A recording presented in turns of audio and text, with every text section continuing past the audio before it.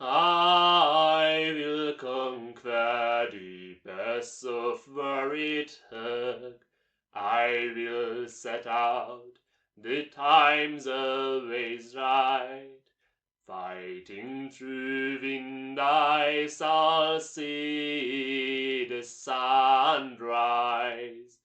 The pathway of kings high above the cloud lies. I have seen battles full rank of soldiers, mages through fire, and sorcerers monsters, steady bloody bows of archers on the slope, in shining armor without a contingent of hope. In faraway cities and deserted ruins, warriors gather to train their rookies.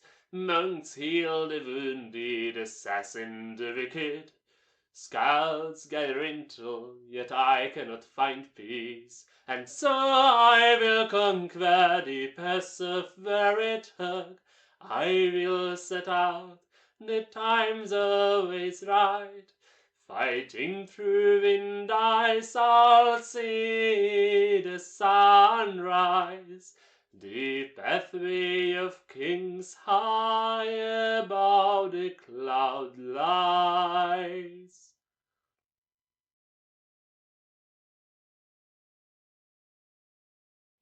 Hallo und herzlich willkommen, greetings and welcome, ich bin Hose in the Heroes of Vordë Coldender tournament. Today we are celebrating the end of the first expansion with a showdown between the 5 players who have been willing enough to come and participate in this tournament.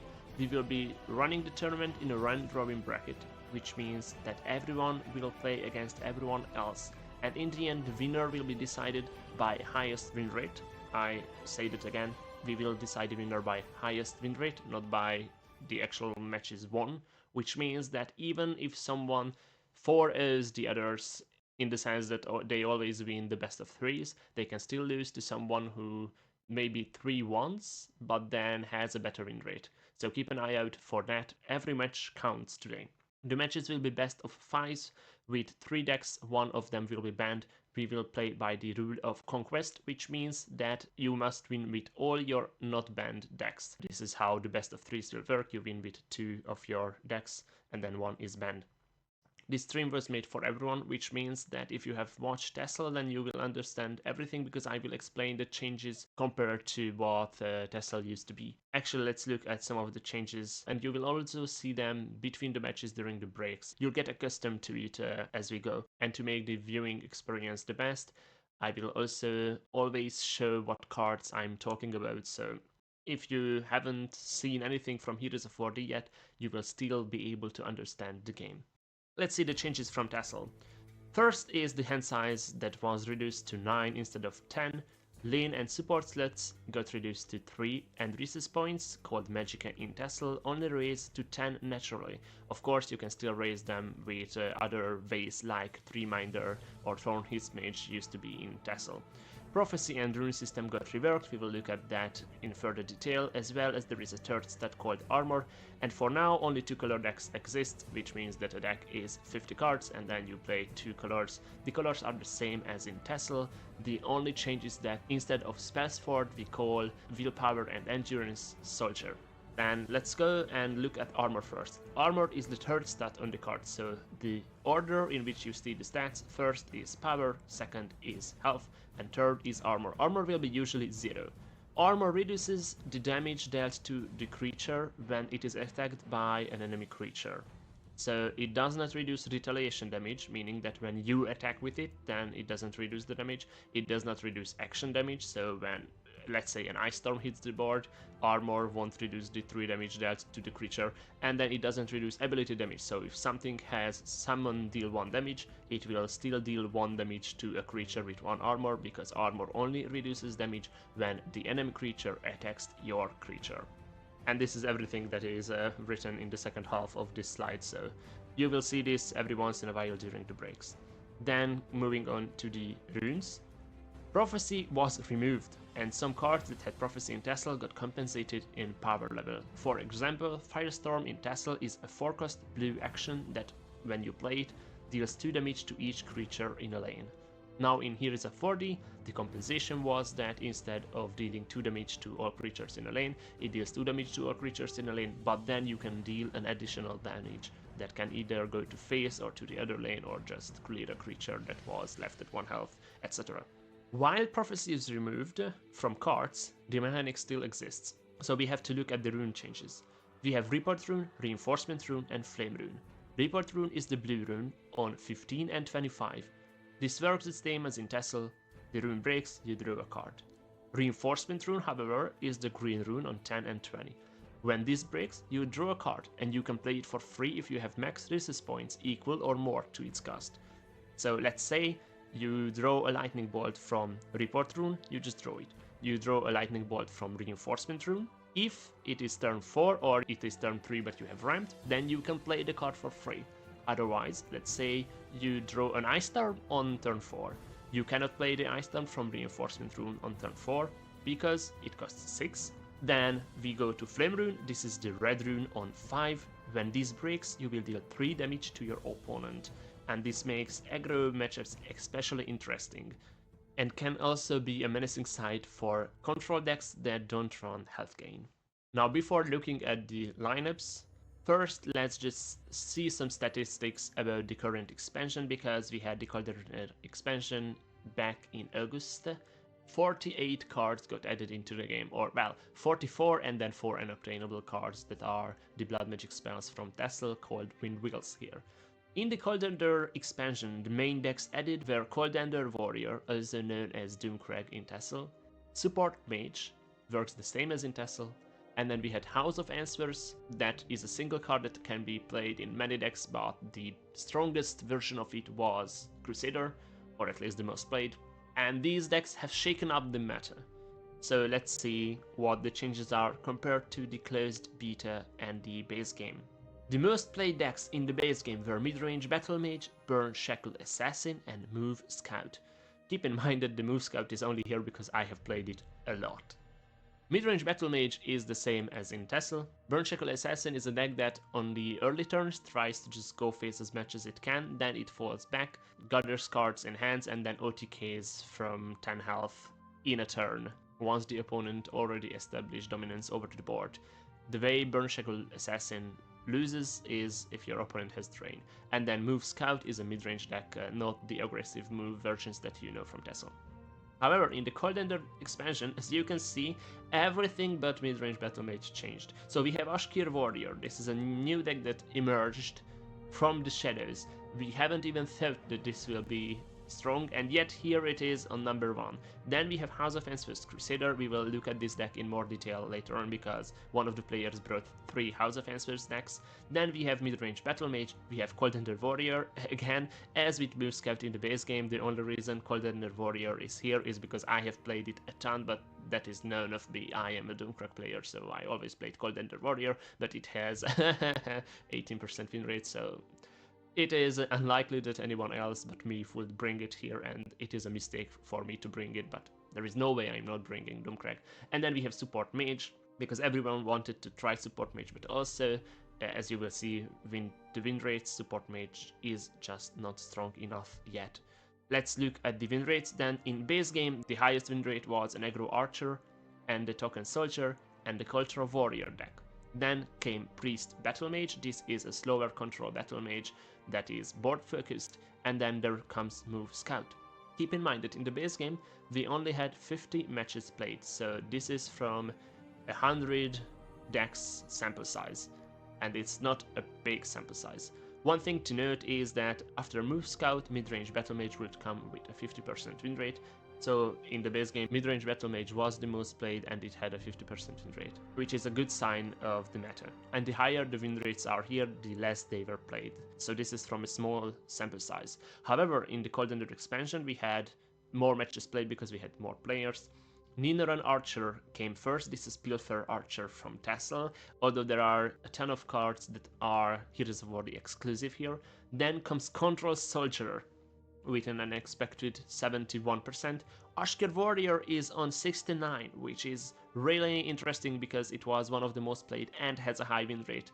So I'm expecting to see a ton of Ashkir Warrior here. And then we have Priest Battle Mage on 67%. And if we look at the current expansion, just put the highest win rate and the most played beside each other, then what comes out on top is that if you see we have the most played decks, 4 of them have red and 3 of them have purple. And if you look at highest win rate, 3 of them have red, 2 of them have purple, so these are the strongest colors at the moment and we have to keep an eye out for them. And then let's actually look at today's bracket and what decks everyone have breath. This is the round robin that we will be playing today. As you can see, everyone will play against everyone else. However, not all 10 matches will be broadcast, so we will have either 5 or 6 of them, depending on how many I can record, and from my perspective there will be 2 or 3. We will start with I Like Pasta versus Eye of the Restless Storm. The interesting thing about this is that I Like Pasta is the winner of the Farewell Tournament, so the last ever Tessel Tournament's winner is here, and then Eye of the Restless Storm was the winner in the closed beta tournament just a year ago. So it will be number 1 Heroes of Vordë player versus number 1 Tessel player. This is an interesting matchup to look forward to. And then just look at the standings. We will be updating this every once in a while. Right now we have question marks on everywhere because there have not been any matches played yet. Keep in mind that the winner will be decided by win rate, and let's look at the prizes. The players will create a custom card that can be played during the next expansion. Depending on placement, the type of card they can create changes. First place creates 2 cards, and then from 2nd to 5th everyone will create 1 card, and the lower you are, the less options you have to create your card. And moving to the lineups, I Like Pasta brought Crusader, Archer and Battle Mage. All of these are House of Answers decks, and we will take a look at them in detail shortly. Then Eye of the Restless Storm has brought Archer, Mage and Sorcerer. Archer is the Ninja Archer that you saw with 71% win rate. Mage is a support mage, so it will be interesting to see if it ever gets banned with the low win rate that it has, but actually support mage is quite good against House of Answers, so maybe it will get banned because of the health gain. And then we have mid-range Sorcerer that is relying on Drain and Guard and has an endgame of blood magic spells called Windwheels in Heroes of Vordë. Avenged Fish brought Warrior, Battle Mage and Scout. Warrior is an Ashkir Warrior here, so again, the most played deck and has high win rate. Battle Mage is a mid-range Battle Mage, and then Scout is actually a Guard Scout. It is mostly purple and then has some green cards. Very good against aggressive decks. Then we have Ares with Archer, Warrior and Assassin. Archer and Assassin are of the same vein, they are both mid-range and move heavy, while Warrior is just Ashkir Warrior, again, one of the most played decks and one of the highest win rate. Then we have me, I have brought Coldender Warrior, so obviously there is no surprise that I'm bringing Doomcrack. Then we have Control Soldier, one of the highest win rate decks, and we have Move Scout. Now looking at the first matchup, we have I Like Pasta versus Eye of the Restless Storm. Here are the lineups. We will shortly see what decks they have banned, but before that, let's hop right into the breakdown for the decks. Deck breakdown NDV here with the lineup of I Like Pasta and Eye of the Restless Storm. Starting with I Like Pasta, we have a House of Answers Crusader, and here is the support that I have already mentioned so much. This is a meta-defining card. It is a 4-cost legendary support in red that on summon draws 2 cards, and it says that at the start of your turn you draw 5 cards instead of 1, and you discard your hand at the end of your turn. So it means that you can build a very low curve aggressive deck, and then every turn refresh your hand, play all your cards, and just go face with charges. And this is what the deck is looking to do. The problem is that if your opponent runs support removal, they will just remove House of Answers. So you will need to bait out the support removals from your opponents. The support removals are Soldier Strike, which is Edict from Tessel, and then Pillar, which is Dushnik from Tessel. So you can bait those out. There are circumstances when your opponent has to play those. You just hope that you can create those circumstances before playing House of Answers. And let's look at the deck. We will not look at every card that is played in the deck. We will always choose around 10 cards from each deck, and then it will show you the general idea of what the deck is, while not spending too much time outside of the games. So let's start with the House of Answers, of course, and then you will see how the deck works. We have better morale. Friendly strength creatures have +1 power, which means that all your charges will be that much stronger. We have Tribe Shaman, which gives other friendly creatures in this lane +2 power. This is Orc Clan Captain from Tassel, but because the lanes are reduced to 3 creatures per lane, aggro needed some help, and this is the help they got. We have Marion. At the start of every turn, give another random friendly creature +1/+1/0. This is the Reachman Shaman from Tassel, but whereas there, only at the start of your turn, it gives the buff. Here, at the start of every turn, the buff comes. We have Mighty Ally because the deck is that red heavy. If the top card of your deck is Strength +3 and Breakthrough. We go to Trainer. This is 5th Legion Trainer from Tassel, works the same. We have Saladis with the charge. We have Raiding Party to create other Saladis. We have Galdinian Steel Sword, Steel Scimitar from Tassel to equip your creatures with. It is a low cost card, so synergizes well with House of Answers and with charge. And then we have Saladis Ram, just a good mid-range and aggressive creature. A 5/3 for 3 with Breakthrough is perfect against the guards that your opponent can spam in some decks. Now moving to Archer, you will see that the deck is almost the same, but we switched some red cards to green, and of course the willpower cards are gone, replaced by agility. One thing to note is the missing Battle Morale and Mighty Ally, because the red isn't that heavy in this deck. We have House of Answers, of course, this is House of Answers Archer. We have Tribe Shaman, the same vein as the last time. We have Marion, so you see that the base of the deck is the same. You see Ashker Scout, Galdinian Steel Sword, Saladis Archer, these all were in the last deck. One card to note here is Double, because we are running green. Double will give on summon cover to a friendly creature, which can be very good when playing ahead from field, because your opponent won't be able to trade down with you, even if they drop cards that would trade favorably, and you can just go face, regain cover in the field, drop the double in shadow, and then everything on your end is safe from harm.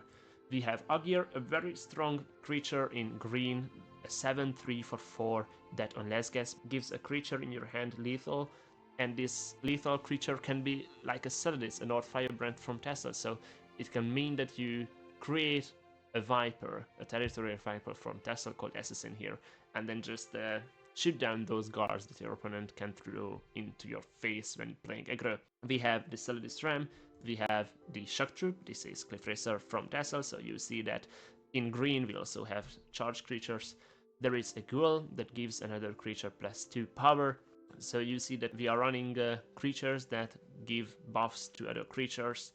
We will later on see that we are also running Avalon Mentor and Thumb, and then we have Galdinian Steel Sword and Swift Strike, because we are running green, we are running buffers, so Swift Strike will come in handy in this deck.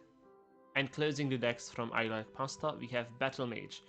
While Crusader is the lowest curve and the most aggressive, and Archer has a good way to regain cover, the strength of Battle Mage will be the wards and the additional card draw that this deck has. We are running, of course, House of Answers. This is House of Answers Battle Mage. Tribe Shaman and Eval and Mentor are already known from the other decks, while in the other decks I highlighted Marion, here we highlighted Eval and Mentor, that on summon gives +2/+1 to another friendly creature. The main reason that I decided to show this will be another card later on. We have Saladis Ram, the same vein as last time. We have Ashkir Horseman, that is an additional card here that wasn't run in other decks. Ashkir Horseman is a 5-cost 4/2/0 charge rally breakthrough creature, so it is good for trading when you need trades. It is good for reach. It also has rally, so can buff creatures in your hand. And then we have Ashkir Scout. This was also played in the other decks, but here I highlighted it because of the rally and because there is a good rally target here outside of just the charges that we are of course running. We have Lightwood Mage, a 3-cost 2/2 Ward, and when Lightwood Mage's Ward is broken, you can double her power. So this is why we are running all those buffs, all those rallies. It is really aggressive, a really strong card, and if you can ward it up after breaking the ward, this can easily get out of hand and be a 16/2 or even a 32/2. We have Wardcrafter to ward the Lightwood Mage back up and also to just give you better traits. We have Lesser Vordë, since this is a 0-cost card and you will be playing House of Answers. This just lowers the card and makes it easier to play all your cards after you have already played the House of Answers. And we have Percy. The reason this is highlighted here is because of the draw power. We will see this card a lot. It is one of the strongest intelligent cards in a way, because while it doesn't help you directly deal damage to your opponent, the card advantage that it gives is crucial, and can also trade with 1 health creatures from your opponent. And these are all the decks from Island Pasta, so let's move to Eye of the Restless Storm. Eye of the Restless Storm is running Niner and Archer, a deck that he has tinkered with for the whole expansion. It started off as a mid-range Archer and then slowly developed into the pillage deck that is today. We have Niner and Tactics. The reason I put this card first is because this is also a Fortress support. We have Pillage, +1/+1/+1 for all friendly creatures. And then the combo with this is that you use Niner and Tactics with Sulana, who is a 7-cost 5/5 and says that other friendly creatures with Pillage may attack an extra time each turn, and on Pillage it gains an armor. Sulana has the same effect as Master of Thieves had in Tessel, but this is not a dual color card but only a monocolor, so you can run it in every green deck. Still, the best usage of the Pillage and the double attack mechanic is with red, and we will see quickly why. We are running Trier, who may attack an extra time each turn just on its own. We are also running Leon. You will see this card later in deck randoms and also maybe in games, that has also double attack, so we have more cards that have double attack. We have Ninor's Prowler. This card is especially good that it's here because this is Eye of the Restless Storm's own created card that can only be played in this expansion, and by him it can be played also later on, but right now everyone can play Ninor's Prowler.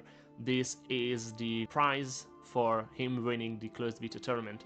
It is a 4-cost dual color card that is a 3/3/0, and on summon deals 1 damage to an enemy creature, and then you can shackle that creature, and on slay gains +1/+1/0. So usually you will play this as a 4-cost 4/4 actually, because you will deal 1 damage to the enemy creature and kill it, and then it's a 4/4, and then you can trade with it, and maybe it can even 3/1. So this is a really strong mid-range card that isn't that good against control, but also can help you against aggro. And this is the reason why the Niner and Archer has so high a win rate. Of course, we have creatures like Agir, who is just a really good aggro and mid-range card. A 7/3 for 4 is good, and because we are running also Strike, this will be especially good. That's 14 damage on its own.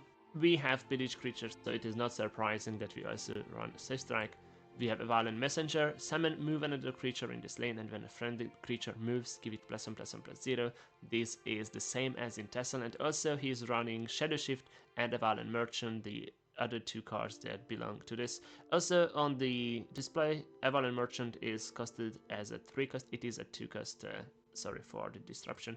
Then we have Nimble Ally. If the top card of your deck is Agility, +1/+1/0 and Lethal. Because we are that high on green, we can do this as well. We have Tribe Shaman. It's just good for aggressive decks. We have Hooked Arrow. Summon, disarm a creature. Disarm is Silence from Tessel, and it also gives a power. This is Bone Bow, but only costs 1, and now it's really good, especially because you are running a Pillage deck. You want to go face, and sometimes your opponent just drops a 9 health guard called Paladin, or a 7 health guard called the Twins, or a 6 health guard with 2 armor called Guardians of Usurped Assassin. This is the problem with Endurance. It just has so many high health guards. And then you have Hooked Arrow. The third that they can just shut you down by dropping a guard and spending their whole turn for that, and you play this and you go face and you win, and that's why we are running 2 copies of Hooked Arrow in this deck. And then we have Pillar. If you're not running House of Answers, you need an answer for House of Answers, and Pillar is that answer. It is a 4-cost 3/3 with guard, and that on summon deals 1 damage, or you can destroy an enemy support. It's Dushnik from Tessel. And everyone who isn't running House of Answers will have some ways for support removal, and Niner and Archer, because it is running red, can run Pillar. Other cards that we have already talked about and may be of importance, the double that gives cover to friendly creatures, and then maybe the Shock Troop because it has charge. And moving to the next deck from Eye of the Restless Storm, we have Support Mage. The deck is almost the same as it was in Tessel. The only thing really missing will be Dawn's Wrath. So instead of really just slowing down on the cards, I will just go through the deck and you will see that it works the same as in Tesla. We have Priest of Sunor, this is Tower Alchemist, makes your supports have unlimited uses. We have Keeper of Sumar's Temple, this is Cauldron Keeper, you can activate your supports twice. We have Honoract Essence, this is the health gaining support Elixir of Vitality. We have Guardians of History Watchtower, this is College of Winterhold, but only shows you 2 cards, not 3 when you activate it. We have the Eagle General Sword, this is Coldbrand, deals damage. We have Supplies, this is Orb of Vermina, you draw a copy of a random card from your opponent's deck. Then we have Piercing Javelin, we have Ice Storm, we have Firestorm. Remember that the change from Tessel is that it also deals 1 damage at the end. We have Jerry, because there is no Hive Defender in the game. Instead we are running Jerry. This is a 4-cost 3/2 that has guard, and on Last Gasp you save, which means unsummon a creature. So this can defend you from a creature, and then when the attacking creature survives the trade you can flip it, or you can flip another creature that will attack afterwards, or you can just trade, kill one and then flip the other. It can be also used to flip your own, so you can protect your Priest of Sunor or your Keeper if you want to. And then we have Zeldis Mage. You either give another friendly creature 2 health on summon, or Zeldis Mage 1 health. This is a 4-cost 3/3 that on Veteran gains +2/+2/0 and guard. A few other things to note that are in the deck but haven't been shown, but you will know them from Tessel, is Execute, Firebolt, Wardcrafter. We have Oak Warrior, which is Frost Aethermark but can be main decked. We have Lightning Bolt, we have the Light Throne, which is Supreme Aethermancer, so this is our endgame. And we also have Percy, the creature that draws 2 on death. And then closing Eye of the Restless Storms lineup, we have Midrange Sorcerer. This deck focuses on the board by trying to generate blood magic spells called Windwheels. Here is Lady of the Cold Wind. This is only works the same if 3 or more creatures died, you will generate a random Windwheel. Then we have Lord of the Cold Wind. This is Blood Magic Lord from Tessel, works the same. On Summon and Slay you will put a random Windwheel into your hand. We have Haran, a really strong creature against aggro decks. It is a 4-cost 3/6 with Drain and Regeneration, so this is actually a card where regeneration matters. We have Wardcrafter to make your trades better. We have Lightwood Mage. You have already seen the power of this. You can just buff it and then double her power every time the ward breaks. You will buff it with breaking the ward, so you break the ward, you Wardcrafter it, you break it again, and now you are at 8. We have Paladin. I have already talked about this card. This is the strength of endurance that you can run these 5-cost guards that are really good. It is a 5-cost 2/9 with guard and guards each lane, while there is the Twins, the aggressive version of the 5-cost guard. It is a 3/7 guard with double attack. We have Watch Captain, a guard that gives other friendly guards +2/+1. This is a 3-cost 2/2 that will make your Paladins and Twins so much better. Twins with a Watch Captain can deal 10 damage a turn. And then we have Adelias. This is 0-cost action that will disarm a creature, really good against your opponent's Tribe Shamans. And also when Marians buff each other or buff your friendly creatures and those get out of hand, this can help a lot. Also can work against enemy wards or enemy guards that you need to deal with. And then we have Firestorm. If you would go on the back foot, then you can drop this in a lane. Maybe you went field and your opponent decided to go shadow because you went field, then you drop a Firestorm in the shadow and just clear the lane. It can also pop your Lightwood Mage's ward because it has the deal 1 damage at the end, so you play this in shadow, pop the ward in field, etc. It is just a really good card. An interesting thing about this midrange sorcerer is that Storm is running a lot of one-offs, which I will not go over here, but we will see them in the game. Maybe a few one-offs that I should call out are Lesser Ward, Percy, the Tree Maker, this is Breton Conjurer from Tessel, and Ice Storm that you already know, and also Storm Turner. We will look at this card later on. So these were the decks from Eye of the Restless Storm and I Like Pasta. Let's go back and see what the matchup looks like and what we would ban in their places. And here we go with the first match between I Like Pasta and Eye of the Restless Storm. Here are the lineups: Pasta Brute, House of Answers Crusaders, House of Answers Archer, House of Answers Battle Mage, while Eye of the Restless Storm has Dinner and Archer, Support Mage and Midrange Sorcerer. And with the breakdowns ready, let's see what we would ban in this situation. From Pasta, it is easy what to ban. The House of Answers Crusaders is the strongest House of Answers deck, so you will probably ban that. Although from Storm, Neither on Archer has a good win rate, but it's not really good against other aggro decks. Mid-range Sorcerer could be good with the guards, but I don't think the Sorcerer deck is that good, so maybe Support Mage, because of the healing it has. It also, Storm is running a few support removals there, so if the aggro deck dies to Ice Storm on board, and then Storm could remove the House of Answers from Pasta, then the Support Mage has a good shot, but also Archer could be banned just because of the high win rate, so both of them are possible bans. And here we see the actual bans, Crusader was banned and Support Mage was banned, so we are ready to get into the game. And here we are with the first match between Pasta and Storm. We are spectating from Pasta's side currently, although we'll be switching during the match. We see a turn 1 pass from Storm. Storm is the first player acting, so Pasta has the ring, which will be quite important for an aggro deck. So let's look at the hands. Oh, we see a Miriam played. They are probably deciding which is the Shadow lane. Seems like Storm's left is Shadow, which means that Miriam was played in field lane. Alright, so let's just keep that in mind. It will be like in Tassel for this match.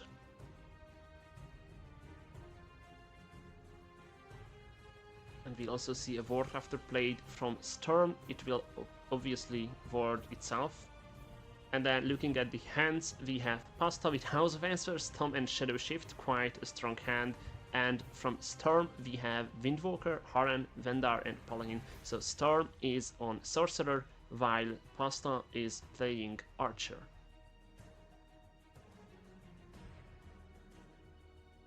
And in that case, Pasta draws one, and it seems like he drew a Celadis Ram. Yes, it was the Celadis Ram drawn. Miriam will go face. The Celadis Ram is a 5/3 creature with Breakthrough. And at the end of Pasta's turn, Miriam will buff the Ram by +1/+1, so it will be a 6/4 Breakthrough in the end. Of course, this Miriam will be short-lived, because then it is Storm's turn. Let's see what the card draw will be. It is a Watch Captain. Also, Haran and Paladin in the hand, quite good against aggressive decks. We will probably see a trade, yes, Wardcrafter and Marion will trade, the Ward breaks on Wardcrafter. And then Storm has 3 points left, with which we will probably see the Windwalker being played. I would not, I don't think the Watch Captain is the correct place. Yes, we see the Windwalker. This is a 2/2 creature with Drain and Guard. Of course, the Celadis Ram will be able to breaking through for 4 damage. And then the Wardcrafter will be later on able to trade with the Celadis Ram's remaining 2 health after the trade with Windwalker. The board will be quite balanced, I might add. Let's see the draw from Pasta. It is another Marion, so we have a House of Answers, Tom and Marion in the hand. It is turn 3 now, so Pasta may decide to throw the House of Answers down, although I know that he likes to only do that when he can also play the cards drawn from the summon effect of House of Answers. We see the breakthrough from Ram. This will break through for 4, breaking the rune on 25, which means Storm can draw a card. It is only a report rune, so that only draws the card, but you cannot play the card. That saves the Ram from the Wardcrafter stack. Pasta will also draw one from Shadow Shift. It is a Celadis, oh nice. Which means that you still have 2 points left and the Celadis as well.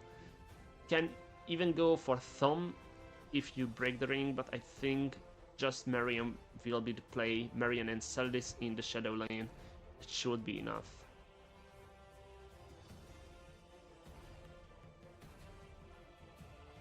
We see the Celadis trades with Wardcrafter, and then Marion is played in field. This will be a 2/2, and at the start of every turn, so at the end of Pasta's, we'll also buff the Ram by +1/+1. It doesn't have to be in the same lane, so that's quite handy here. And there we go, that will be a pass. So, oh, I see we drew another last catapult. Summon disarm a creature. This is silence from Tassel. At the start of your turn, disarm a creature, and the disarm will go to the Celadis Ram, which means that 2 power will be removed. Health is not affected. The breakthrough is also removed. didn't kill off the Marian's effect, which is interesting. And then the other card that Storm has drawn was a Camp Watchman, a 2/1/1 guard. It was from the rune. Adelia's Catapult is a 0/4/1, so we see armor first in the tournament, and then there is just the pass. The armor will mean that the Marian will only be able to trade in 4 turns, so that's unlikely. Pasta draws one, it is an Eagle Master.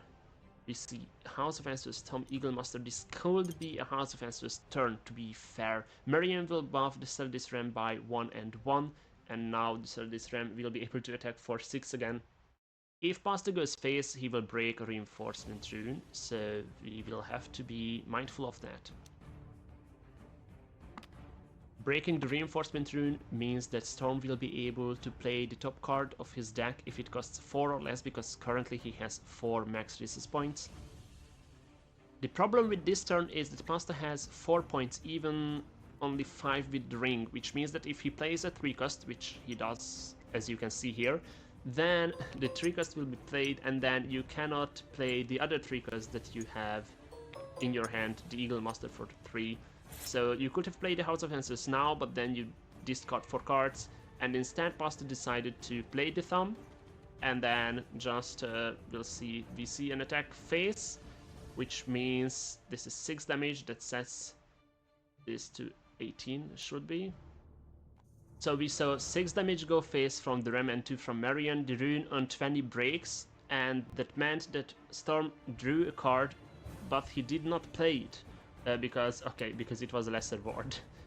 And now we see displayed, it is the Camp Watchman being played, a 2/1/1 with guard. The Marian's buff have gone which way? Above the Ram.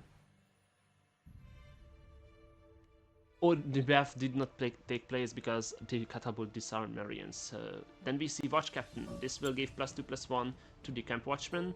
Of course, Adelia's Catapult is not a guard, so it will not receive the +2/+1, and this only affects other friendly guards, so Watch Captain doesn't get buffed. It will remain a 2/2. Of course, with the buff on Camp Watchman in the Shadow Lane, this will mean that the Celadis Ram, because it has 4 power, will die to the Camp Watchman. Also, the Celadis Ram was disarmed, so it will not break through when Pasta attacks. We also see a lesser ward equipped on the Watch Captain. And then a pass, so it is Pasta's turn now. Let's see the draw. It is an Avalen Mentor, which means that Pasta has 5 points to be played, and he has 5 points this turn, so that's good.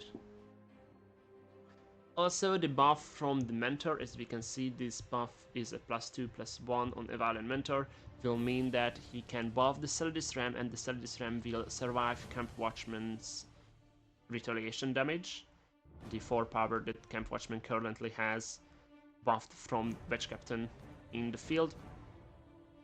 Of course, he has to decide if he wants to keep the Celadis Ram alive, or if he wants to have a better control of field, because the other thing he could do is buff the Marian, and then both Tom and Marian will be a 4/3.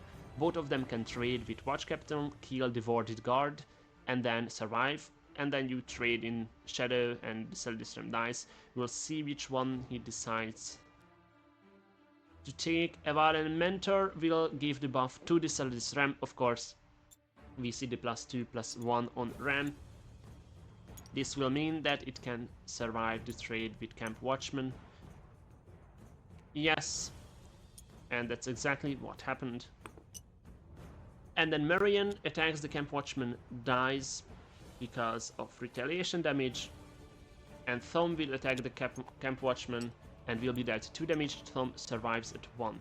Of course, Thom has a Lance Gasp, but that Lance Gasp likely will not matter because there is an Adelia's Catapult on Eye of the Storm's side, so Storm will be able to disarm Thom at the start of his turn.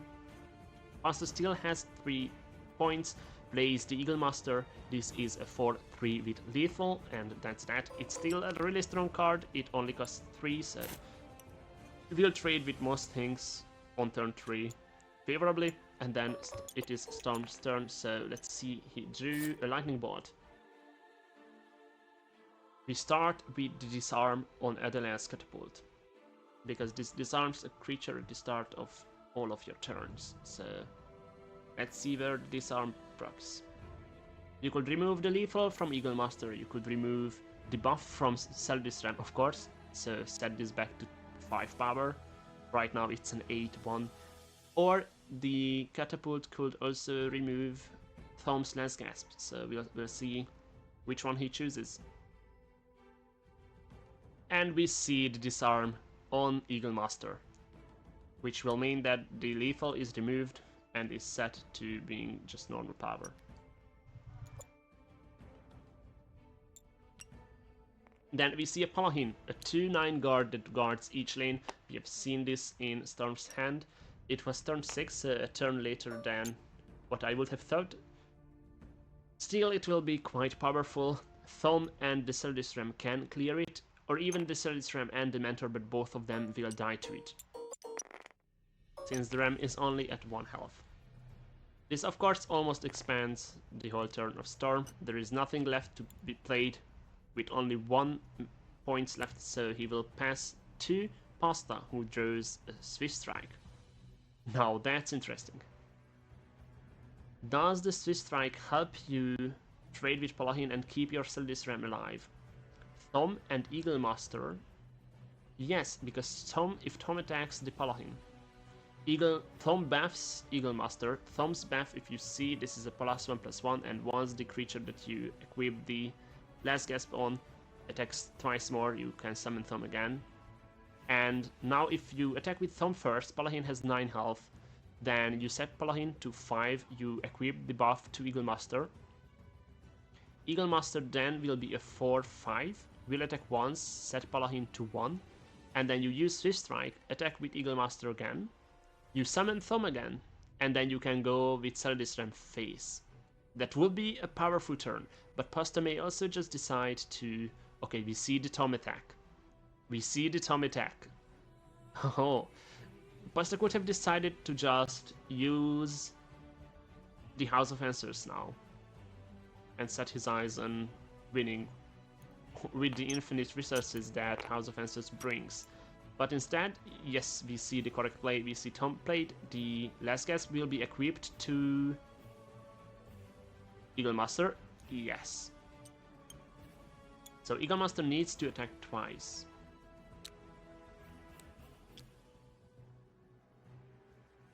We see an attack once on Paladin. This is 4 damage. Of course, Eval and Mentor can attack the Paladin again. In this case, Eval and Mentor dies. Paladin will die as well. Oh, because Pasta wants to win this turn. He goes phase for 8 with the Celadis Ram, and then he has Swift Strike. Let's see, the rune on 15 and 10 breaks. The rune on 15 only draws a card for Storm, but the rune on 10 is a reinforcement rune. Lord of the Cold Wind cannot be played this turn, so unfortunately he has missed his chance, and then we see the Swift Strike go face again, and that's game 1 for I Like Pasta. And that means that Pasta is 1 up. He was on the ring, so that also helped him because he is the aggro deck after all. This means that we have the Battle Mage left from Pasta, and Storm can still play the Archer and the Sorcerer. The Sorcerer had a really good showing, although it did not pay off in the end because of that Swift Strike. But still, we saw the guards, we saw the strength of the deck. Even if the prophecy breaks and you can play your card, then you would have won. You had 2 unfortunate prophecies. Both on 20 you drew Lesser Ward, so you didn't play it, and then on 10 you drew Lord of the Cold Wind that cost too much and you couldn't play it. So we go back and see the next match now. We see the Battle Mage from Pasta and Sorcerer from Storm. And now the ring is in Storm's hand.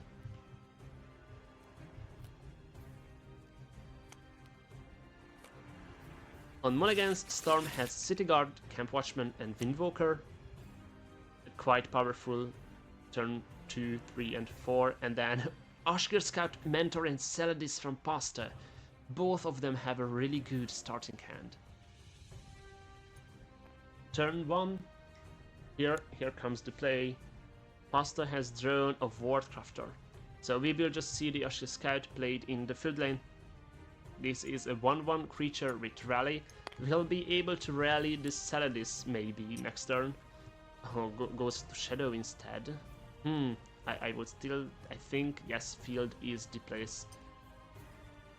And then let's see, Storm's Draw, it is a Vendar, so that's not a turn 1 play, but with the ring you can play City Guard, Camp Watchman and Windwalker. You have a really good suit of options. Camp Watchman could be the choice because it has armor, so the Ashke Scout will not deal damage to it unless Pasta has a way to buff the Ashke Scout, which of course we know that Pasta does have. So this is a 2-1-1, the Ashke Scout has 1 attack, so when Ashke Scout attacks then the damage dealt to Camp Watchman will be reduced to 0, but we see the Evalin Mentor in his hand, so this will give +2/+1. Could go for a trade, even could play Saladis and the Mentor. Oh, Lightwood Mage. Alright, so now this is interesting. If you play Saladis and Mentor, then you can try to hit the rally on Lightwood Mage. We'll see if it is worth it to sacrifice your charge to keep your Ashke Scout alive. It might be, because this is still rally and you're low per deck. 2-1-1 is the Camp Watchman stat, so you need 2 power to clear that, because the first damage is reduced by the armor, so to clear the 1 health you need another damage. Ashke Scout does not suffice. The Saladis in itself does not suffice because it only has 1 power. We see this is a 1-1 creature with charge, so you need the Mentor. Now you could play Mentor in field and in shadow. The buff does not have to go in the same lane that you play the creature in, so that's one of the points that Pasta has to decide now. Does he want to play it in field or in shadow? We see the Saladis, we see Mentor field, and it buffs the Saladis, so that means that the Saladis will be able to attack Camp Watchman. It will trade and die. The Saladis has 1 health naturally and then will gain 1 from Mentor, but that's still 2, and the Camp Watchman has 2 power. So we saw the trade there. Saladis dead, Camp Watchman dead, Ashke Scout goes face, and now we see a rally.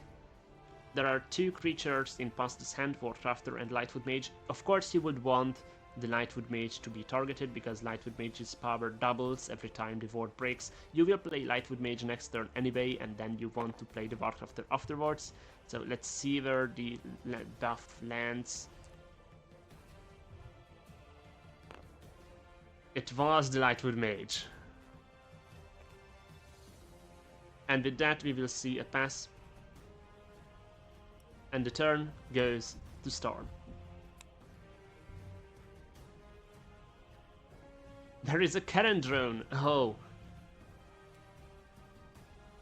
That's not going to help much this match. We see the City Guard, it is a 2-3, so still it is really good because Evalin Mentor has 1 power, Ashke Scout has 1 power, so both of them will die to the 3 health that City Guard has. And then he will have to pass, and it is Pasta's turn again. We see Tribe Shaman drone. Oh, that's interesting. You could, yes, you could go Tribe Shaman, trade with the Mentor over the City Guard, and then have the Ashke Scout stay alive.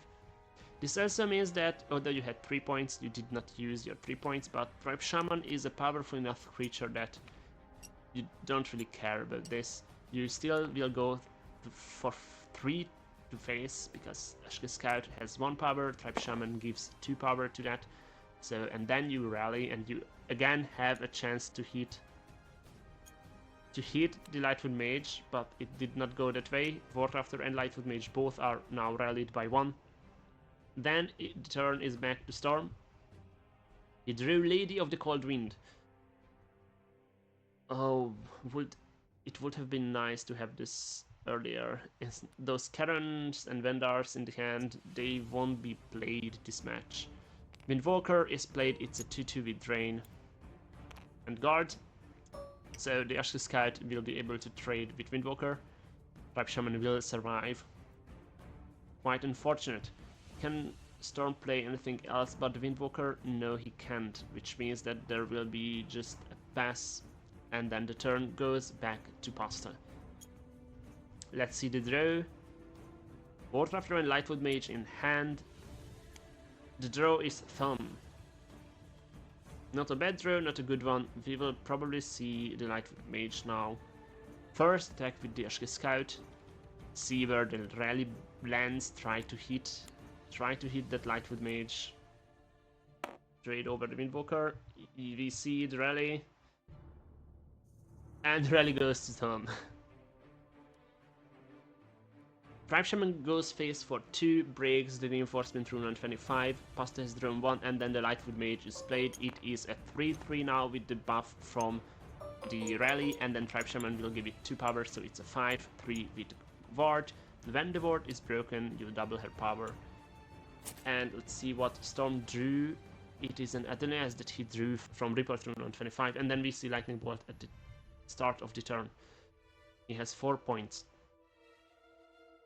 Now, you could either disarm with the zero-cost Adonis that you got from the rune, the Lightwood Mage. That would be quite good because it also gets rid of the buff and the Vordë, but you have to deal with Tribe Shaman too. And for that, the Lightning Bolt that you have in your hand could be quite powerful. Yes, it deals 4 damage, Tribe Shaman only has 2 health, but that's still worth it because Tribe Shaman also gives power to creatures in that lane from Pasta. I don't know if Pasta has a charge in hand, but we see the Adonis has targeted the Tribe Shaman, so 2 power is lost from the Lightwood Mage. I do not think this was the better play, but maybe he has a good follow-up. We see the Lady of the Cold Wind. It's a 4-3 at the end of your turn. If 3 or more creatures die this turn, put a random Windwheel into your hand. This is not likely to trigger. It also gives Pasta a good trade with the Lady. Lightwood Mage can break her Vordë. Lightwood Mage will go still to 6-3, and we know that Pasta has a Warcrafter in his hand, so that 6-3 will suddenly turn into a 12-3, and now that will be a threat. We see a draw from Pasta. The draw was lesser Vordë. Oh, unfortunate. Yes, we see the trade as foreseen. Tribe Shaman will likely just go face. Lightwood Mage's power doubles, so it will be a 6-3 now. Yes, Tribe Shaman gone face, 2 damage dealt, and then we will see the Warcrafter played. I would assume, yes, Warcrafter is played, Vord's back the Lightwood Mage. Warcrafter is a 2-1 originally, but it is rallied, so it will be a 3-1. And then we will also see the Tom played, I would wager. Probably in field, because you played the Warcrafter in Shadow, so you can play the Tom in field. There is also the Lesser Vordë in hand. I'm not sure if you want to spend that now, especially not on Tom, because Tom has the Last Gasp as well. The only reason not to play the Thumb would be that single copy of Storm, Ice Storm that Storm has, but you don't really fear a single card. If they have it, they have it. You can't do much about these one-offs. We see the Thumb played in Shadow Lane, so he tries to spread his lanes, not to get stuck with guards. And now it is Storm's turn. He drew another Adonis, and we see the Bolt. So the Bolt will go on Thumb, of course. Oh, he's trying to bait the buff to go onto the Lightwood Mage. He's trying to bait the Thumb's buff on the Lightwood Mage. There is an Adonis in Storm's hand. He can disarm something, and he will disarm something after this. So we will see the Thumb's buff go somewhere. It will be on the Lightwood Mage, most likely. That's the correct thing to do. But he doesn't know that Storm has the disarm in his hand. It goes on the Shaman. Seems like the bait did not pay off. Still, you play the Adonis on the Lightwood Mage. It's a no-brainer. Lightwood Mage gets reduced to a 2-2. If we look at Storm's list, then we see that there is 2 Adonis, and then there is a single copy of Adonis Catapult. that he's playing, so... Of course, Pasta did look at the deck and then decided to try to play this safe, and then Storm has to pass, which means that there is a draw from Pasta. House of Answers! Of course, House of Answers. Now Storm will need the support removal. Can he find it though? That's not as likely. We see the first attack go face for 3. There is a Rune Break. Can you play it though? It's Lord of the Cold Wind again. You cannot play that card for free currently. You only have 5 points. So he will be able to continue attacking. We see House of Answers played. Summon, draw 2 cards at the start of your turn. You draw 5 cards instead of 1. Discard your hand at the end of your turn. Pasta draws 2. Sell this Archer and sell this Archer. So you can... If Pasta would still have had the Ward on Lightwood Mage, he could have won this turn. We see 3 damage go face from Warcrafter and then 3 from Tribe Shaman. There will be another draw. Then we see a Sedis Archer played just for being a 3-1 and the Lesser Ward on the Tribe Shaman. He will discard the other Sedis Archer. And of course we see a counter on the Tribe Shaman. There is a thumb underneath that, so we have to keep in mind that when the Tribe Shaman attacks again, that's why the Ward has gone over the Tribe Shaman, then Thumb will be summoned again. And it is Storm's turn now. He drew Camp Watchman and Kundu. Kundu without another creature with Drain will not be able to guard, so you will have to play Watchman and Kundu. Yeah, you have 6 points. So you're 1 off from playing both of them. Unfortunate. You need the guard, you need the drain, you need both. So you'll have to... Like, if you play the Watchman now and don't do anything else, then you still lose. So you have to hope that you get something good from the Reinforcement Rune on 10 and play the Kundu. Kundu is a 4-8 drain rally that has Summon Guard if you have another friendly creature with Drain. There was no creature with Drain, so this will be just a 4-8 Drain and Rally. Of course, Pasta will be drawing 5 cards this turn, so it is likely that he can find his way to lethal. There is 3 damage from the Archer, 3 from Warcrafter, that's 6 on board, 8 on board, 8 plus 3... 11 damage on board. Let's see what Pasta drew. 5 cards. Warcrafter, Lesser Ward, Thumb, Seldis, Ashke Scout. There is only 1 damage from hand, so that means he does not have lethal this turn yet. Which means that it will be important in which order he attacks. Warcrafter goes face for 3 first, setting that to 11. Then Seldis Archer for 3. And we see the Reinforcement Rune. The Reinforcement Rune is a Twins, a 7 health guard. That's really helpful, yeah. That means Lightwood Mage and Tribe Shaman only deal 5 damage to the Twins. Oh, that was clutch from Storm. I'm still not sure if it solves your problem, because there is still a House of Answers drawing 5 cards a turn, but this really did help. Now Mage and Shaman are 5 damage only, not 7, so you can't even remove the Twins. But when the Shaman attacks next, then the Thumb will be summoned. Of course, Pasta has to remember that there is a Thumb underneath that Shaman. If we look at Pasta's hand, he has a Warcrafter and a Lesser Ward, so he will be able to keep anything alive that he wants. We'll likely see the Tribe Shaman attack, Lightwood Mage attack. Like, you want to have the most power on the board, so you want to summon Thumb and you want to play the other Thumb. If Tribe Shaman attacks first, then the Thumb will be summoned. If you want to summon your free Thumb without the ability in the Shadow Lane, then you would play something first, then attack with Shaman, and then the Thumb gets summoned. Alright, so Seldis attacks 1 damage on the Twins. It's 6 health still left on Twins. Lightwood Mage goes for 2. 4 health on the Twins. Thumb played in the Shadow Lane from hand. So this is not the Thumb underneath the Shaman that will be summoned after the Shaman attacks. Discussed Pasta 3. So he has 4 left. Ashka Scout over the Thumb. And now the Thumb will go over the Tribe Shaman. Shaman will be buffed by 1 and 1, which means that Pasta of course found the way to clear the twins this turn. When the Shaman attacks, then 1 Thumb will be summoned again. Oh man. And the counter will be left on Shaman because Shaman attacked once and there is the other Thumb there. So this Thumb is disarmed.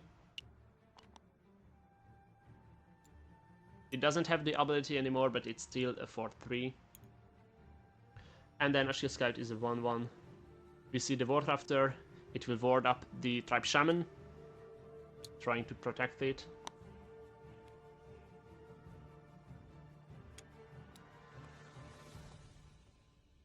And we see a lesser ward on the Thumb, on the 4-3. Right. And that also meant that Pasta played his entire hand. Now he does not have anything to attack with left, so it will be Storm's turn now.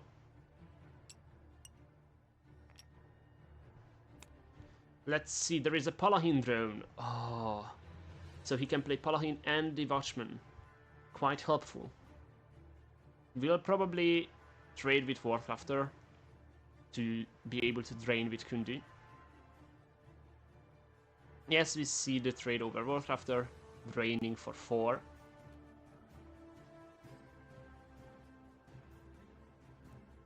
That also rallies. Yep. 5. 1, 2, 3, 4, 5. So Palahin is buffed. Oh, that will be a 3-10.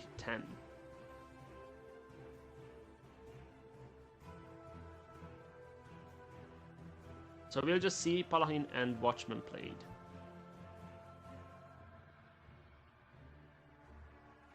You have 7 points. There is no other course of action here.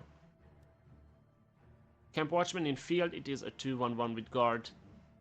Has an armor, but currently that doesn't really matter. Storm needs to find a support removal.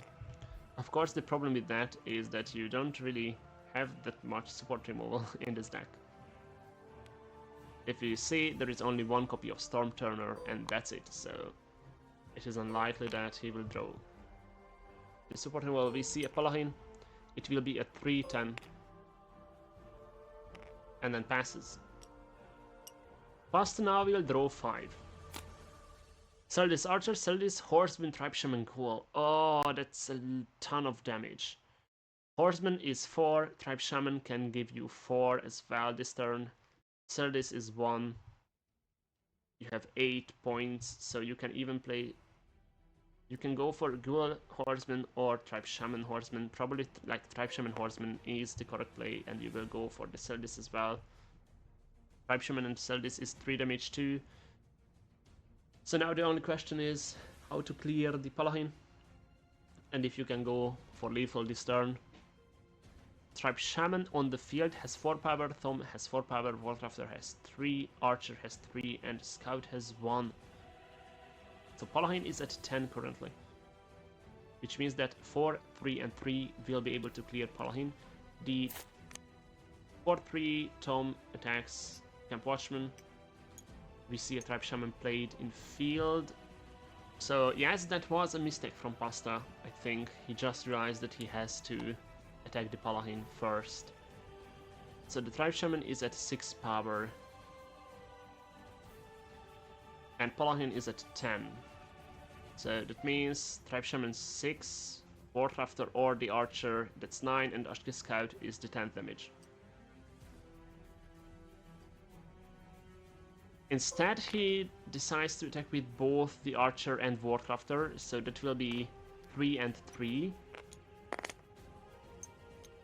Palahin is at 4 now, so we will see the Horseman played, I would assume. And then just go face. If you would play the Horseman instead of the Thumb, then it would get buffed from Tribe Shaman in field.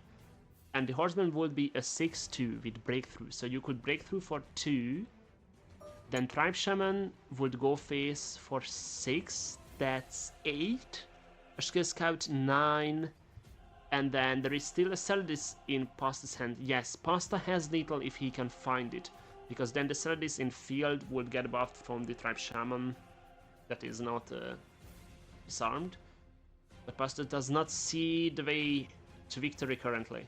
So instead he goes for Celadis and Ghoul. Ghoul will buff the Celadis with 2.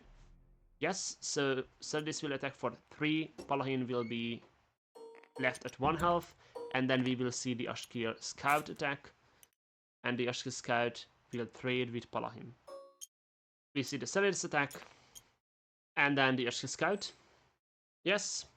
That also means that a rally will take place. Not as if it would matter much. The Horseman is rallied, I guess. He doesn't have points left to play the Horseman. So Kundu will be attacked with the Shaman. That also means that that the Tomb will be summoned again. It's a 4-3 without any buffs. The ward is broken. So now the miracle option for Storm would be if he has Ice Storm in hand and also could find the Storm Turner. Because next turn he has 8 points, 9 with the ring, and then he could play Ice Storm 6, Storm Turner 3. So if he would have those cards, then that would set Pasta's hand and board empty. Because now when Pasta will pass, then he will have to discard his hand. There's a Celadis Archer. So with Tribe Shaman, that was 2, Ghoul was 3, and then Celadis Archer 2, so that's your turn. You cannot play the Horseman, although it was rallied. And then everything just goes to discard. And is empty. It is Storm's turn now. The draw is Lightfoot Mage. Breaks the ring. Plays Lord of the Cold Wind. Just to put a Windwheel into his hand. See what it would have been. And then he will have to concede. Because Pasta has little, yes, so we see the final damage is dealt. And that's a 2-0 for I Like Pasta on this aggressive House of Answers decks. Banning the support mage turned out to be the correct option. The sorcerer, although it had the better chances against these aggressive decks with these Palahins and wards and just ways to come back, still was not able to find its footing, and that means that Pasta has started on a 2-0 note in the Coldender tournament. Next up we will see Eiros and Avenged Fish have their first match against each other, so stay tuned and I will be right back.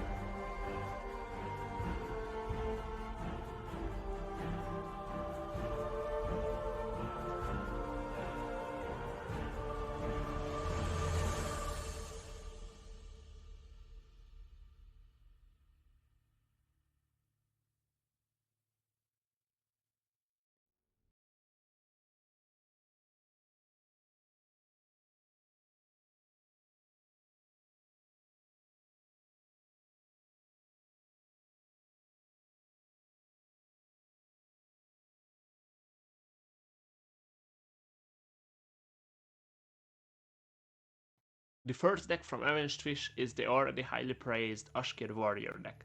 This is an aggressive red deck that has a few purple options. As you can see, there is in this version there is only 2 of them, one as a 1-off and then 3 as a 4-off. So let's see what the deck does. We have creatures with rally, first showing Ashkir Scout. The reason it is important that we have this card here is because we have something to play for 1, which matters a lot because most of the decks start at 2 and for 1 they don't have anything. And here we have Ashkir Scout, and if you look at the deck list then we will have another 1-drop, although it's a bit controversial that Avenged Fish decided to put that one in as well. We have Ashkir Reflex Bow as an item, this also gives rally. We have Ashkir Archer, it deals 1 damage on summon to an enemy creature for each friendly creature with rally, so you see that there is a rally synergy in the deck. And then we have Ashkir Horseman, a charger that also has rally and breakthrough. So the point of the deck is to buff your hand with these rallies and have charging creatures. You can see that we are also running other charge creatures in this deck as well. It won't be shown, but Purple Messenger and Windrunner are also like that. Then we have Stormgatherer, who also has charge and rally. It gives unsummoned rally to all creatures that you have. And since this already has a rally, it will have a rally too on the first turn. This is a 2-color card. You might know it as White Edgetear from Tassel, but while there it is a 3-color, here it is only a 2-color card. Then we have better morale, since we are running that many creatures in red and all those charges, so a better morale will come in handy. We have Raiding Party to put Saladis into our hand, and then we can buff those Saladis and charge our opponent to death. We have Saladis Bannerman, and then we have Saladis Archer.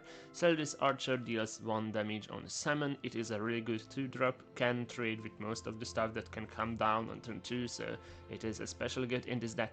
Then here comes Vagon Barricade, a 1-cost 0/5 guard that Avenged Fish decided to run 2 of. It is not seen in other decks, let's just say that, but it makes sense since we have Ashkir Reflex Bow, we have these rallies, we have the Guardian Steelsword, and even if this gets 1 rally, it already protects your other small creatures that you can drop early game, like the Ashkir Scout, like the Marion, like the Ashkir Archer. So actually it might be a good option to run in this, especially with Marion, because then you play Vagon Barricade on 1 and then Marion on 2 and you start buffing the barricade. And closing off the deck we have Haran.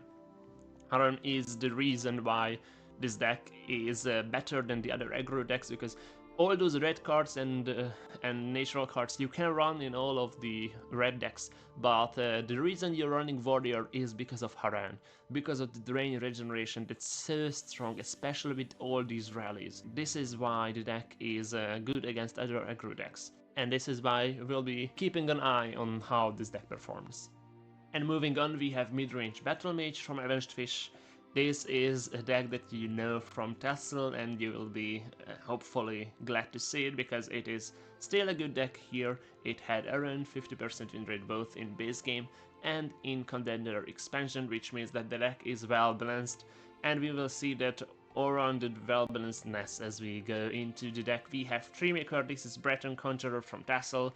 The Treemaker summons the Oak Warrior when the ward is broken. The Oak Warrior is a version of the Frostbite Robe from Tassel, although here it is a 5/3/1 with guard and not a 5/5/0. Here it is, the Oak Warrior. You can also main deck this, so Avenged Fish obviously decided to run 3 of in the deck. We have Lightwood Mage. When ward is broken, you double Lightwood Mage's power. It is really good, especially if you can buff this with other means that you have in your deck. If you look at the deck list, then Avenged Fish has Marion, has a Valen Mentor, has the Horseman's Rally if needed, but does not run the items. Then we have Wardcrafter. Obviously, if we are running Treemaker and Lightwood Mage, we want to reward these creatures. We have Firestorm, deals 2 damage to each creature in a lane and then deals 1 damage, so it is really good because you can play this in Shadow and pop the ward in field, or vice versa. Then we have sell this archer. The reason is the same. You need ways to pop the Tree Maker's Sword if you don't want to get it executed. There is no rapid shot in the game as it was in Tassel, so you will need other means to pop the ward, and sell this archer is really good at that. We are also running, if you look at the deck list, we are running Firebolt 2, so that's an option as well. We have Pillar. It is a 4-cost 3/3 guard, deals 1 damage on summon or destroys an enemy support. This is Dushnikiel Archer from Tassel. Obviously, you need to run this because there is House of Answers, so there are supports to be removed. But if you're not playing against House of Answers, then you can use the Pillar to pop the Tree Maker's Ward on turn 8, 7 with the Ring 2. Then we have Maze. On summon deals 1 damage to other friendly creatures, then you give them +1/+0/0.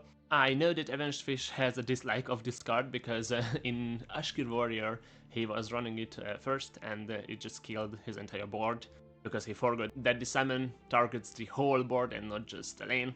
So we will keep an eye on Maze. There is only 1 copy of it just to pop the Tree Maker's Sword. Maybe it will come in handy. Then we have the Horseman, of course. For reach, it is really good. If we look at the decklist, then we see that Avenged Fish is not running Lightning Bolt, so Ashkir Horseman is the only source of reach outside of the Lightroom. And then there is 1 copy of Maple Warrior which I decided to highlight because this is a 7-cost 6/4/2 that is not a unique. On summon deals 3 damage to an enemy creature in this lane and it has Breakthrough and Thorns. This is a version of Ancano, but here you can actually run 3 of them, and it is here mainly for a mid-range matchup and not for going face. Of course, the double armor will matter a lot in trading situations, so we will keep an eye out for an appearance of Maple Warrior. And then we have Percy for the draw. Obviously, it is a no-brainer that you include this if you're running blue, and we have the Light Throne as a finisher for reach. And now moving to the last deck from Avenged Fish, we have Guard Scout, but if you look at the decklist you see that most of the deck is really just purple, and this will show in the defensiveness of this deck and how good it is against other aggros. But it is not just for defense, because we have Watch Captain as the first highlighted card from this deck. It is a 3-cost 2/2 that has guard, and on summon gives other friendly guards +2/+1, so this will make your guard deck aggressive and be able to close out even if you only have a few guards on board and you will not have the fuel to go face and win through your board yet. Then we have Armorsmith that gives 2 health to other friendly creatures that you summon, so this will buff our guards to have higher health. We have Stalwart Ally. I know it is interesting to see it here, and this is why I highlighted it. Stalwart Ally is usually not played, not in Tassel, not in Heroes of 40, but eventually decided that, well, if this is a purple heavy guard deck, then I might as well give Stalwart Ally a go. And now we have Stalwart Ally here for 3. It is a 3/3 that on summon says that if the top card of your deck is Endurance, then it gains 2 health and guard. So with Watch Captain this will be a 5/5 guard. Then we have Change of Guard, summon a Camp Watchman in each lane, then give them a health, and the Camp Watchmen are 2/1/1s with guard. We have Paladin that guards both lanes. We have the Twins that can attack an extra time. Remember that this with Watch Captain means that you can go face for 10 in a turn if they have no answer for the Twins. We have Vegan Barricade. Yes, Avenged Fish might be introducing us to a new meta where Vegan Barricade is actually a playable card. But, well, in Ashkir Warrior there was the rally, and here there is Watch Captain, so maybe Vegan Barricade is actually correct in this deck, although I do not think so, but we'll see. It can help you against aggro if you don't draw enough guards to maintain your health. Then we have Shadow Shift. We are running guards, so you usually in the early game you drop a guard a turn, and then it is good to be able to move that guard around, and maybe you trade it in field, they drop something in shadow, and you just move the guard over to the shadow lane. We have Haran, the strength of endurance against aggro. This is drain and regeneration, so it will be good for trading, good for draining. And closing off we have Storm Turner, because the way this deck would lose is to House of Answers, because House of Answers is, although you can drop a guard every turn, you don't really have draw in this deck outside of Scout's Report and the Shadow Shift, and that's not a real draw, it's just a cycle. So here we have the Storm Turner on summon destroys enemy support, and then House of Answers will run out of cards in hand and then you win the game, so this is why we are running 2 copies of the Storm Turner. The end game of this deck is just dominance on board, and you can see that Avenged Fish is running 2 copies of Taltosh and 2 copies of Lord of the Coldwind, so maybe those will close the games off if the guards weren't enough. And now from Eros' decks, we start with midrange Archer, and the first card highlighted is Tribe Shaman. So you would say that this is not really midrange, this is aggro, and I would agree. This is still an aggressive list, as you will see, but it is not that low curved as the Ashkir Warrior or the House of Answers deck, so I named it midrange because you also try to trade on board with this deck. We have the Tribe Shaman, which will help with raiding parties. So you can drop Tribe Shaman on 2, raiding party on 3, and even trade with anything that your opponent might drop down. And there it is, the raiding party that puts 2 Celadus into your hand. Then we have Shock Troop with charge. It also can help you trade on board. You don't have to go to face with this 4 damage, you can just trade with something and survive. And it helps you keep your other creatures in field alive. Then we have Leadstone. This is Eros' limited card, and you will see that he will be running copies of this in all of his decks. Leadstone is a 3-cost natural item with +1/+1/+0, and on summon it says steal all keywords from a creature. This means that you can steal charges from your raiding partied Celadus, and then with the Celadus you give charge to anything you want to in your deck. So keep in mind that all the creatures we will see can gain charge just for 3. We have Equal Half Weaponsmith, a really powerful card that gives you a Battle Axe into your hand. It doesn't look powerful, but trust me it is, especially with those Celadus in hand, you can deal 5 damage to face with the power of a Battle Axe. Then we have a Valen Messenger, so there is move synergy in this deck. On summon this moves another creature in this lane, and when a friendly creature moves, then you give it +1/+1/+0. You know this from Tassel as well as Valen Merchant and Shadow Shift. This is the move package that we have right now in Heroes of Vordë. Then here comes Marion. At the start of every turn, give another random friendly creature +1/+1/+0.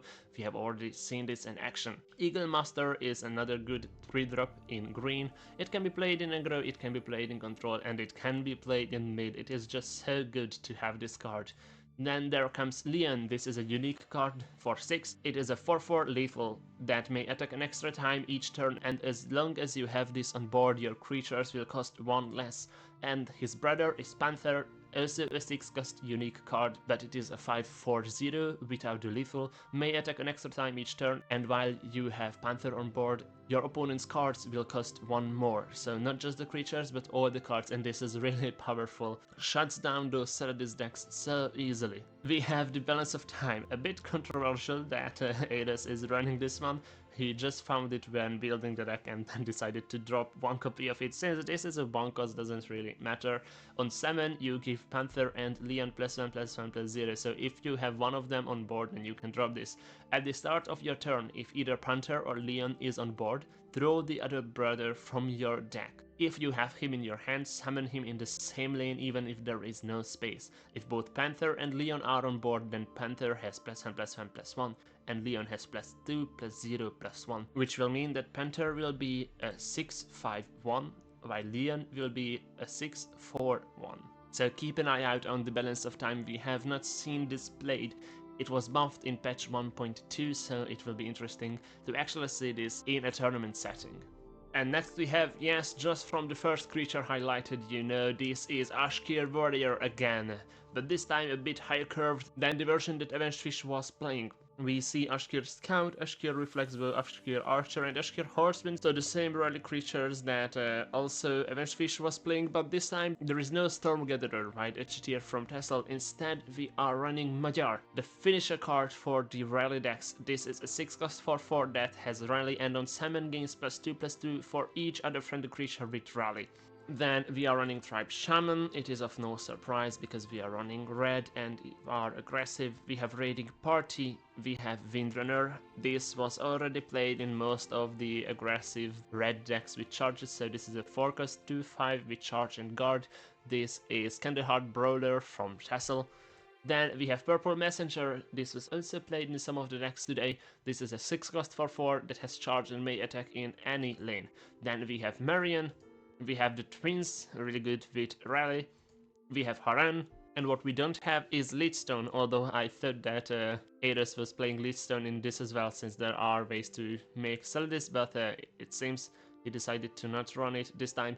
We have in the deck a few highlights yet before we go. We have Evalin Mentor for the buffs, we have Ekelhoff Weaponsmith, that is an Ares special in here, and we have the Taltush for Drain and to close off. Also are running Pillar, just to point out, because this does not have House of Answers, so it's good to run a Pillar against those types of decks. And closing Ares' lineup, we have Midrange Assassin. This is the brother from the Midrange Archer that we saw earlier. The green cards will be much on the same side as in the Archer, although while there was no Swift there, we are running Swift here. This is a deck that has better reach, but worse trades on board, although there is Vordë, so we will be able to trade with Warcrafter. We have a gear here, 7-3 on Less Gasp gives lethal to a creature in your hand. The Less Gasp is not important here, although you can give lethal to healer. Ares is also running Leadstone, that won't be highlighted. The reason we have the Leadstone is for the healer, so you can steal, charge and drain. Then we have Evalin Messenger and also the move package with Evalin Merchant and Shadow Shift. We have Bloodwood's Ford. This is a 3-cost item that gives 4 power to creature that you have, so you can equip this. Usually the way this goes is you equip it on Lightwood Mage, but Ares is not running Lightwood Mage. This time it's just for the reach. We have Swift Strike, so it can mean 8 damage just for 6. But also we have Trier here, and this has double attack. If you equip the Bloodwood's Ford on Trier, that also poses a high level threat. Then we have Lightning Bolt for reach. We have Thronekeeper Officer. This is a 2-color assassin card for 4. It is a 4-2. This is Sadris Agent from Tessel. Has guard, and on Less Gas we'll summon a Thronekeeper, a 2-on-1 guard in this lane. So this is where the mid-range side of this deck comes in. You can play the Thronekeeper, you can protect your low health creatures, and you can just trade favorably while summoning a 2-1 guard. You have Marion here as well, and then we have Double that gives cover to a friendly creature, so you can drop this in Shadow, cover anything in field that you would need. We have Stormturner because we need support removal, and then we have the top end, the twin brothers of Leon and Panther. And here we go with the match between Ares and Avenged Fish. As you see here the matchups, we have Avenged Fish on Ashkir Warrior, Midrange Battle Mage and Guard Scout, while Ares is playing Midrange Archer. Then the Warrior, Ashkir Warrior the same, and then Midrange Assassin. If we want to try to figure out what to ban, probably on Ares and because the two midrange decks are both in the same vein, you would probably ban the Warrior. It was also banned in every matchup because it is the highest win rate, most played deck.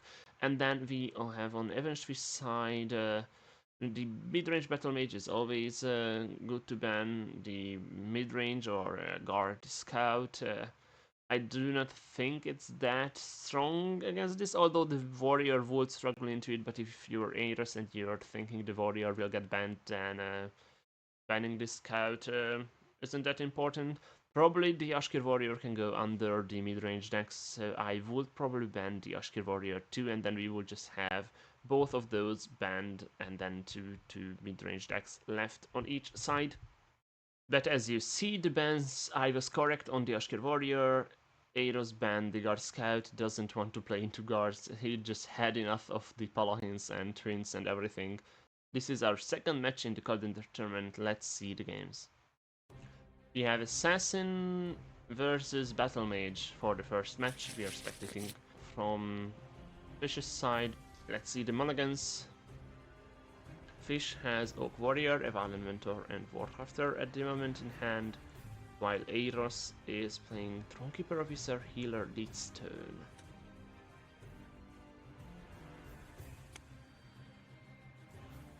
Mentor, Warcrafter, Archer, an aggressive hand from Fish, and Ares might have kept it.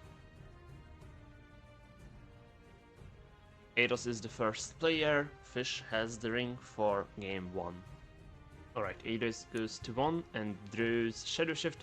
Nothing is playable at the moment, so we will just see a pass. Fish will break the ring,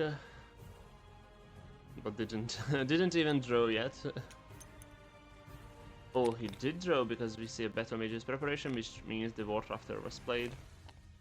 Then after Warcrafter, Ares just drew into Swift Strike, Shift. Yeah, nothing is playable, so it goes back to Fish. And we see an Evalent Mentor plate give another friendly creature +2, +1, +0. The Warcrafter will get the buff. It will be a 4/2 that case. Fish's draw was Lightwood Mage. Interesting that he didn't break the ring just to go Lightwood Mage, but went with the more aggressive route. And then we see the Warcrafter go face. Eidos is down to 26, and then it's Eidos' turn. He plays the healer, drew a Stormturner, destroy an enemy support. That won't be important in this match. It's just a 3 + 3/3. We see healer. Goes phase 2, heals 2, heals back to 28. And then it will be Avenge Fish's turn. Nothing is left playable there. Let's see Fish's hand. We see Zeldis Archer, Battle Mage's Preparation, and Lightwood Mage. That was still in his hand from last turn, and then he will draw 1. And it is a Tribe Shaman drone. Now with Tribe Shaman he could go really aggressive here. Might even break, this is 4, this is 1, so he would have 6 and 3. He could break the Reinforcement rune on 20. We see the Tribe Shaman played. It will buff the lane by +2, +0, so the Warcrafter will be a 6/2 and the Evalent Mentor will be a 3/2. And then he goes face first for 6. Eidos draws a card on the Report rune on 25, and then we will probably see Fish go face for 3 with Evalent Mentor until he decides. Let's check the draw from Eidos. It's a Shock Troop. And we see the Evalent Mentor attack for 3. Eidos is down to 19. He draws a card and plays it if it costs 3 or less. It does. It's a double 3/1 summon. Give a creature cover. It can give cover to itself, to the healer. And then a Zeldis Archer is played in the Shadow lane, and this will ping off the double. Avenged Fish has a scary board here. But that will be the turn from Fish. He has broke the ring again. And then it will go to Eidos.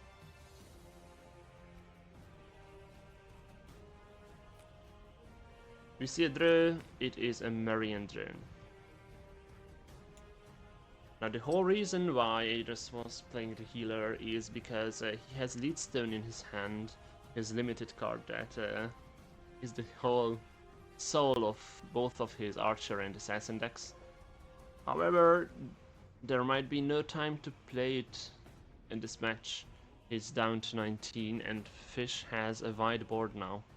An answer is needed from Rose, but does he have one in his deck at all?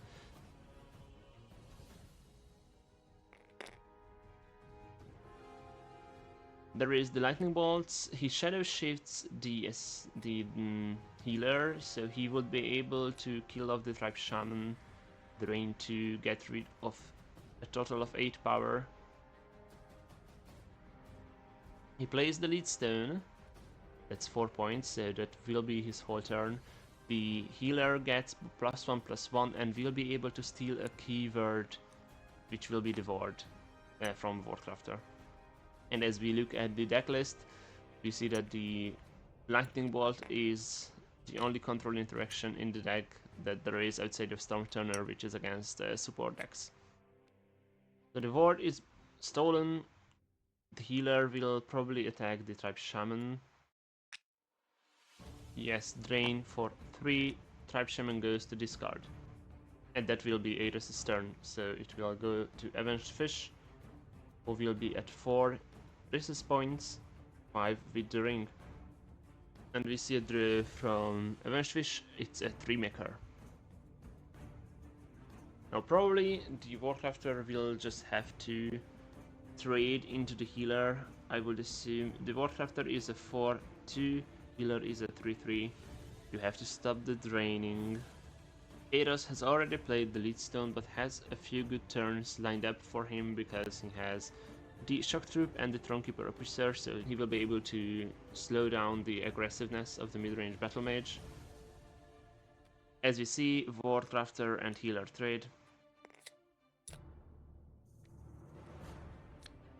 And then he plays the 3-maker with 4. It's a 1/1 with Vordë. When Tree Maker's Vordë is broken, summon an Oak Warrior 5/3/1 guard. Then I would assume that both creatures will go face for 4 total. Ares is set to 18. This did consume Avenged Fish's turn, so it's now back to Ares. He gains the resistance point and draws 1. We see another Stormturner drone. He also has 2 Marians who could start buffing each other. That would be a powerful play. By Avenged Fish's turn, the 2 Marians would be for 4, both of them, which means that he could drop it in Shadow. If we look at the board from Ross's side, then we see that you don't really want to play it in field because the Tree Maker would just trigger the Vordë and then summon the Oak Warrior. And if you drop it in Shadow, then there is a 3/1 Celdis Archer here, so if the Marians buff each other to for 4 by the time it's your turn again, then you will be able to trade with the Archer. However, it looks like Ares is trying to figure out if he can play it in field somehow. So maybe he's looking at another card to play here. But we will just see a Thronekeeper Officer come down. It's a 4/2 guard. On less gaps, you summon a Thronekeeper, a 2/1 guard in this lane. And now it's Fish's turn. We see Tree Maker, Drone, another one, and then there is still the Lightfoot Mage and the Battle Mage's preparations. He will play the preparations. So random item, action, and creature withdrawn by Avenged Fish. Random works so that you draw the bottom copy of these cards. The cards drawn were Raiding Party, Leadstone, and another Lightfoot Mage. Now we see Leadstone played by both players.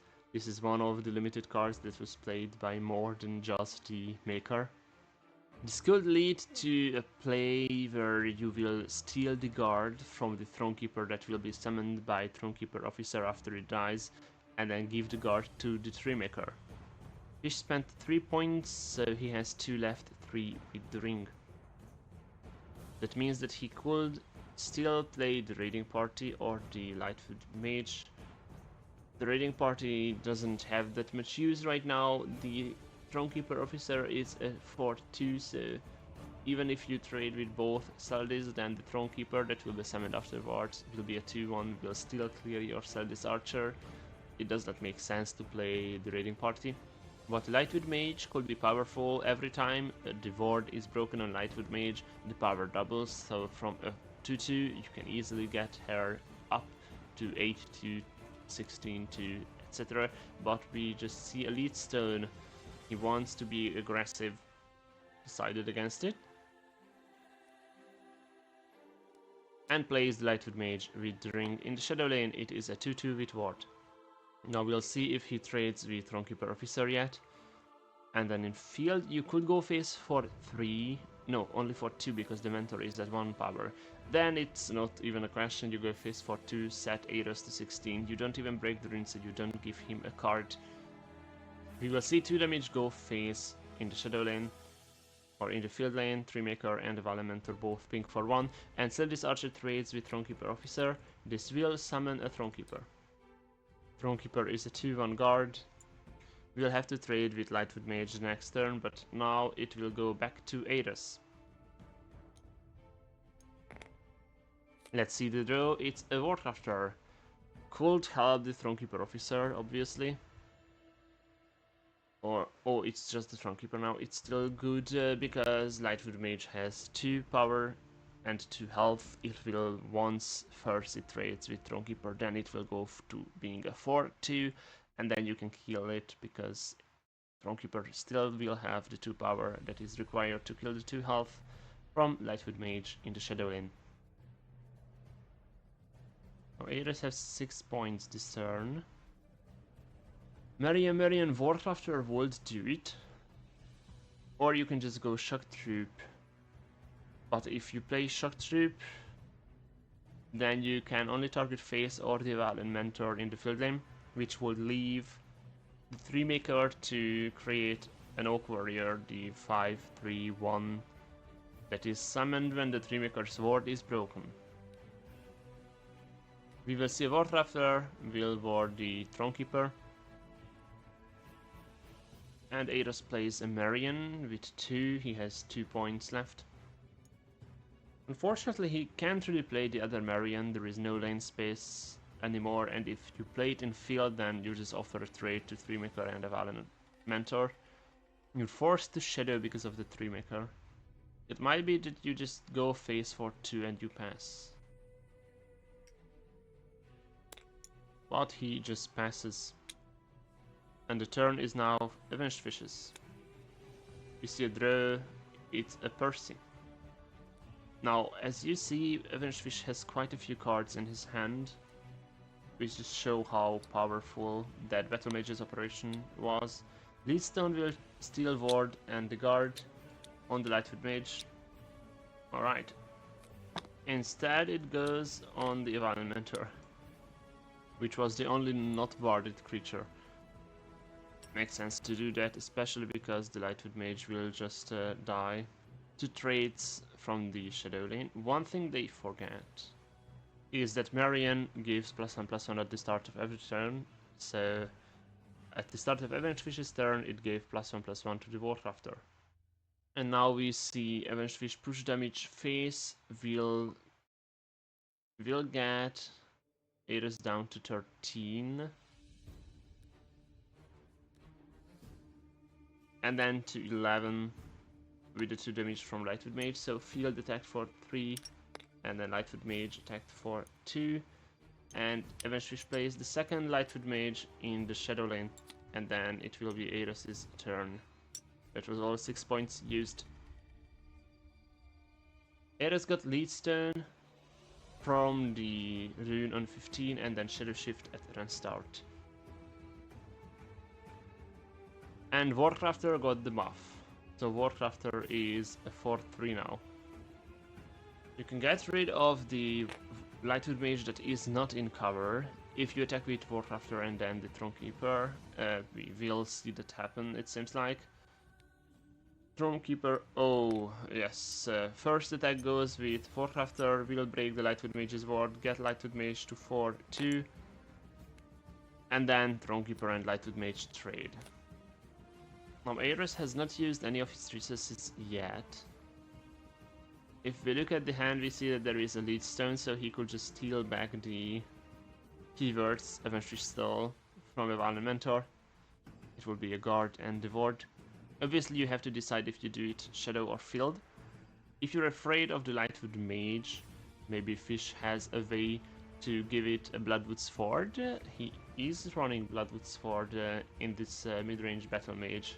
If we look at it, he is not running. In that case, you don't even have to get rid of the Lightwood Mage, because it does not represent lethal damage, even with the ward broken. But he will just play a Stormturner, so we see Ares' Shadow Lane fill up again. Removes it. Instead opts for Marion. And then Leadstone's guard and ward from the Valiant Mentor on the Marion, so Lightfoot Mage will have to attack the Marion. This was 5, Ares has 2 points left. Is there anything he can play for 2? Only the Shadow Shift.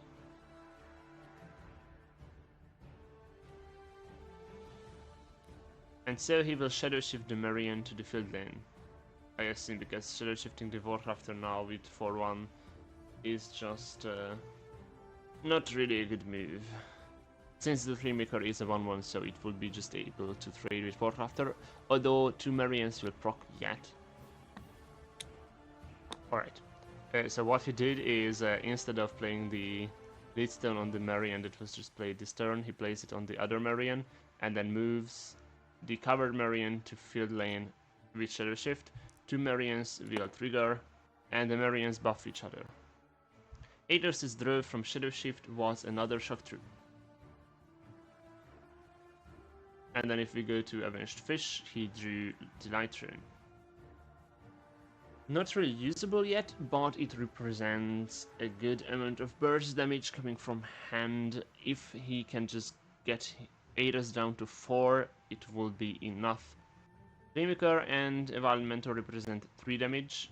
This will mean that you can get Ares down to 8, but you still need the other 4 damage coming from another card than Light Rune. If we look at Avenged Fish's deck, we see that there is Ashkir Horseman in the deck, there is also the Raiding Party already in hand. So Raiding Party and Light Rune represent the 8 damage he needs after going face with both creatures and field. Eros obviously has the healers for Drain, so he could come out of the lethal range yet. Also could finish the game, maybe before turn 10. We are already on turn 7 though, so it's starting to look less and less likely. However, with this board state, the 2 Marians buffing each other could be the key to Eros trying to steal back this game in his favor. If we look at Fish's hand, we see the 3-maker and the Percy being playable right now. You could also play the Raiding Party and just set the damage up, but he wants to develop a better board presence, so we see a 3-maker and a Percy both played in the Shadow lane. And then is it time to go face? He will break a Reinforcement Rune, but you can try to set Eros to 8. It might be worth it. We see 2 damage go face from the Valiant Mentor, and this will break the Reinforcement Rune. Eros can play it if it costs 6 or less, no, 7 or less. It is a healer. And then 3-maker will go face for 1, sets Eros to 8. 3-maker with the 2/2 charge and drain will mean that Eros will be able to try to heal some of the damage back, will go back to 10. We have already seen a few lead stones this game, so I doubt Eros will be able to steal the drain and the charge and give it to something else. Which means that the healer is just representing 2 heal. Might get buffs from Marians, so it might be a 3/3 or a 4/4 before the start of the next turn. And he will just pass, not break the ward on Marian. He's trying to stack buffs from Lightwood Mage. Let's see the 2 Marian triggers.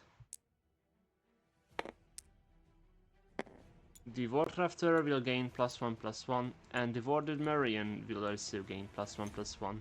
Now this Marian is a 5/5 now. And the draw from Eros was a Valiant Messenger. Move another creature in this lane when a friendly creature moves, give it +1/+1/+0. So with Avenged Fish not breaking the ward on the Shadow Lane Marian from Eros, the one that's a 5/5 now, it means that Wardcrafter and Healer could trade with the Lightwood Mage. But instead, Eros just goes face with Healer, heals for 2, and goes face with Wardcrafter. Attacks for 4, oh no, for 5. Brings Avenged Fish down to 21. We see a draw from Fish. It is a Pillar. Another pink damage representing Reach. Even if it's just for 1. Marian will also go face for 3 in the field lane. Reinforcement Rune breaks. Let's see what Fish plays. It's a Cunning Ally. He has to check the top deck. If it's blue, he gets the Firebolt. It is not blue. Interesting that Eros decided to go face with everything instead of trying to get this board down to control. Now one thing that could be of importance yet is that when the 3-maker's ward is broken, then there is no space to summon an Oak Warrior on the board right now, which means that if Eros would have a way to break the 3-maker's ward in field, he could just remove the value from 3-maker. But of course he decided to go face instead of trading in field with Valiant Mentor and Marian. That would have been a favorable trade, and then in Shadow Lane we could have had the double trade for Lightwood Mage. That wouldn't have been that favorable, but at least it would have ensured that the Marians buff each other, and then the Marian in field would have survived the attack from 3-maker. There is still Reach in Eros' hand with both the Valiant Messenger that buffs for +1/+1, but mainly for Shock Troop, 4 damage charge is no joke. Now the reason he decided to go face is because he has the 5/5 Vordë and guard Marion in Shadow Lane, which gives him confidence. In this spot state tries to go for lethal, but we just see a trade with Shock Troop over the Kanagalai that was just played. Kanagalai goes to discard the Shock Troop, is left a 4/1. And that's 5, so probably Eidos will have to pass afterwards. He has 3 points yet. With 3 he could play the Stormturner to Eval Messenger. Does not make sense because you can't really move a creature when your board is just full. So we see the Stormturner at 3/3 being played. There are no supports from Avenged, so it does not make sense to just creep it. It is a 3 cost 3/3 body right now in this matchup, so we see that, and then it is Avenged Fish's turn now. Interesting that Marion, the 5/5 version, did not go face. Marion gets the buff and Healer gets the buff at the start of Avenged Fish's turn on Eidos' 2 Marion triggers. And then Avenged Fish drew a card. It's the pillar that we saw from Kanagalai when Kanagalai missed the top deck. Can Avenged Fish go for lethal? Not anymore. He has 8 points, but he will just have to do it with triggering wards and 3-makers. But first, Percy will break the ward on Marion. Draw 2 cards. Let's see the draw. Ashkir Horseman and Percy.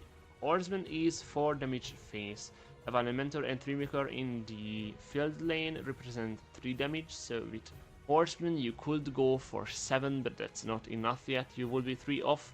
It would also mean though that Eidos has to skip the Flame Rune, but he has Healer, so he will be able to heal back and just not care about Flame Rune. Which means you have to try to control now. Interesting turn of events. The Marion value is insane. They stacked for the board for more than 2 turns now, triggered the buff 5 times each. So the 2 cost 2/2 actually gave a 7/7 stat already. In field lane, the 3-maker could attack the Shock Troop, summon the Oak Warrior, and then that would block the damage from both the Stormturner and Marion, unless Stormturner or Marion get +1/+1, which they are likely to. In the Shadow lane, you cannot really find an optimal solution to the lane state currently, because Marion has guard and is at 6 health. You could play the Ashkir Horseman that you have in your hand, and then Horseman and Lightwood Mage would trade with Marion, and 3-maker could attack either a healer or the Warcrafter. Doesn't really matter. Probably the healer is a better choice because Warcrafter already is at 4 power, which means that the Warcrafter can trade with Oak Warrior summoned from 3-maker. Ward is broken on 3-maker. Eventually summons an Oak Warrior in the Shadow lane. It also seems like that in this case he will not do the Lightwood Mage and Ashkir Horseman combo on the Marion. He's trying to decide the best course of action for field lane. You could also get rid of the Marion if you use both the 3-maker and the Elementor, but instead we will just see the Shock Troop attacked by 3-maker, will break the ward, and summon an Oak Warrior. It also means he can just go face for 2 with Elementor in field, play the raiding party that he has in his hand, and try to set up the Light Throne in a few turns. Other possibility would be that Elementor attacks the Marion in field, sets her to 3/1, and then Pillar could ping it off, because Avenged Fish hasn't played any cards yet.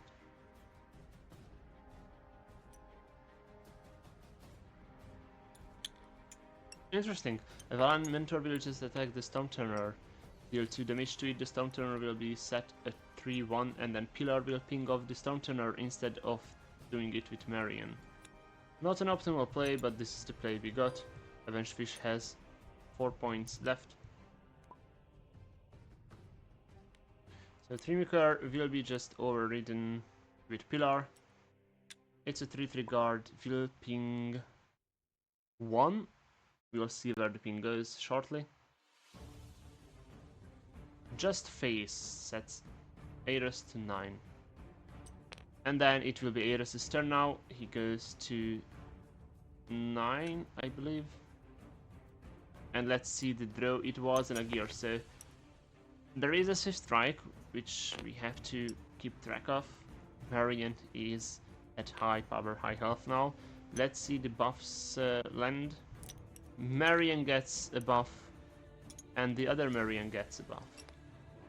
Does this represent lethal? Marion is at 7. With the Swift Strike, he could deal 14, and with the Shock Troop, does Aros still have a Shock Troop in his hand? Yes. So Aros has lethal if he attacks with Warcrafter into Oak Warrior and then Healer into Pillar. That would clear both the guards in the Shadow Lane, and then he could strike for lethal. Does he see it though? And are there any prophecies in Avengefish's deck that could deal with this? Obviously, you could get from your Rune on 10 anything that has guard, which is the other pillar left, and then Oak Warriors that are naturally in the deck. Healer will attack the pillar, drain for 3. This is an equal trade. Then Wardcrafter will trade with Oak Warrior. The way is opened up for Marion to go double face, but instead we will just see Marion moved to the field lane.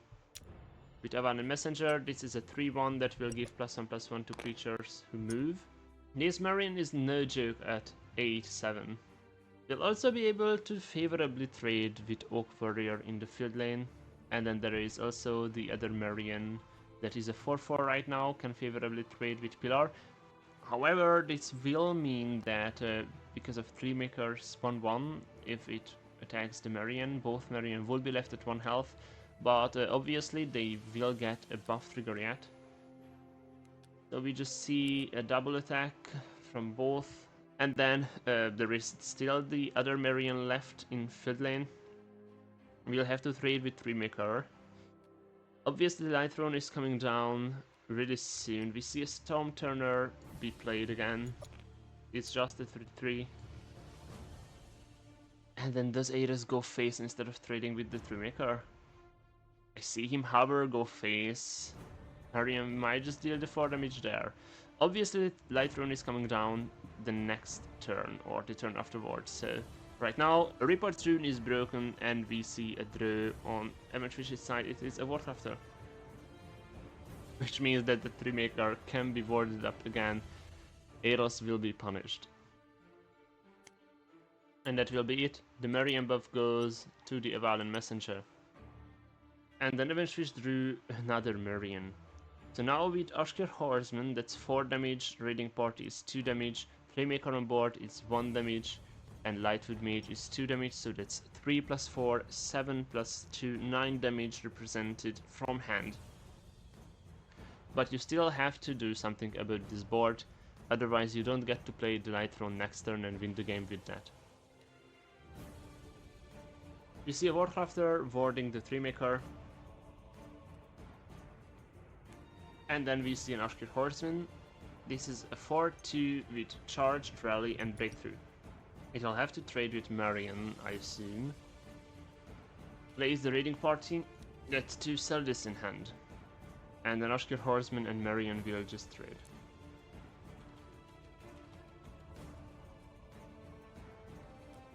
Freemaker will attack the Storm Turner, deal 1 damage, break the ward. An Oak Warrior is summoned in the field lane. And then there's still the Lightwood Mage who could attack go face for 2. Avalon Messenger is in Shadow, so cannot be attacked for now. And so we will just see the Light Mage pink face, gets Ados down to 10, and then Avengefish passes. It is now Ados' turn. The draw is Swift Strike. So we have Shock Troop and Swift Strike representing 8 damage. He goes face for 4 with Avalon Messenger. Triggers the Reinforcement Rune. Let's see if Avengefish can play the card. It is a Light Rune, so he cannot. Which also means that Eros knows that Light Rune is coming next turn. Now the interesting thing with the current state of things is that the Light Rune will not be able to summon a Hornbeam Warrior in the other lane because a lane from Avenged Fish is full. But Avenged Fish will just go face and then the Lightwood will decide the fate of this game.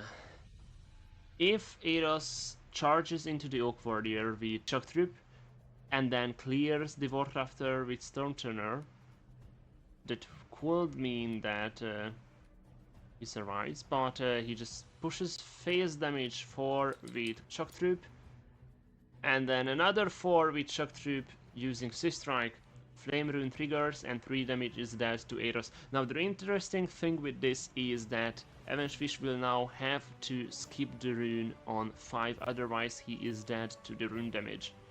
Can Avenged Fish find a way to buff the Oak Warrior by 2? Let's see his deck. There is a copy of Eval Mentor in the deck somewhere, but we already saw that being played. Otherwise, I do not see a way of buffing the Oak Warrior by 2 damage. Oh, there is Tribe Shaman. A Tribe Shaman top deck could mean that Avenged Fish finds a way to lethal. Everything is dependent on the top deck. The top deck is a Cunning Ally. No lethal found, which means that Avenged Fish will just have to trade down. Cannot play the Light Rune, he would die to it.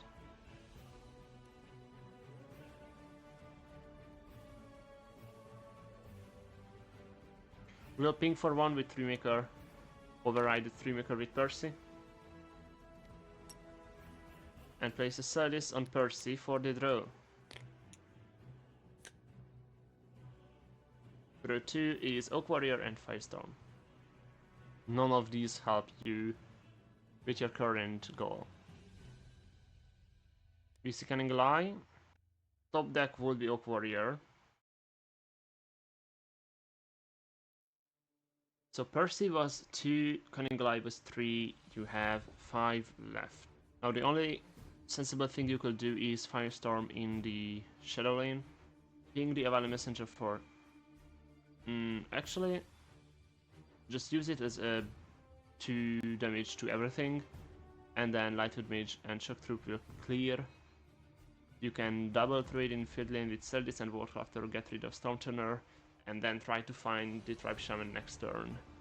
That's your only out here, otherwise the Flame Rune is just deadly, but instead Avenged Fish just concedes, and we see a reset for game 2. A long and drawn out match that was. Either side playing suboptimally, but then finding ways for lethal, and it was close in the end.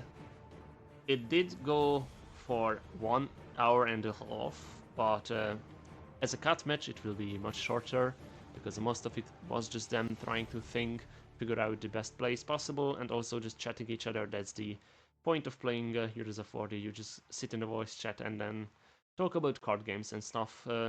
And now we will go for game 2 in the series.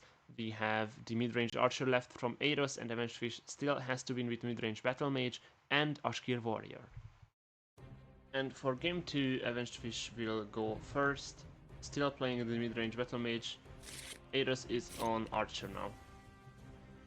Let's see the mulligan from Fish. He has 3-maker, Leechstone, and Lightwood Mage. Probably ditches Leechstone or the 3-maker. Keeping this might be also an option, but I don't think the Leechstone will be kept. There is only one item in his whole deck, the Leechstone. It's there because of Battle Mage's preparations. You want to draw the Leechstone off the preparations. Against the Assassin you could have kept it because it draws more wards, but not this one. And we see that Avenged Fish only kept the Lightwood Mage, draws into Firestorm and Ashkir Horseman, so he has a 3-for-5 curve here. We'll see if the first turn draw will change this much. It's another Ashkir Horseman, so it will be just a turn 1 pass. which gives the turn to Eros. He has a Valen Messenger, Reading Party, and a Valen Merchant. An aggressive hand.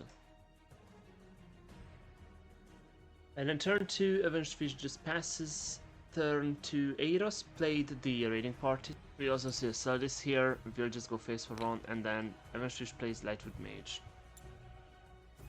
And drew Bannerman. Then it will be Eros' turn again. He drew into a Panther. That might be crucial in this matchup. The double attack is not to be disrespected. There is also Lead Stone. With the Saldis, it can give charge to something for 3. We see Lead Stone being played, steals the Vordë, puts it on the Saldis. This is quite powerful, it just got rid of the Lightwood Mage's Vordë, so the power won't double. Also gets rid of Lightwood Mage being able to favorably trade while keeping the Saldis alive, even if Lightwood Mage trades. And that was the turn 3 play from Eros. Let's see if he goes face for 2. Yes, he does. Sets Avenged Fish to 27, and that will be the turn. And then it's Fish's turn. He goes to 4. The draw was Percy. Of course, you could play the Valen Mentor and Percy if you want to. A Valen Mentor could help you trade even with Saldis, but instead goes for the Saldis Bannerman. This is a much better play. Although in the end, because you played it field, Eros will be able to move into the Bannerman and trade with it. That's unfortunate. Lightwood Mage goes face for 2. And then it is Eros' turn. He goes to 4-5 with the ring. Let's see the draw. He has a Valen Messenger, Reading Party, a Valen Merchant, Panther, and Saldis in hand, so we have a move synergy.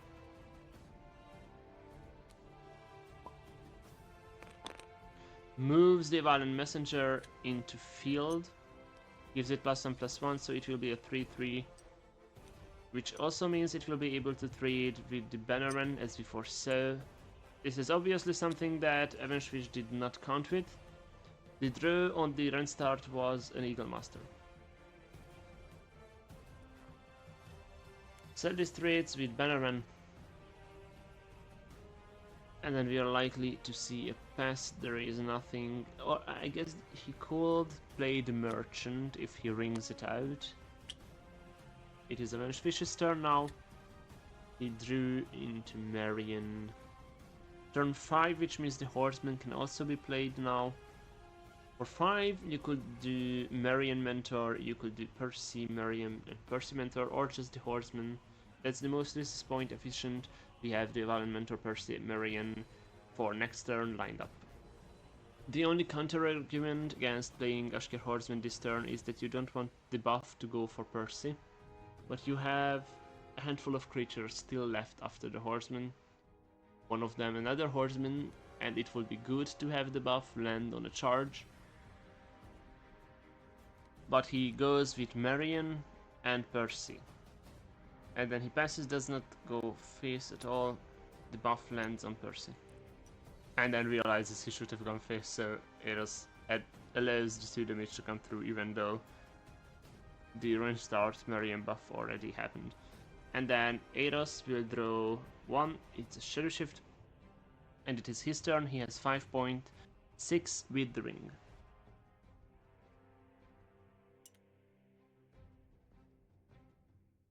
Moves the Valen Messenger with Shadow Shift to the field lane. You'll draw 1 Valen Messenger, gains +1/+1. The draw is another Valen Messenger that could get the move stuff really high, because we have an Valen Merchant 2. With the ring, could use it even this turn.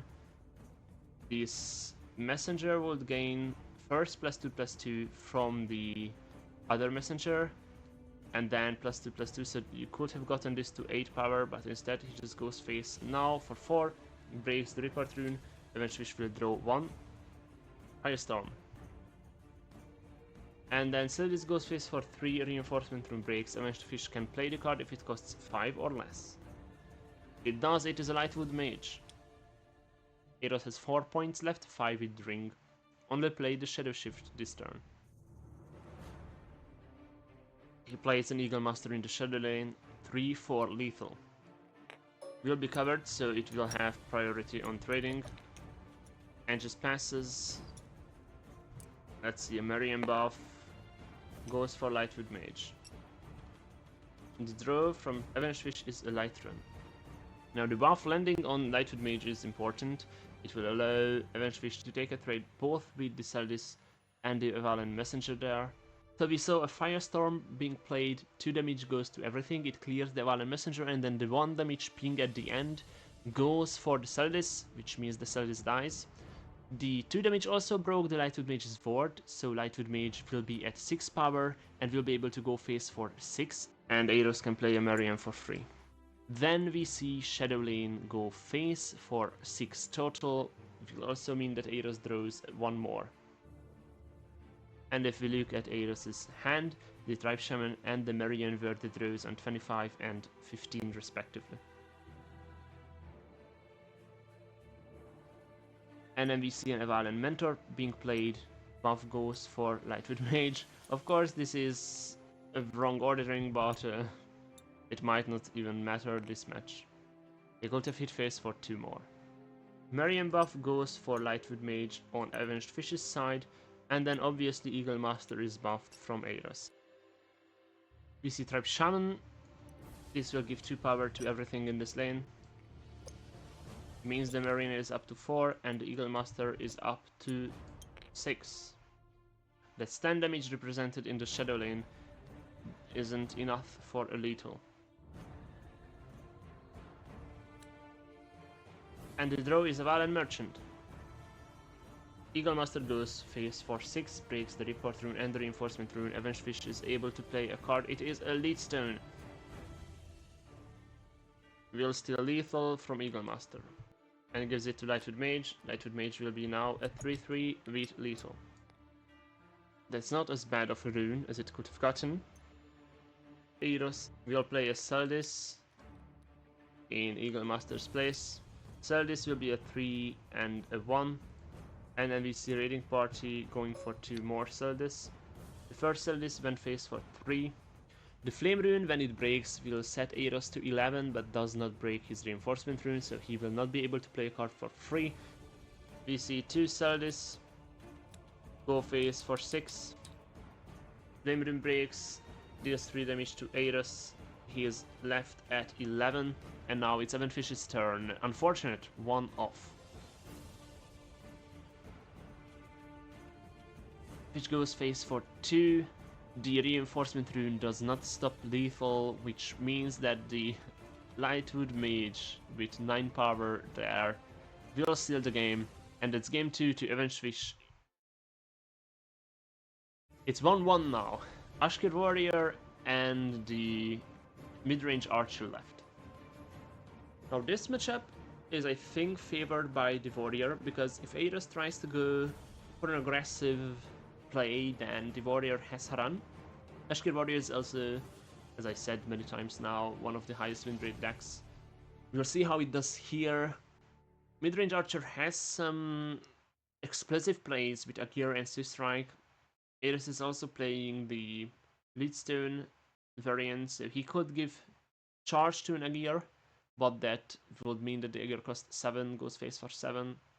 Still could be a later turn play. Let's see the match. Alright, we joined a few turns in, which means we'll have to find out what the game state is. Let's just see, Avenged Fish is at 2 points, his hand, a Steel Sword, and a Better Morale. And then there's Brown Mentor. And already has played the Better Morale on 2.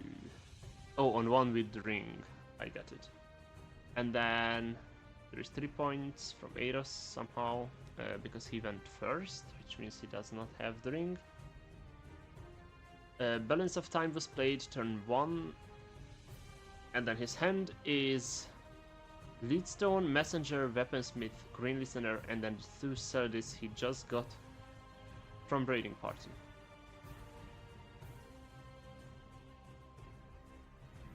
Two Sardis will go face for 1 each. Sets Avenged Fish to 28.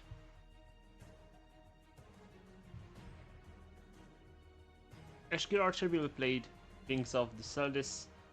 This is a relic creature and then was equipped by Galderian Steelsford, giving it +2/+2. Because of the battle morale, it will be a 4/3. Avenged Fish's hand is an Ashkir Scout, Brum Mentor, and Galderian Steelsford. This cost him 3. He might break the ring to go for the Ashkir Scout. But now it is Ares' turn. He plays a Pillar, Whelping of the battle morale. Support goes down. Pillar is a 3/3 guard. This Pillar was Ares' top deck, so it came right in time when it was needed. It will also completely block the Ashkir Archer.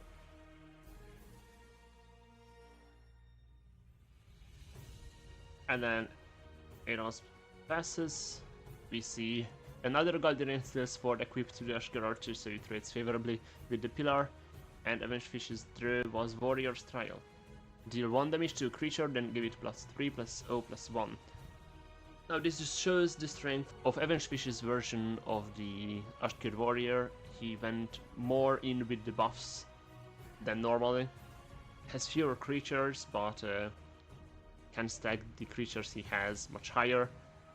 He still has 3 points left. If you look at the hand, this will just mean that the Ashkir Scout will be played. Warrior's Trial does not have to be played this turn yet. You could just hold the buff for a later turn. It all depends how deep you want to go next turn, because you could next turn do the Brown Mentor with the ring, which would mean that you would play the Warrior's Trial this turn, and we do see the Warrior's Trial. No, he decided not to play it in the end. Ares drew an Evalin Merchant. Now the Merchant could help you get rid of the Ashkir Archer. You also have the Messenger. It could give +1/+1 to the Sardis, and he will do it. So Evalin Messenger moves the Sardis to the field lane and then trades with Ashkir Archer. And Ares also plays the Evalin Merchant. He'll give +1/+1 to the Messenger when it moves. Now the interesting thing with that is that the Ashkir Scout is a 1/1 currently. And the Messenger has armor. So even without the cover, it would be untargetable, because the 1 power on Ashkir Scout could not deal damage to the armor on Evalin Messenger. And then we see the Brown Mentor that I was talking about last turn. But first, Avenged Fish remembers that he has the draw. The draw is a Sardis Archer, which is actually a better play. But in that case, you would not be able to use the Warrior's Trial, so you still have to go with Brown Mentor. This gives +2/+2/+1 to another friendly creature. That will be the Ashkir Scout. Goes face for 3, rallies the Sardis Archer, so the Archer in Avenged Fish's hand is a 4/2 now, and then it is Ares' turn. He draws 1, it's a Ninor's Prowler, deal 1 damage to an enemy creature, then shackle it, slay +1/+1/0. If the Evalin Messenger would just go for the Mentor and then you could play the Prowler, you would get the Prowler buff and it would trade favorably with Ashkir Scout. But instead, Ares decides to go face for 4 with the Evalin Messenger in field, breaks the Report Rune on 25, and then goes face for 3 with Evalin Merchant in Shadow, breaks the Reinforcement Rune on 20. You will see a Mighty Ally played for free from Fish, and then the draw on 25 was Purple Messenger. Let's see the top deck. It's a Haran, so it misses. No +3/+0 and breakthrough for the Mighty Ally. Then Ares plays Green Listener, shackles the entire field lane. That's a really good tempo play. And it's Avenged Fish's turn now. He draws the Haran that we saw from the rune. This might be the game-changing play. As I said, usually I would assume that the Ashker Warrior has the advantage, but it's mainly because of the Haran and the drain value. Eiros had the correct draws to answer the first few turns from Fish, so he did not have an aggressive starting state because of the double Guardian and Steel Sword in his hand, and because Eiros was able to answer that. So now it is going to the mid-range's favor.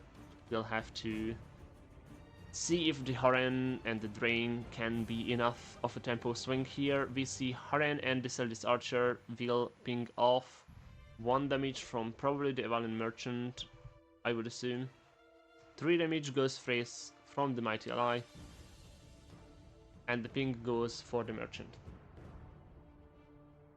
Eiros's draw is a Shock Troop.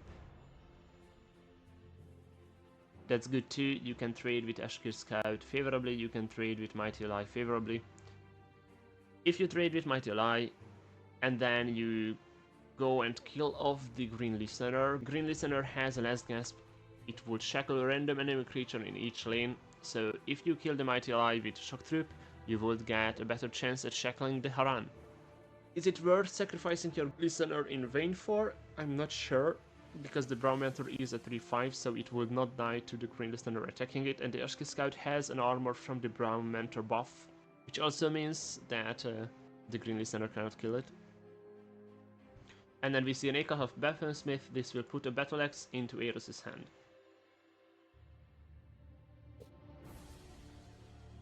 Akal of Weaponsmith is a powerful card, both in aggro and in midrange. But even in some control decks that Yang roll, a 7-cost 6/6 guard and drain creature that gains more health when you equip items on him. It also loses a power, but that doesn't really matter since it has drain.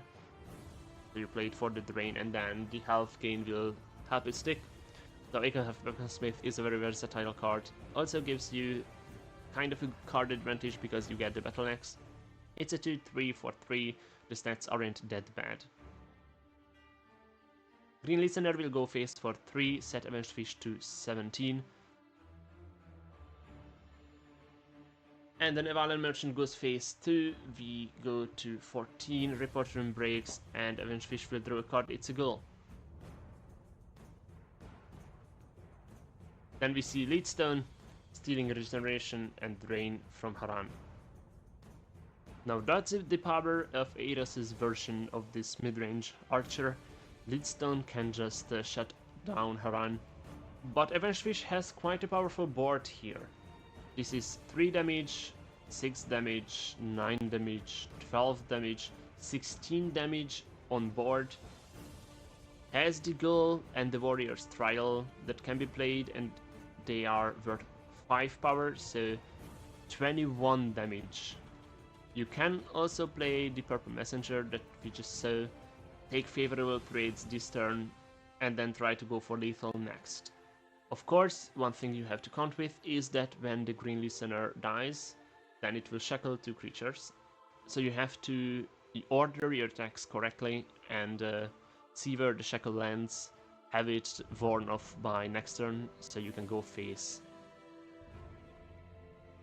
Eiros' hand is still able to deal with board. The Ninor's Prowler is a ping, and Shock Troop charges for 4.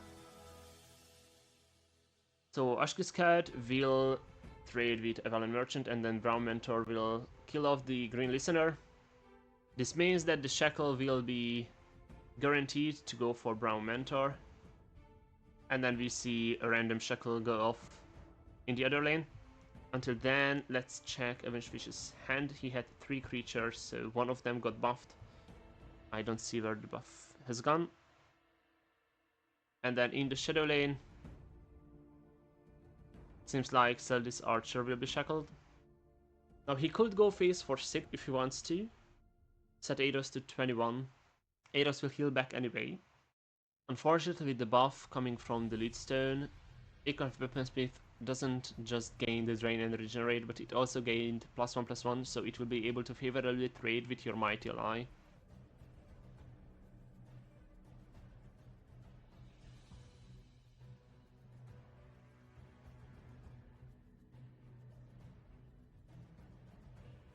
We just see 3 damage go face from Mighty Ally, and then 3 damage from Haran, 3 pattern breaks, Eidos draws 1, and then we see a purple messenger. 4 damage goes face, Eidos plays a card for free. And that's a pillar played for free. This play from Fish was bold, to say the least. And now it is Eidos' turn. He drew a Weaponsmith on the rune and Eagle Master now at turn start. So we see the Battle Axe equipped on the Weaponsmith, obviously. It has Drain and also Regeneration. So this will be a 7-5 with Regeneration. Eidos has 10 damage represented on board. Has 4 points left. Can he find lethal with 4 points? There is the Shock Troop. But no ring left anymore. The Weaponsmith goes phase, drains for 7, breaks Reinforcement Rune. And the top deck is a raiding party. So Avenged Fish has 2 Celdis in hand now.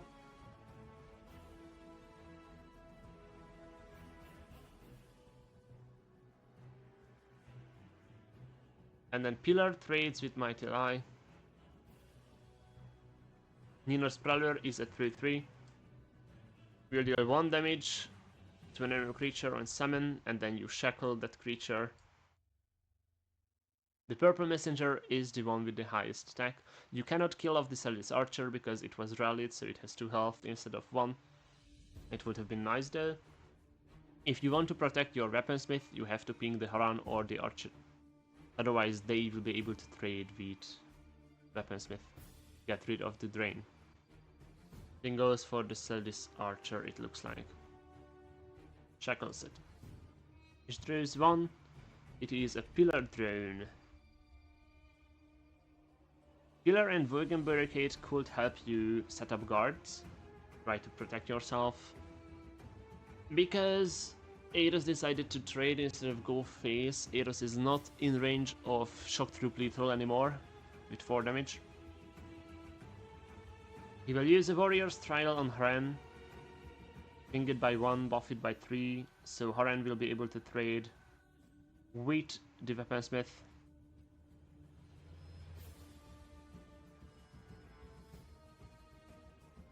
Sets up a Vegan Barricade against the Ninor's Prowler. And then we will see a Pillar as well, just pinging off the Balance of Time. It might be a useless support, but it's still a support, so it can be targeted. And then he passed. Now we see another Weaponsmith played from Eidos. This is the Weaponsmith that he drew last turn. He has a Healer and a Shock Troop. Healer plus Battle Axe is 6 drain damage for 7 resource points. We see the Healer. It's a 2-2 charge drain. Will charge into the Vegan Barricade, gives 2 health to Eidos. And then the Ninor's Plowder will kill the barricade. Ninor's Plowder gains +1/+1. This cost Eidos 6 total, so he has 3 left. With 3 he could play the Eagle Master yet. There is no place in the Shadow Lane though. So it looks like he will just pass, and it is Avenged Fish's turn now. He has 9 points. Drew another Vegan Barricade, has the goal and the 2 Celdis. Problem is that Ashgear Warrior is not a late game deck. It just ran out of cards to play and ways to control the board. Did not manage to go face early on due to the unfortunate starting hand and then the draws. Now he goes face for 5 total from somewhere. I assume that was 4 damage from one of the 4 damage just here, probably the messenger. Although the strength of the messenger is that it can attack in any lane. So it could kill off the healer, and then Ninor's Prowler will be gotten rid of with Celdis Archer trading. You also see a single Celdis buffed by Ghoul, so it will be able to trade with healer. And then we see a vegan barricade played. Unfortunately, it is in the shadow lane. And yes, we see the battle axe and the shock troop for 8 damage total. And this means that the match goes to the mid-range archer. And with that, we have the matchup settled. It is 2-1 to Eros, and now we move on. For the next match, it will be me versus I Like Pasta in 5 minutes.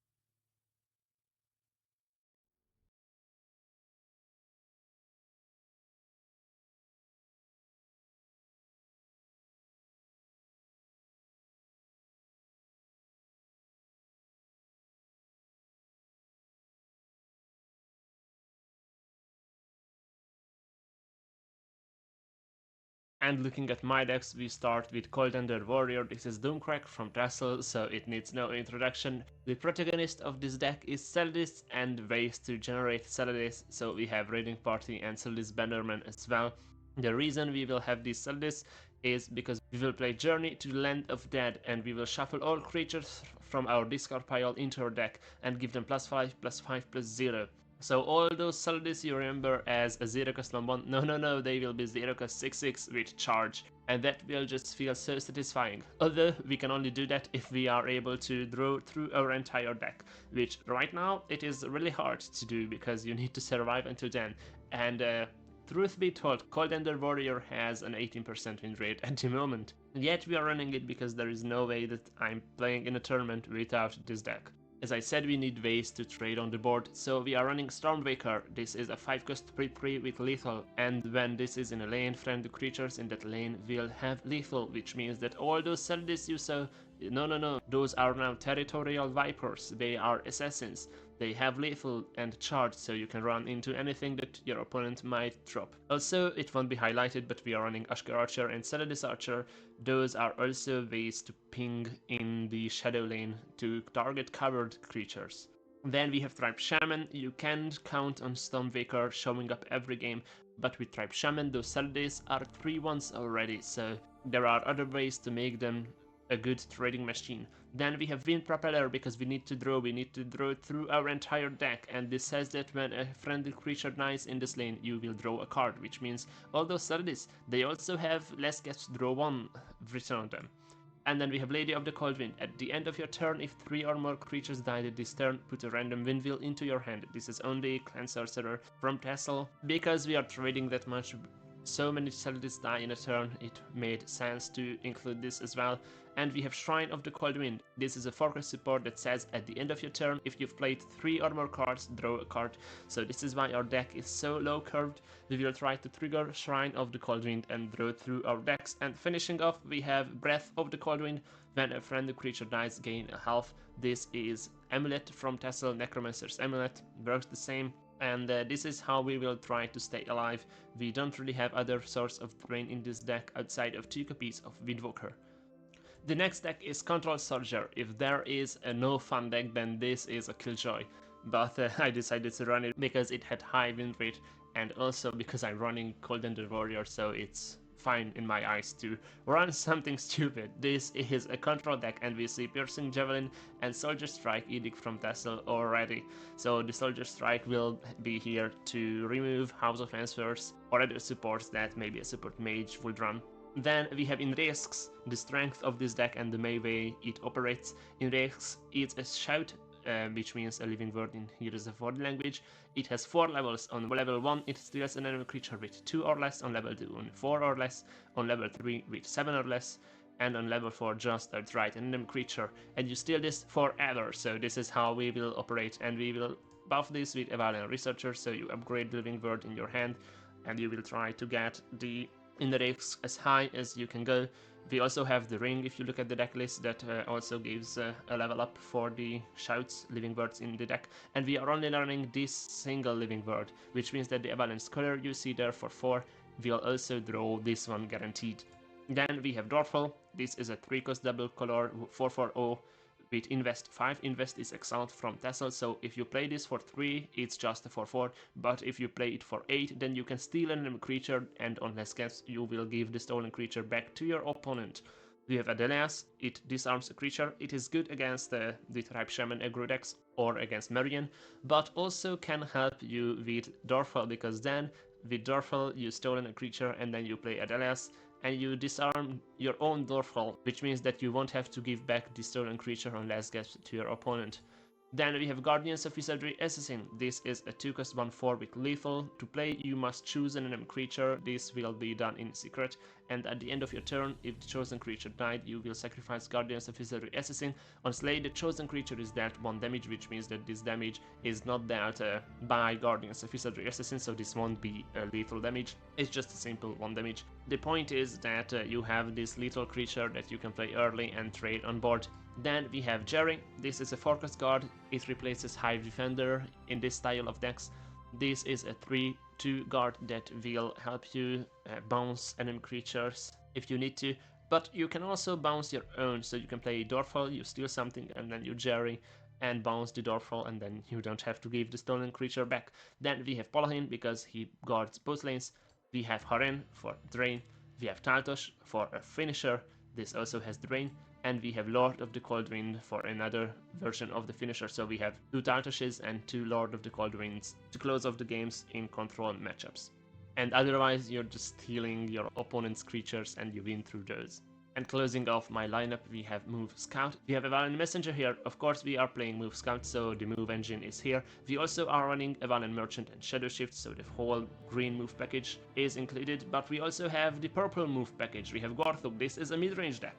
Gorthug is an 8-cost legendary with 6/6/2 stats, and on summon puts a Crown Guard into your hand. We'll take a look at Crown Guard shortly. When Gorthug leaves his original lane, you give him +2/+2/+1, which means that you can drop this in Shadow and then just move it to field and then move back to Shadow, and when it moves again from Shadow to field, then it will gain the +2/+2 again. The Crown Guard is a 4-cost guard that on summon you choose another friendly creature. This is done in secret, and on last gaps you move the chosen creature. We have then Taltosh as another finisher besides Gorthug, because if we are running against control decks, then we need more than 3 finishers because they will just javelin those. Notice if they couldn't javelin and then edict, but that only works if you're running against Sorcerer. Then we have Tunnel Ranger, it's a 3/7 with 6 guard and regeneration. At the end of your turn, Tunnel Ranger moves to the lane to his right, and when you gain max resist points, you deal 2 damage to your opponent. That part is not really important. The important part is that it has guard and regeneration and also moves, and when moves, then since we have Evalin Messenger in the deck, it will give +1/+1 to the Tunnel Ranger, so this will scale with time. This card is really strong currently, so it will be hit by a nerf in the next patch. This is the last chance to show off the strength of Move Scout. Then we have Eagle Master. It is a good creature in all the green decks. We have Persecution, give all enemy creatures in the lane -1, -0, -1, and enemy creatures lose cover. This also helps to trade in Shadow.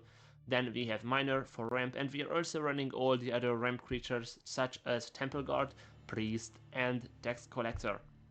We have Polahin closing off the deck list, and also the twins, so all the 5-cost guards outside of Guardians of Wizardry Officer. Polahin guards both lanes, so it will come in handy, and also the twins will be buffed with the moving creatures, so we will be able to close off games with that too. And welcome to my match versus I Like Pasta. We have already banned, so let's see, here are the lineups. I brought Democratic Warrior, Control Soldier, Move Scout, and Pasta has House of Answers, Crusader, Archer, and Battle Mage. And if we look at the bans, then we see that he has banned the Soldier, which is a very sensible thing to do, and then I banned the Crusader, so we go into the match. And here we go. He rolled a 3, I rolled a 6, so I will go first, and he has the ring. Let's see, the starting hand is Shaman, Bannerman, Archer. It's quite good. We could even keep this with Doomcrag. Yeah, I think I will keep it. Turn 1, we draw 1, and then we will pass. Of course, our deck doesn't really have any 1-drops outside of this Saladis that we're running on 0. He breaks the ring. No, it just passes. There we go. Turn 2. Do we drop the Tribe Shaman? I think we drop the Tribe Shaman in field and just pass. I think this is the correct play. Then we can play the Raiding Party next turn. We will keep the pillar until he plays a House of Answers. We need the removal for that, otherwise we just lose. We see an Eagle Master, really cool. That's a 3/4. And then passes, we go to 3. Now, if we spend the Raiding Party, then we have to use both of the Saladis from here to remove Eagle Master, because this has 4 health. Tribe Shaman will give 2 power to the Saladis that we play, so these are 3/1 charges. Is it worth? I have a Saladis in hand, so what I could do instead is play the Saladis and the Saladis Archer. This is 3 damage, this is 1 ping damage, so we will do this. We play the first Saladis into Eagle Master, and then Saladis Archer ping the Eagle Master. pass. And now it's his turn, so we are on turn 3. What can he play for 3? We have almost all of his cards active, so outside of House of Answers and the Shock Troop and Panther and Aegir Order, he can break the ring and then play Aegir. Even that is playable here. The worst thing to happen will be a Shock Troop, but he cannot play that yet. I think we are fine here. We see an archer pinging my archer. So that's 2, he has 1 left, breaks the ring and plays the Evalen Mentor. So that's a 1-2 that will give +2/+1 to something. And of course the buff goes to the Celadis Archer in field. Which means that this will become a 5-2. We still can trade with Tribe Shaman, fortunately. And also we have the raiding party, so he passes, I go to 4. Now the question is, if we play the raiding party and we trade in field, or if we want to play the Bannerman. Let's see what he has. He could have items, so there is 3 copies of Galderian Steel Sword that could buff the Celadis Archer in field. There is also Shock Troop next turn, which means that the Tribe Shaman is unlikely to survive. And because of that, I think the correct thing to do is Raiding Party. And then play a Celadis to ping off the Archer. That will be my turn. Of course, we're playing Coldender Warrior, which means that we aren't really going face until we have our supports up and running and Journey played, so we'll just have to survive as he tries to siege us down. We are dealt 1 damage from the Evalen Mentor in the Shadow Lane, but that doesn't really matter. Also, most of our cards can now be played from the Reinforcement Rune when it eventually breaks. There is a 5-3 Celadis Ram played in field, and also there is a double. We'll see where it goes. Will it be field? Will it be shadow? Probably field, because he wants to get rid of, yes, he wants to get rid of the shaman too. He knows that I have a Celadis in hand. The double gives cover to Celadis Ram, which means that we cannot trade with it. That was to be seen. Otherwise, why would have he played it there? We have a Celadis in hand, there is a Tribe Shaman on board, which means that we would be able to break through, buff the Celadis and go for 3 damage, which would have removed the ramp. We draw 1 and we gain a resist point. We are at 5. Now the interesting thing here is that we could Tribe Shaman double, spend the Celadis for the Mentor, play the Lady, maybe even the City Guard, and then we will be able to get a Windwheel. But I think the correct play here would be just to get a Bannerman. Although this is a problem, 3 health. If we don't activate the Lady, what we could do as well is just to play the Celadis, clear off the double, play City Guard, protect the Tribe Shaman. City Guard will trade evenly with Celadis Ram, and then we can play the Lady in Shadow Lane. That's 5 as well. I think we'll do that. This is not as resource efficient as the other play would have been, but still, this is quite good.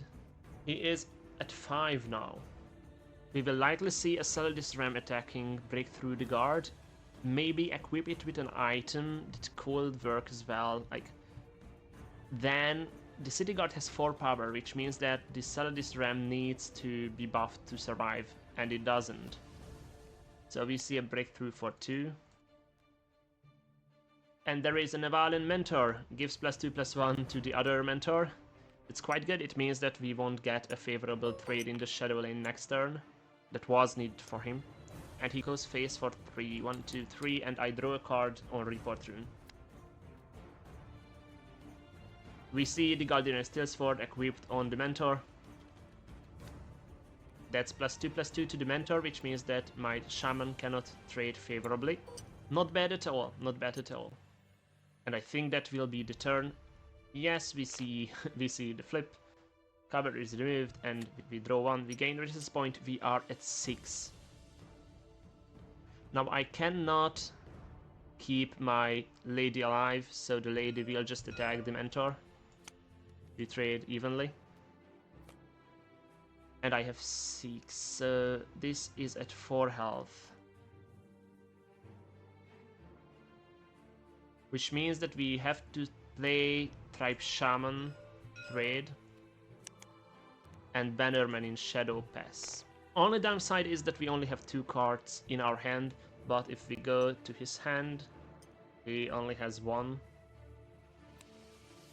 2 now, so from his side this looks much worse.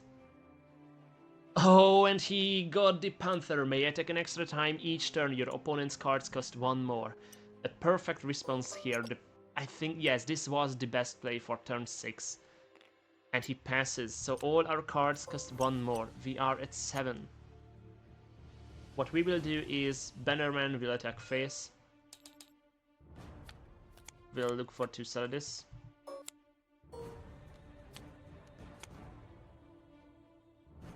I will play a City Guard just to protect the Bannerman. This cost me 3. Do we actually play the Ashkir Archer 2? Do we need to? We can trade next turn. I think I will pass. So if we open his decklist again, there are 3 copies of House of Answers that could pose a threat. There is Shock Troop yet. We haven't seen any of those. No Aegir has been played. There is 2 copies of Sea Strike, but that won't do much anymore. And Ghoul is the one that buffs yet. Panther will attack once onto the City Guard, and second in Bannerman. So that's a full trade, but it is still worth it for me, I think. We see an Eagle Master, and the pass. I will draw 1, I gain a resistance point, I am at 4. Now, I will probably play the Bannerman. The question is, and then do nothing else. The question is if we play the Bannerman in field or in shadow.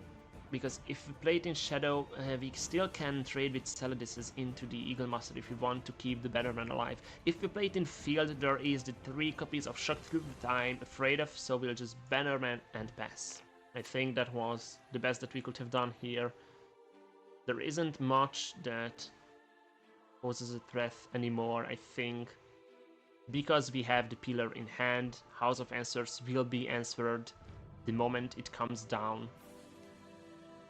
We see a Tribe Shaman, which will give 2 power to the Eagle Master. So that's 5 power going face. I drop down to 19 and my reinforcement rune breaks. I will play a Miner for free and I raise my resist point by 1. And then we see a Saladis Archer pinging off the Miner. That was well played. The Shaman and the Archer will be in cover, and the Archer will gain 2 power from Shaman. And it is our turn now. We draw 1, we are at 10. We drew a lady. So what we will do is, we will play the Ashkir Archer, ping off the Saladis Archer.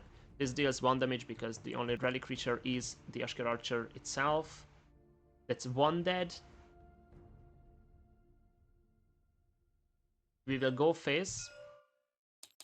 This gives him a card, but I can draw 2 Saladis. I think these are worth more than him drawing 1. And then the question is if we want to remove the Eagle Master. I think we do, so that's 1 Saladis, 2 Saladis, 3 Saladis, 4 Saladis. And then we'll play a lady in field and pass. Lady will activate its ability because 3 or more creatures died on my turn, so until he does his turn, we'll grab the unobtainable cards Mercy, Cruelty, Harshness, and oh, Mercy. I have miscounted there, but these are the 4 windmills that we can get, and then I will shuffle and grab 1. We got Cruelty. And we saw the House of Answers come down. So he drew 2 cards and he will draw 5 at the start of his next turn. And unfortunately for him, I have the pillar ready. This is the only card that I was keeping for the whole game here. We see a Shock Troop. killing off the Bannerman. So the Shock Troop will survive at 1. Shaman goes face, I'm dealt 2 damage, and that's 9. So he discards the Tribe Shaman and the Shock Troop. There is a pass, we draw 1, we gain a resource point. First, the Archer will trade with Shock Troop. Then I will play a Pillar and ping off the House of Answers. And just play a Miner in field and pass. Our hand is almost empty, we only have the Cruelty here. And that might be a problem in a few turns. We see an Ashkir Scout and a pass. I draw 1, I go to 12, we drew the Wind Propeller. Alright, so my Pillar will attack the Tribe Shaman. And then I will pass. We need creatures for the Wind Propeller, so I didn't want to play this on its own. We see the Ashkir Scout, trade, and there will be a rally coming onto the Marion, so this will be a 3-3 actually. And I assume we will see a pass after that. I draw 1, I'm at 12. There is a Stormwaker, a Wind Propeller, and the Cruelty. We'll just play the Stormwaker and pass. Of course, you usually want to keep the Stormwaker giving lethal to all your pings and creatures and whatnot, but right now our hand is quite empty, so we will need to use the Stormwaker to trade the next turn and play the Wind Propeller to start drawing, because right now this is not looking like we will win. We need guards and this deck doesn't have guards, and in time he will just out damage us unless we can find the Breath of the Cold Wind that we have 3 of in the deck.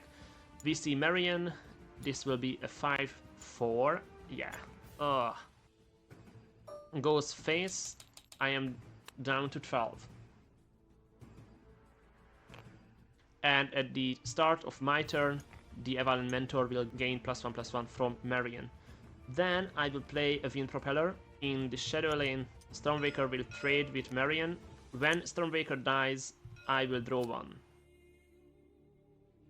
And with that, I can also play the Windwalker here, just protect my face, and also the Wind Propeller. And I will play the Celadis Archer and ping 1 on the Mentor pass. We see a trade onto the Windwalker. I will draw 1 from Wind Propeller. And he passes. I draw 1. Now we will play a Celadis and the Windwalker over the Celadis. This cost me 2. We got Breath. And then we pass. So the good thing is that this has Drain.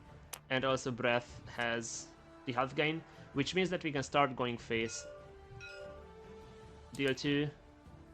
Gain 2. Deal 6.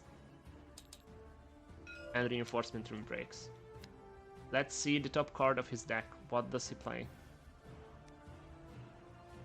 Celadis Archer. Does it go field? Does it go shadow? It goes shadow. Pings off the Miner.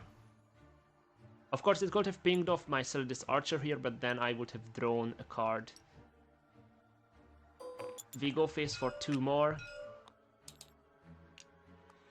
He draws 1. I go face for 3 more. And then I play an Ekelhalf over the Celadis Archer. I draw 1, I gain a half. This will be a 2-3. Let's see, can we win this turn? Wind Propeller deals 3 damage, this deals 2 damage. 3 plus 2, that's 5. With Raiding Party and Tribe Shaman, that's 11. We have used... Okay, yes, we can. In that case, Wind Propeller goes face for 3.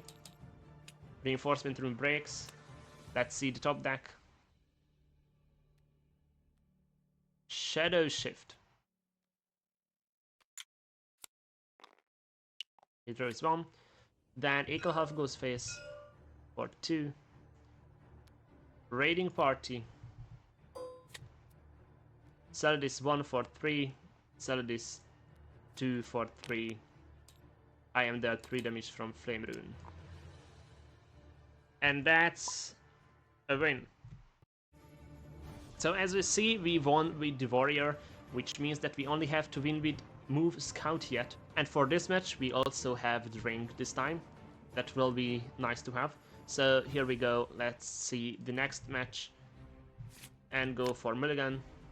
And then for Mulligan, I think we can even keep this hand. This is not a bad hand. So we go for turn 1.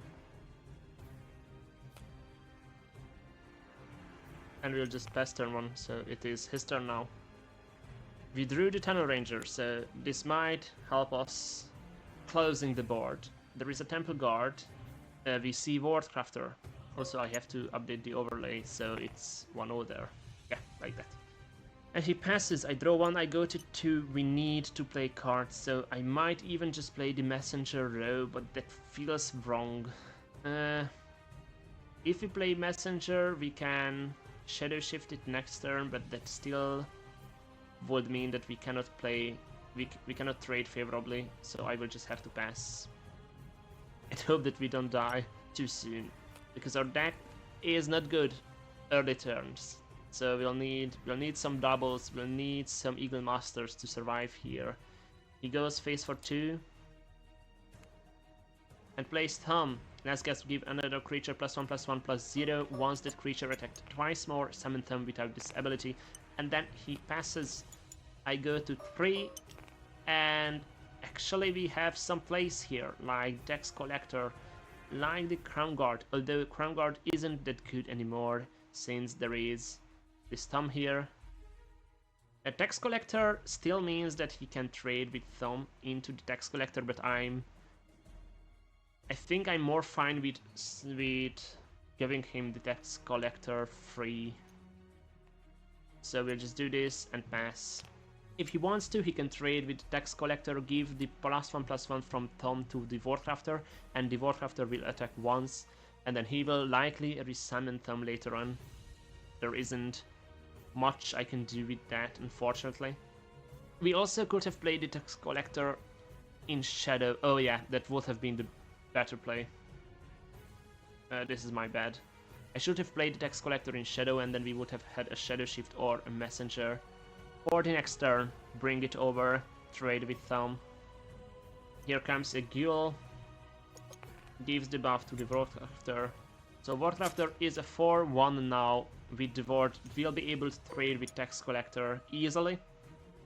Yes. Breaks the Ward. And Thumb goes face for 4. I draw 1. And then he passes. I go up to 4. I draw 1. I will break the ring, play Temple Guard, gain a resist point. Temple Guard is a 2/4, but we'll gain 1 when we gain a resist point. And then we'll just have to pass and hope that this slows him down enough. He will be able to trade with Tom and then attack once, for sure. Give the buff to Ghoul, probably. Or even to Wardcrafter, although I do not have things. We see a Wardcrafter again. The Ward goes to Ghoul. And then Ghoul trades with Temple Guard, breaks the Ward. Thumb goes face for 4. And I play a card for free if it costs 5 or less. It does. Dex Collector, this time do we drop it in field? Then he will be able to trade with Wardcrafter if he wants to. Or do we drop it in Shadow and we Shadow Shift? Huh. I think I will offer him the field. That saves me 4 damage. Yeah. And we see Lightwood Mage. Developed 2/2. When the board is broken, we double her power. So this is a 2/2 right now, but it will be a 4/2 or even an 8/2 later on. We go to 6. So with 6, we can go Tunnel Ranger now. Or we could Miner in field, Crown Guard in Shadow. But we also can Paladin. The thing with Palahin is that when Ghoul attacks, the armor won't count, so I can trade with Ghoul. Thom will survive, so Ghoul and Thom would trade with Palahin. It's worth it though. Palahin, we have 1 point left, with which I will actually break the ring, play the merchant, move Palahin over to Shadow Pass. Since Palahin guards both lanes, this is fine.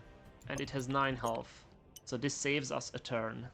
Now if we look at this deck list, this is Battle Mage, then there are Horsemen's Windrunners for charge, so we're not safe yet. There is also 3 copies of Celadis.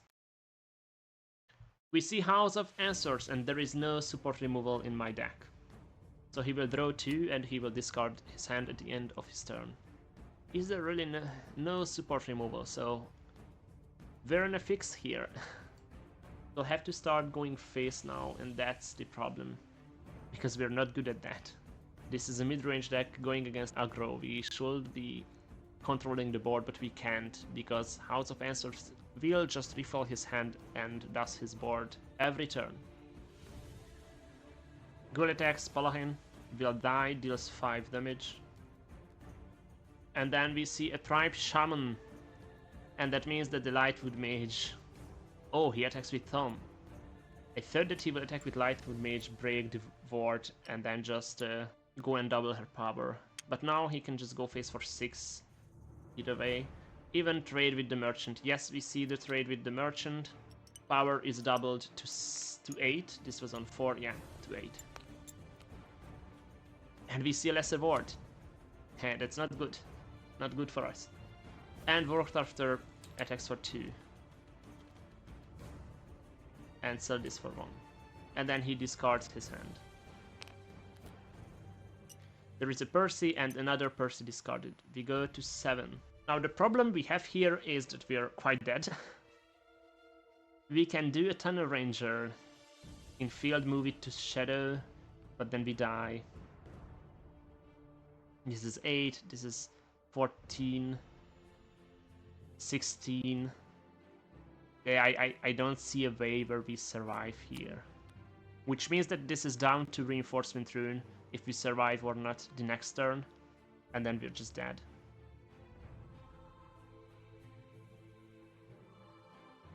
We can do Minor, Crown Guard, Pass.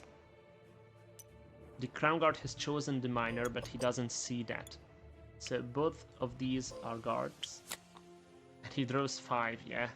This is quite over. Let's see, maybe he attacks first. But yeah, Pasta will read the card. So the Minor and the Celadis trade in Shadow Lane. Which means that now when the Crown Guard dies, there is no next guard to be moved over there. Thom will trade with the Crown Guard. And he equips Thom to the Lightwood Mage. Gives it +1/+1. Goes face for 2, I draw 1.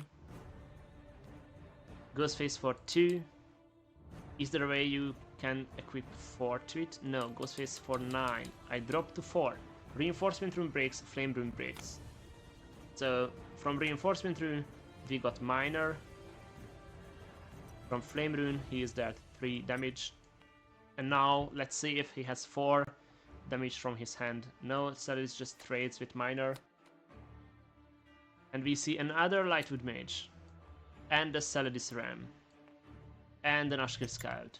We draw 1, we gain a resistance point, he discarded Thom. We're at 10. And for 10 we just have to break our Death Rune. And now Battle Mage won, which means there is only one thing left. It is my Move Scout versus the House of Answers Archer. Let's see how this final game goes and if we can take Eyelake Pasta down. Of course the problem is the lack of support removal in our deck. So that's not as good. We have rolled the dice, it is 1 on my end, 8 on his end, so he will start and we have the ring for the last match. Let's see our starting hand. The Taltash is quite good, we will need the Drain, we cannot keep the Priest, I think we keep the Temple Guard, especially with the ring. I'm afraid to keep the Taltash, but also without the Drain we are not winning this match, so we will keep the Taltash as well. Although it's a dead card for the first few turns, but there is no other way really to survive here. And he will pass. I draw 1, I'm at 1, I will pass. He goes to 2. Let's see, does he have anything for 2? There is a double that will give cover to itself. It is a 3-1, but I think it's fine that we got a double here. We go to 2, I will break the ring and play the Eagle Master, then pass. This means that we get a good trade here the next turn, unless he has a buff, but I'm still fine if he uses the buff to trade with my Eagle Master. We have Paladin on 5, we have Temple Guard on 4, we have Tile Touch. This is a good hand all in all. We just need him to not draw House of Answers, and then we have a chance to win here. There is a Shadow Shift, moving the double to the Shadow Lane. He also draws 1. Now, of course, the double will gain cover, but then he will attack, so the double loses the cover as well. 3 damage goes face. I'm at 27 now, and we see another double. Oh, because he is at 3 now. Yes. So both the double will be covered. The second double uses its summon on the double that he just attacked with. I go to 3 then, because he has nothing to do. We go to 3. So what we will do here is I can actually play a City Guard in the Shadow Lane. This will mean that we are safe from 3 damage. Now, I think because we are using the ring next turn for a Temple Guard, I can break the ring now too and play the Merchant, move the Eagle Master over here. Also, we have to start attacking, so let's attack. And then break the ring, play the Merchant, Eagle Master goes to Shadow, is covered, pass. Having learned from last game, we know that we have to go face, even if there is more chance of him drawing House of Answers that way. We have the Tartush, which will mean that we can race really good. So we'll try to win through that. There's also the Paladin, will protect our Merchant, I think. This is not a bad hand, not at all. If we look at his deck again, then the highest threats he can play right now on turn 4 are the Agir and House of Answers, but I don't think he would play House of Answers here, maybe, I don't know. A Guel is also a good play for him. Shock Troop will come next turn, so we see a Galdrian Steel Sword equipped to the double there, which means that the double will survive the trade with City Guard because it gains +2/+2. And then, yes, we see the trade on the City Guard. 2 health is removed, and then the other double goes face. I am down to 24 and I will draw 1. It is a Lord Alarm. This is against control. This doesn't matter here. We see a Thumb in the Shadow Lane. It is a 4/3 on Less Gasp. We'll give +1/+1 to another friendly creature, and once that creature attacked twice more, we will summon Thumb without its ability again. Then he passes. I will draw 1. We go to 4. Now, originally, our plan was Temple Guard here. Now, do we steal Temple Guard? Is the question. Because what we can do instead is just play the Paladin. Paladin will deal with double, will deal damage to Tom, but only 2 damage. We could also just play the Tax Collector in the Shadow Lane, trade with the double with Eagle Master. Eagle Master survives the double that has only 3 power, but will die to the double that has 5.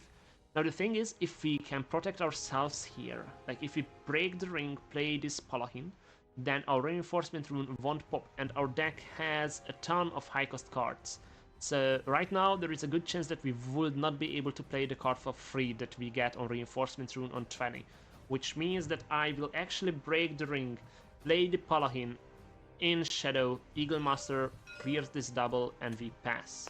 Our Eagle Master was dealt 3 damage. I did not go face because I didn't want to give him a card yet. Trying to rush doesn't matter anymore. All of his cards are playable from reinforcement rune when we will get there, so it doesn't really matter here. So he will double trade, Paladin goes down, and then we hope that he doesn't have a Shock Troop to break our rune. It is turn 5 now, so he can play almost anything but the Panther.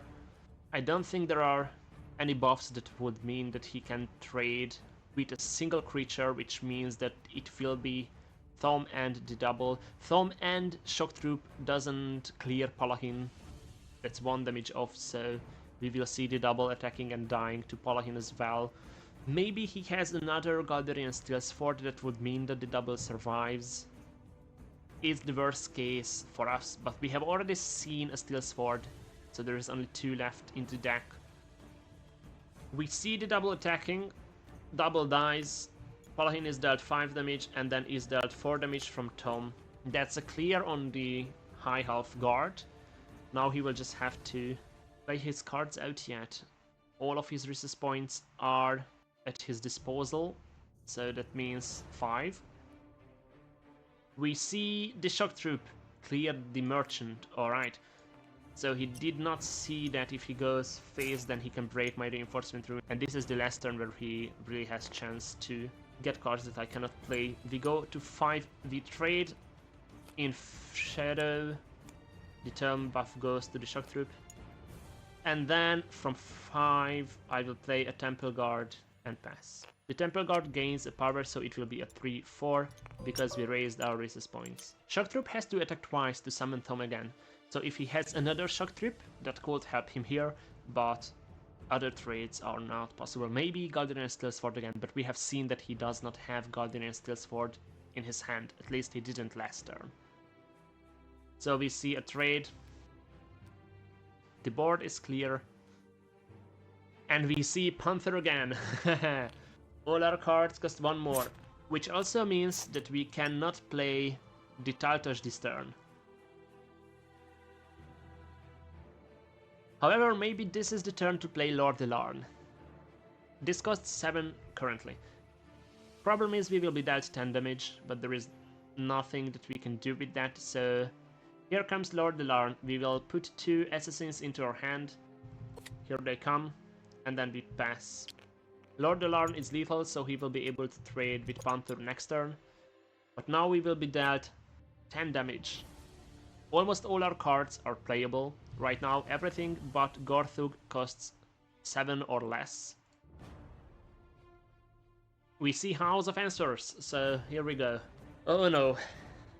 We have to start going face and draining. House of Answers cost 4, so he has 3 left.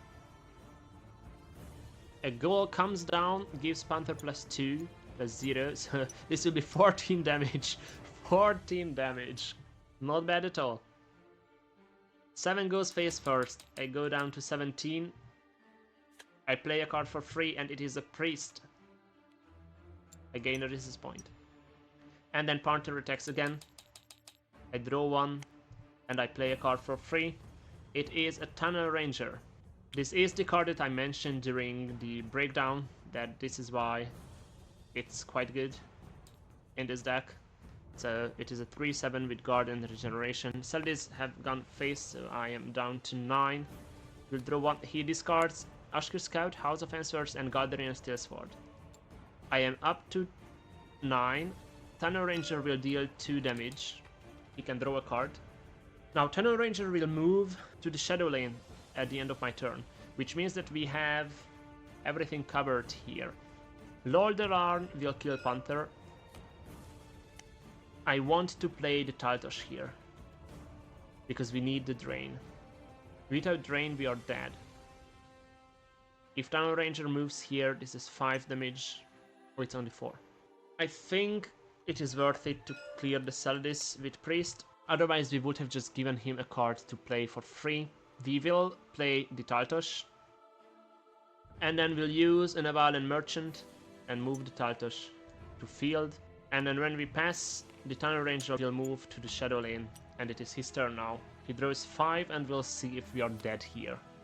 Tunnel Ranger has 7 health, and the Ghoul has only 4 power. Now the thing is that he is playing Shadow Shift, if I read correctly.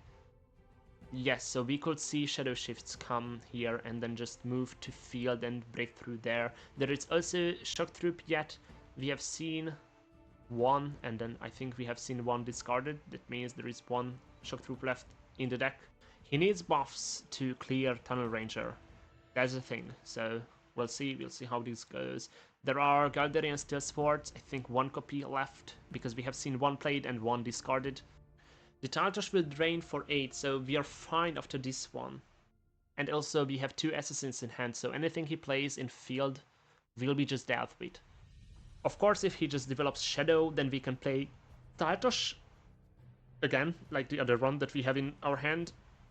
And if the Tunnel Ranger survives, we can play the Messenger and start buffing the Tunnel Ranger. Try to build an unbreakable regeneration wall from that card there. So there is 4 damage going to Tunnel Ranger. Sell this Archer, and sell this will deal the last 3. This cost him 4, so there is 4 points left, which means there is no Shock Troop anymore. We see Eagle Master. That's kind of a problem because it has lethal, so we cannot guard ourselves anymore. And I believe that will be the turn. Yes. He discards Thom and Marion. And we are at 10. Now he has 9 damage. 9. So what we can do is Messenger first. I will move this to Shadow. Of course, this means that he will be able to trade, but we have another Taltosh after this one. We unfortunately have to go face and break runes. This is 9 damage. I gain 9. I go back to 18. So he will play a card for free, and then he will draw 1. Oh no, he doesn't draw 1. We just set him to 16. An Eagle Master is played. We can go face for 9 yet, but we cannot win. Now, if we fear that he might just have lethal, then we can assassin the Eagle Master in field. Otherwise, we just play Tartosh. We could also go face for 6 and 3, set him to 7. The problem with 7 is that the flame runes will, like, when he breaks my flame rune, I will break his flame rune, and then he gets 3 damage dealt to me. So that's risky. But I could, like, we have 2 assassins in hand. We could just shoot down the 2 creatures he plays. The alternative is to play Taltosh over the Merchant in Shadow. I think it is correct to attack here, because we have 2 assassins. Oh, but we cannot play them. We are 1 magic off. Alright, in that case, I will overwrite my Merchant with a Taltosh and pass.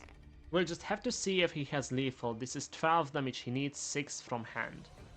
Otherwise he just trades with Eagle Master and the Taltosh, and then Priest will be traded down, I think. Everything depends on where these damages go, and it goes face. Oh no, and we are down to 15. I will assume he plays the Tribe Shaman over this Archer that just attacked.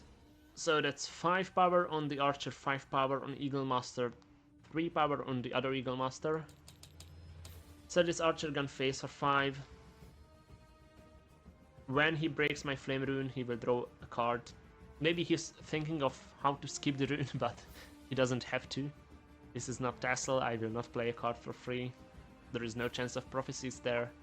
Goes face for 5 with Eagle Master. My Flame Rune breaks, he is dealt 3 damage. His Report Rune breaks, and he will just play a Shock Troop over the Eagle Master. This will be a 6-4, and that's the needed damage. GG, that is 2-1 for the House of Answers lineup. Enjoyable matches overall.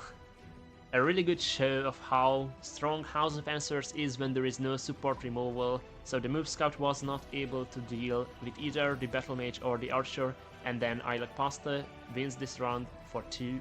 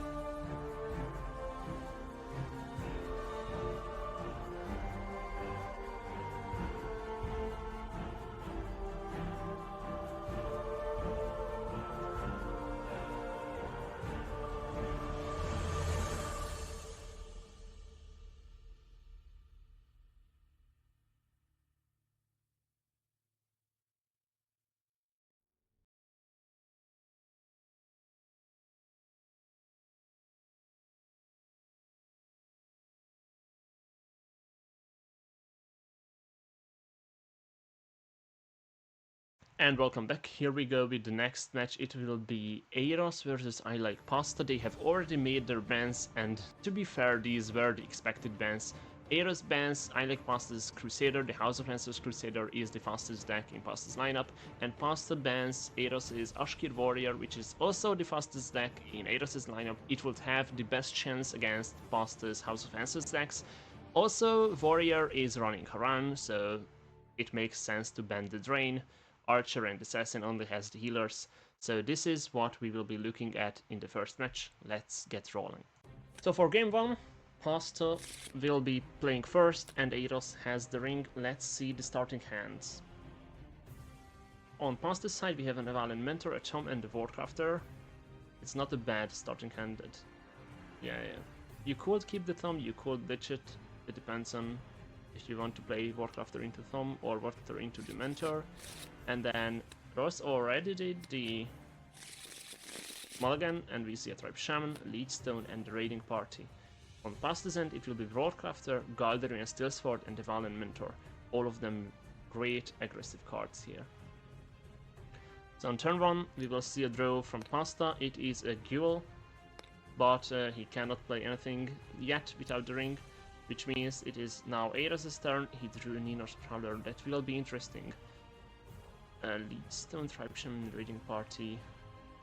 You could use the ring, play the Tribe Shaman if you want to, just to get something on the board. And we see the Tribe Shaman being played. That will be a 2-2, gives +2/+2 to other friendly creatures in this lane. And we see a Sardis draw from Pasta. Now that would have been good last turn with the Galdarian Stillsword. It could still work like that, because you don't want to let the Tribe Shaman stay there for too long. But we just see a Warcrafter. It will be able to trade next turn with the Tribe Shaman. It will be a 2-1 with Vordë. Now, of course, we as spectators know that if we look at Eiros' hand, there is a Leechstone here that will come in handy against that sad Warcrafter, which will lose the Vordë and be traded as well, while giving the Tribe Shaman +1/+1. Unfortunate, but that's what will happen, I would assume, as soon as the pass comes through. And then it's Eiros' turn now. We see the ramp, we see the draw. Evalin Mentor, +2/+1. But still, this turn is just the Leechstone, I would assume. That's the best drop you have here. Stealing a Vordë is really good, although you could try to steal a charge later on. But I think against Pasta here, it really should be stealing the Vordë. You could play the Raiding Party, sacrifice your 2 Saldis just to trade with Warcrafter, but that would not be worth it. You lose 6 damage just to protect your Tribe Shaman, and you still have to use the ring for that too. There is also the Evalin Mentor that we saw. We see a Raiding Party then. If he would have played the Evalin Mentor, then he could have given the Tribe Shaman +2/+1 and tried to keep it alive, but we now will see Sardis. And he plays the Sardis, which means these will be 3-1s charging. Both hit face for 6. Pasta will draw 1 from the rune. Let's see, the draw from rune was Ashkir Scout. And then he hits for 2 more with Tribe Shaman, setting Pasta to 22. Interesting turn of events. Eiros decided to be the aggressive. He doesn't really have removal for the House of Answers, maybe? Let's see the deck. Yes, there is no support removal outside of Pillar. There's 2 copies of Pillar, which could help with House of Answers, but he might be afraid of that, and that's why he decided to just go all out on being aggressive. There is also the Ninor's Prowler, possibly coming next turn, which, if the Warcrafter loses the Vordë, could trade with Warcrafter from the summon effect, give the Ninor's Prowler +1/+1. We see a draw from Pasta. It is a Windrunner. That's a forecast, so not playable yet. It is only turn 3. For 3, you could either play Galdrian Stillsword and Valiant Mentor, or Valiant Mentor and Ashki Scout, or the Ghoul, but that would not make much sense at the moment, because the only target for Ghoul is the Warcrafter, which will trade with Tribe Shaman, and then will die to Sildis. We see a Sildis Blade. It's Zericus, so you still have 3 left. Equipped with the Galdrian Stillsword, so this will be a 3/3 Sildis with charge. We'll be able to attack the Tribe Shaman, maybe. It depends on if Master wants to trade the Vordë or not. And we see Valiant Mentor. The Valiant Mentor will give +2/+1 to the Warcrafter, which would mean that if Sildis trades with Tribe Shaman... Oh, alright. Still, Warcrafter will trade with Tribe Shaman, and then I would assume that this Sildis will trade with another Sildis. Yes, because then the Sildis lose 2 power, both of them. And then past the Sildis will be a 3/2, which means that the remaining Sildis in the field lane will not be able to trade with anything Pasta has on his board. And now it will go to Eros. Let's see the draw. The draw is an Agir. It is turn 3, but with the ring he can drop a 3-drop if he wants to.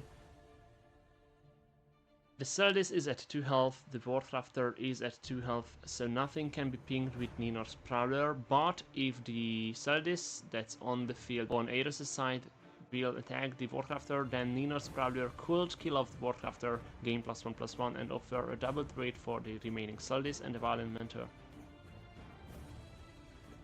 But it seems Eros is just looking at the cards, trying to figure out maybe there is another way here. Unfortunately, the Vordë is already lost, so Leadstone cannot help you there. He will play the Ninor's Prowler, use the Nestling Charge. The Sildis will first go to the Warcrafter, and then the Ninor's Prowler will kill off the Warcrafter. Ninor's Prowler will become a 4/4 with that, because it has +1/+1 on Slay. This is a limited card, so just like the cards that they will be able to create once the tournament ends, it is Eye of the Restless Storm's reward for being first place in the closed beta tournament. This is a mid-range card that is especially good against aggro, so we'll see how good it gets here. We see the draw from Pasta, it is a Tribe Shaman. That could help here.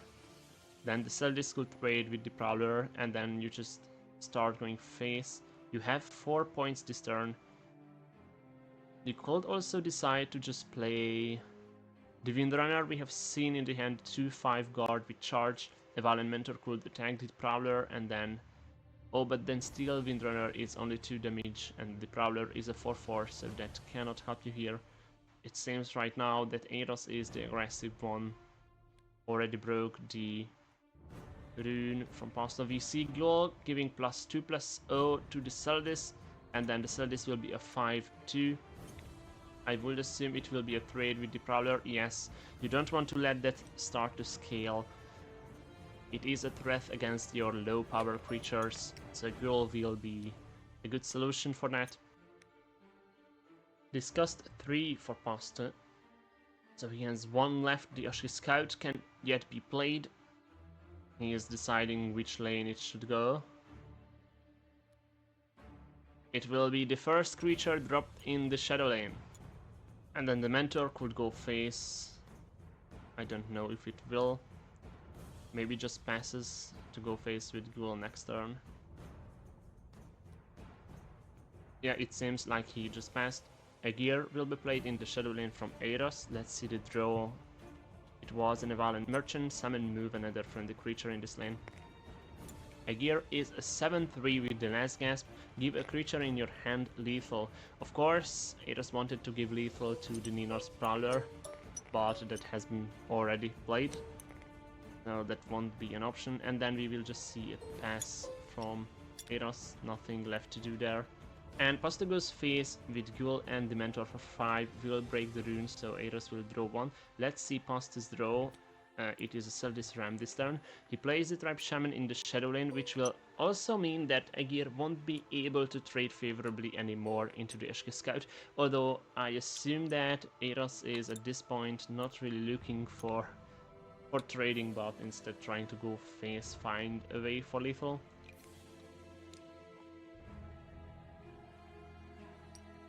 When the report room breaks, Eros drew an Evalin Mentor. And then Pasta also plays the Celdis Ram.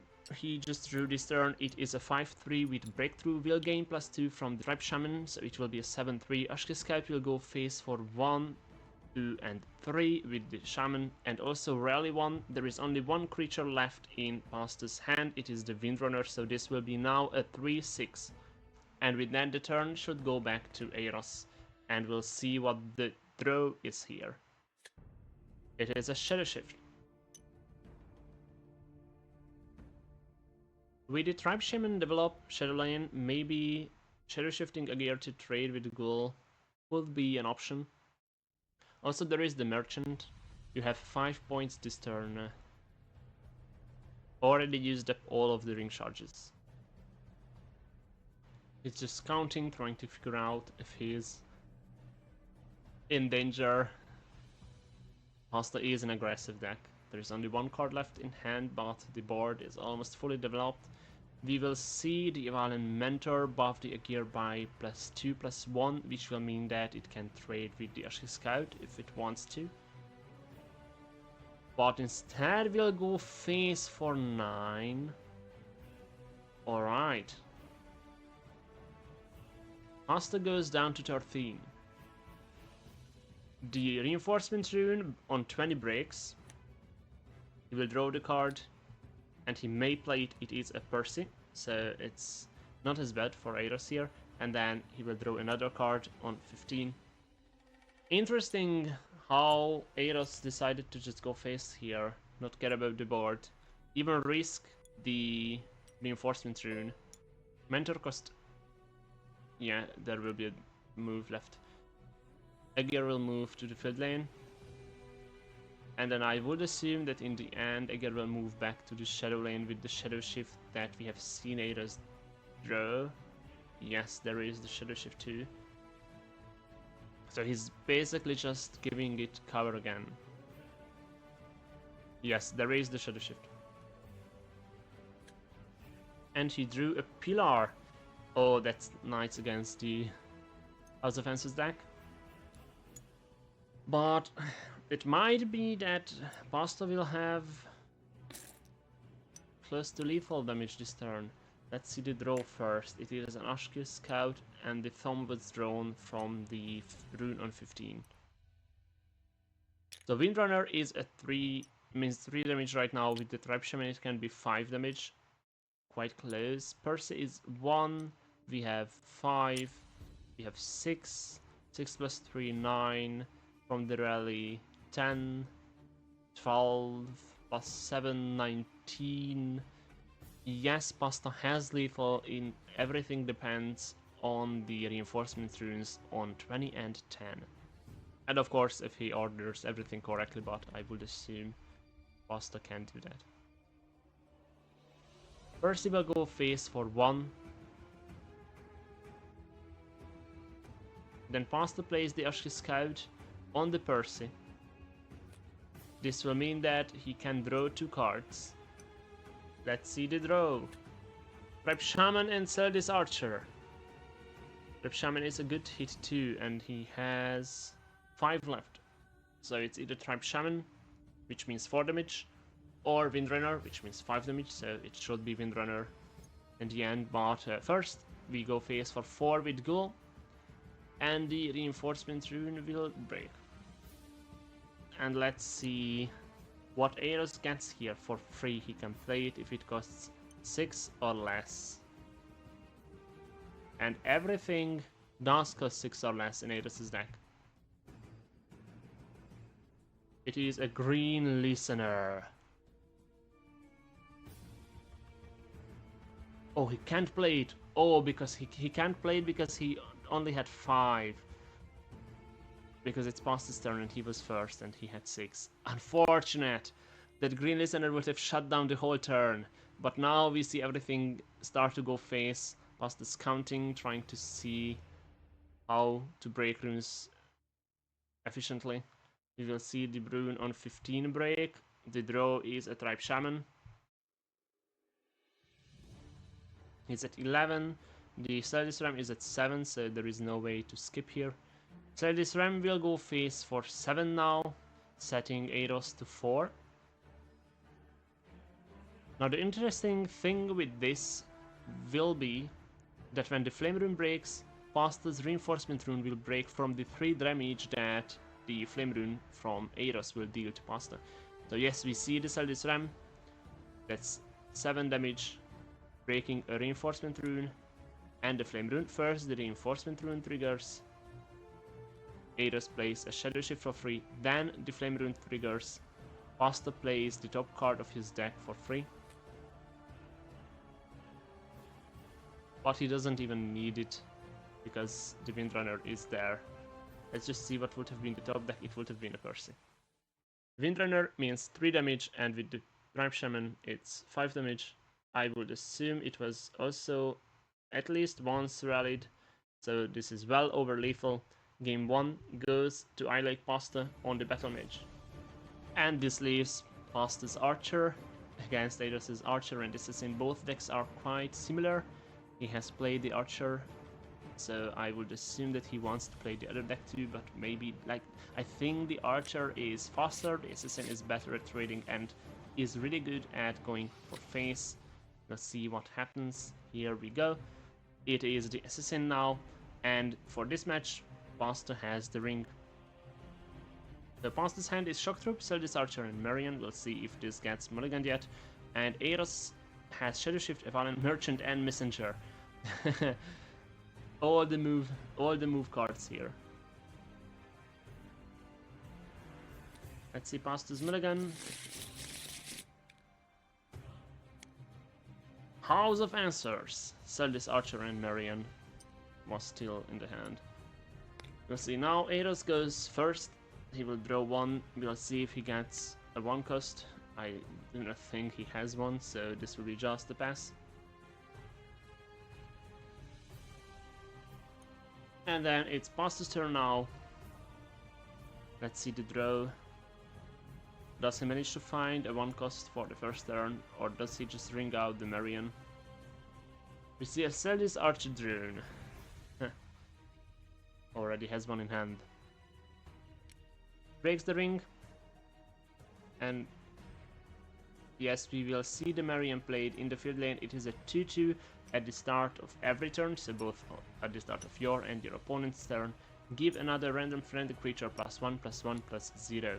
Right now there is no other friendly creature, so Marion will be just left standing there. But as soon as Celdis Archer next turn hits the board, it will start to gain the buffs. Now Eiros drew another Shock Troop.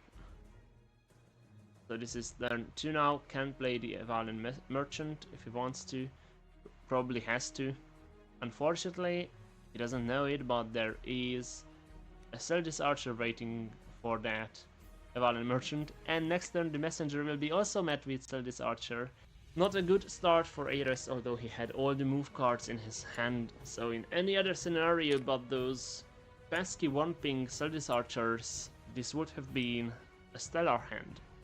Interesting that he decided to drop this into Shadow Lane. Of course we know that this signals the move in his hand, and he will just move it over to field to trade with Marion. Or, well, he won't, because Pasta will have the archers. Now we see an Ashke Scout drone, so this will be a Celdis Archer. Yes, pings the Evalan Merchant, which will now go to the discard pile. And then we see Marion go face for 2. Does Pasta break the ring, play the last Ashke Scout in his hand yet? No, at the end of the turn Marion will buff the Celdis Archer by 1/1, so this will be a 4/2 now. And it is Eiros' turn. He will draw 1 and gain a resist point. Oh no, he does. Alright.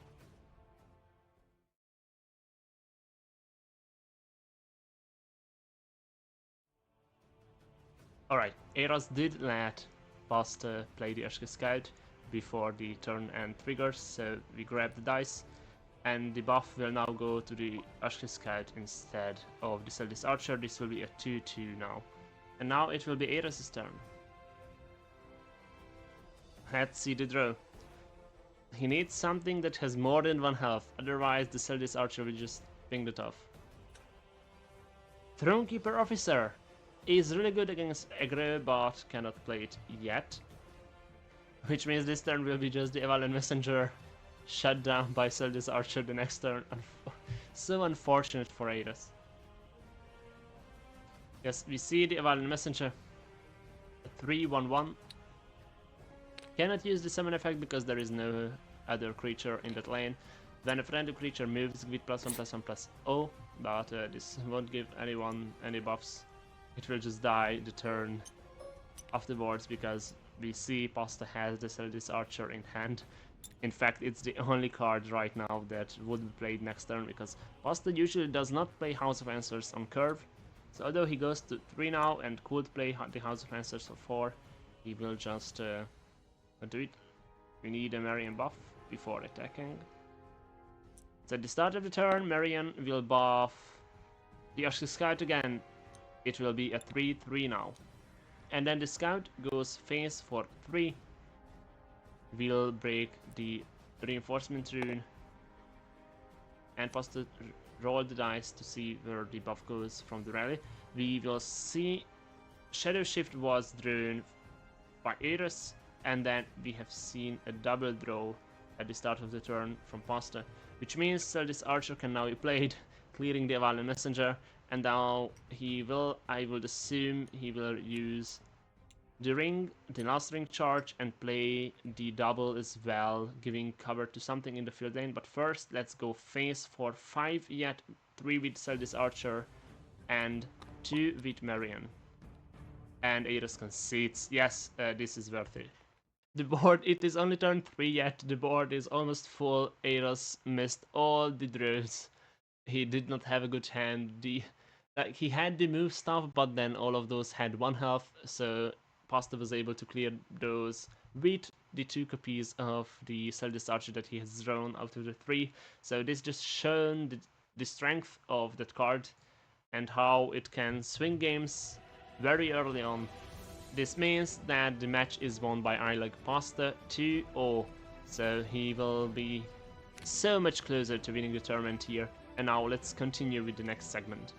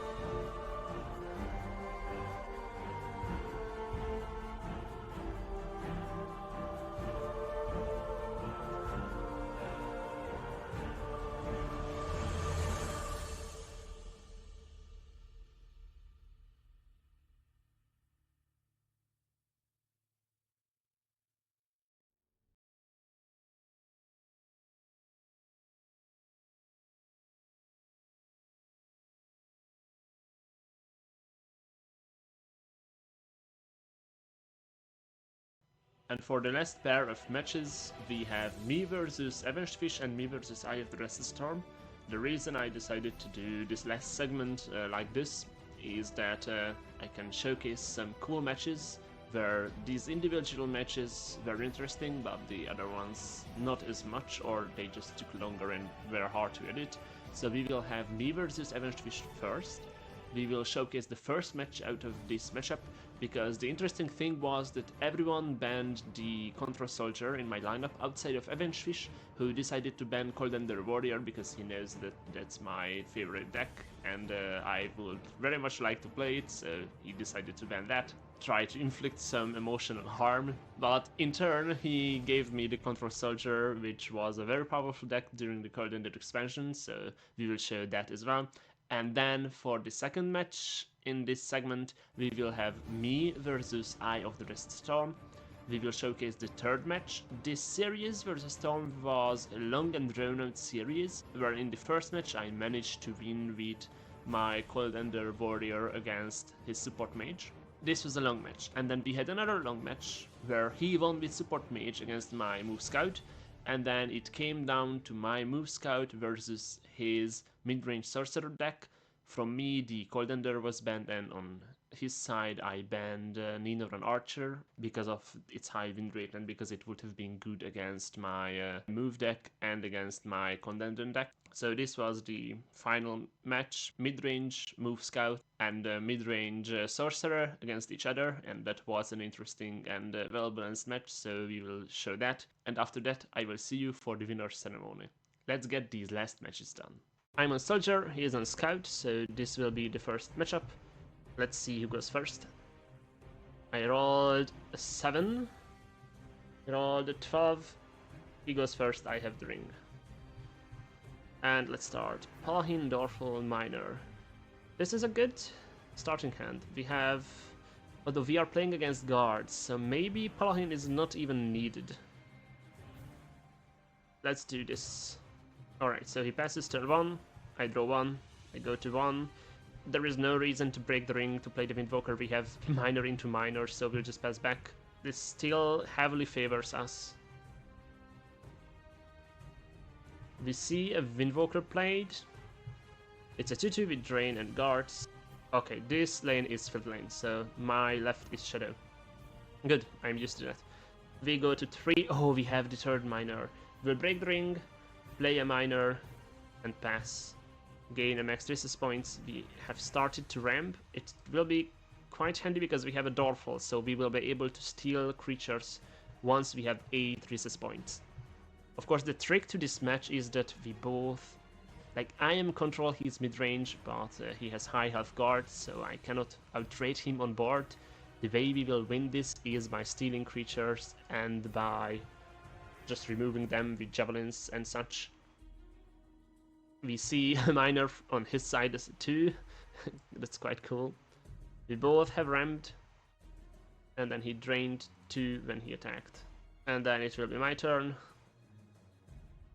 3, Miner, pass. Now he will be just trading with Miner, I will assume. Go face for 2 with Invoker. But maybe there is no reason to keep the Miner alive. He doesn't have any way to reuse the summon ability. We also drew into risks. I think in this match we will try to level in risks before playing it, although we might steal a Paladin because that has 2 power, is a prime target for stealing. Okay, we see a Scout's report. He draws 1 and then he discards it and draws another, or he just keeps it. Let's see if we see a card getting discarded. Yes, it is a City Guard. He has to find his better statted creatures because he's playing against control. We see Watch Captain buffing both the Miner and the Invoker by 2 and 1, which will also mean that now he can trade with my Miner and survive with his Miner. Yes, we see exactly that. And then we'll see 4 damage going face and healing him. That should be his turn though. Yes, I draw 1. I go to 6. We drew a Scholar. This is at 2, this is at 1, this is at 2.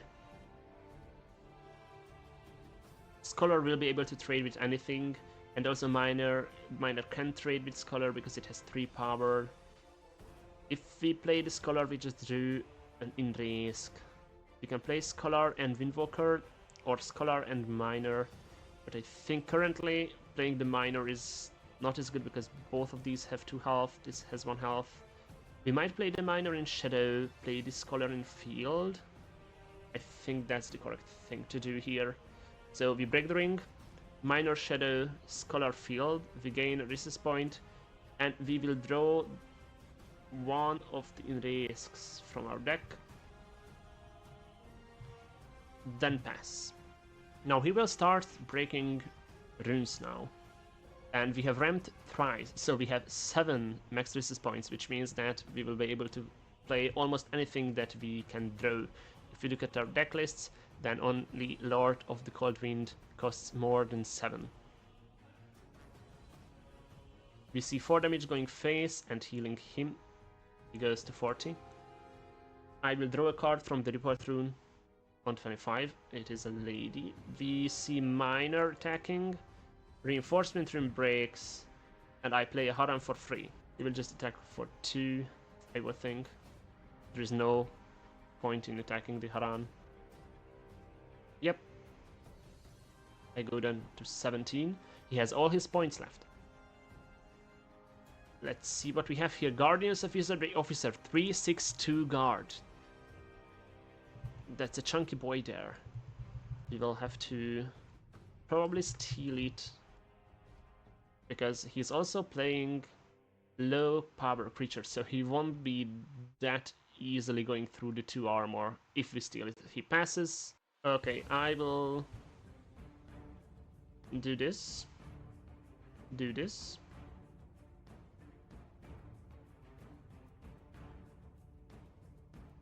I drain 3. Haran is dealt 4 damage. It probably won't regenerate because Wedge Captain will just attack it. We have 8. We could steal that one. If we steal that, then Haran dies. The other thing would be to play Lady. Enough creatures have died that we would get a Windwheel. We might just play Lady and the Windwalker. I think that's a better way to spend our resources. Lady, Windwalker, pass. This way there is a guard that is protecting Haran, and also we get to draw a random Windwheel.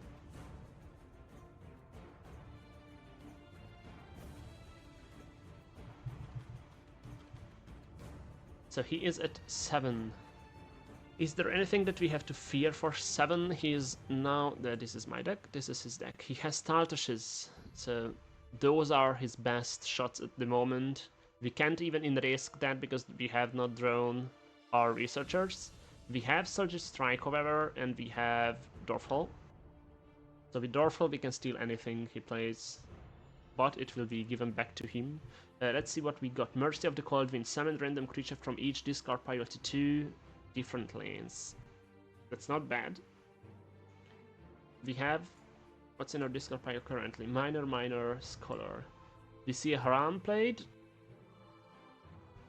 And a Stone Turner, because there is no supports in our deck. It doesn't matter. Haran regenerates. I draw 1.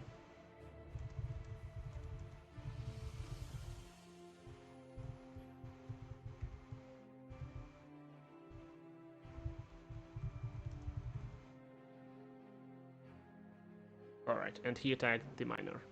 So now... oh, we got a Researcher. We got a Researcher. So we could steal something with 4 or less. So we have 9 points. But playing the Dorfhall is just better, so we will play the Dorfhall. And we will steal Guardian's Diversity Officer. We will also go face for 3 and go face for 4. Then pass. So we see Scout's Report, and a Shadow Shift on Haran. This will mean that he will be able to trade with Lady. If he trades with Lady, then we just trade with Haran the next turn. We see an Armor Smith and another Haran. So the second Haran will be... Okay, yeah. That's 4 damage on Haran. The second Haran will be at 8 health because he gains 2 from Armor Smith. And then Lady died, he's draining for 3, goes to 36 and passes. We draw 1. We go to 10 now. Haran will trade with Haran. That's 3 damage on my Haran and 3 health gained. Then in the Shadow Lane, we of course have to kill the officer first before Dorfel dies. I think it might be worth it to steal Haran here. So we use Researcher, then in risk Haran. This cost me 6, I have 4 left. With 4, do we care about Armor Smith? Probably not. We'll see a trade here for 3 damage. The reason I decided to trade here is because still with the Armor Smith he cannot kill the Guardians of his Officer because this has 2 armor. And then Officer has to die before Dorfel. We have 4 points left. We might just... if we play this in field, this will just die later on. So we will pass.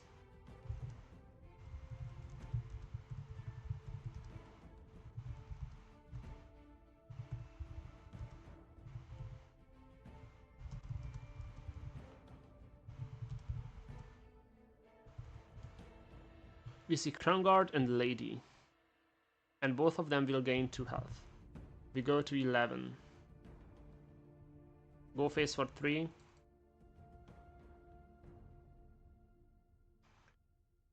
We'll double trade.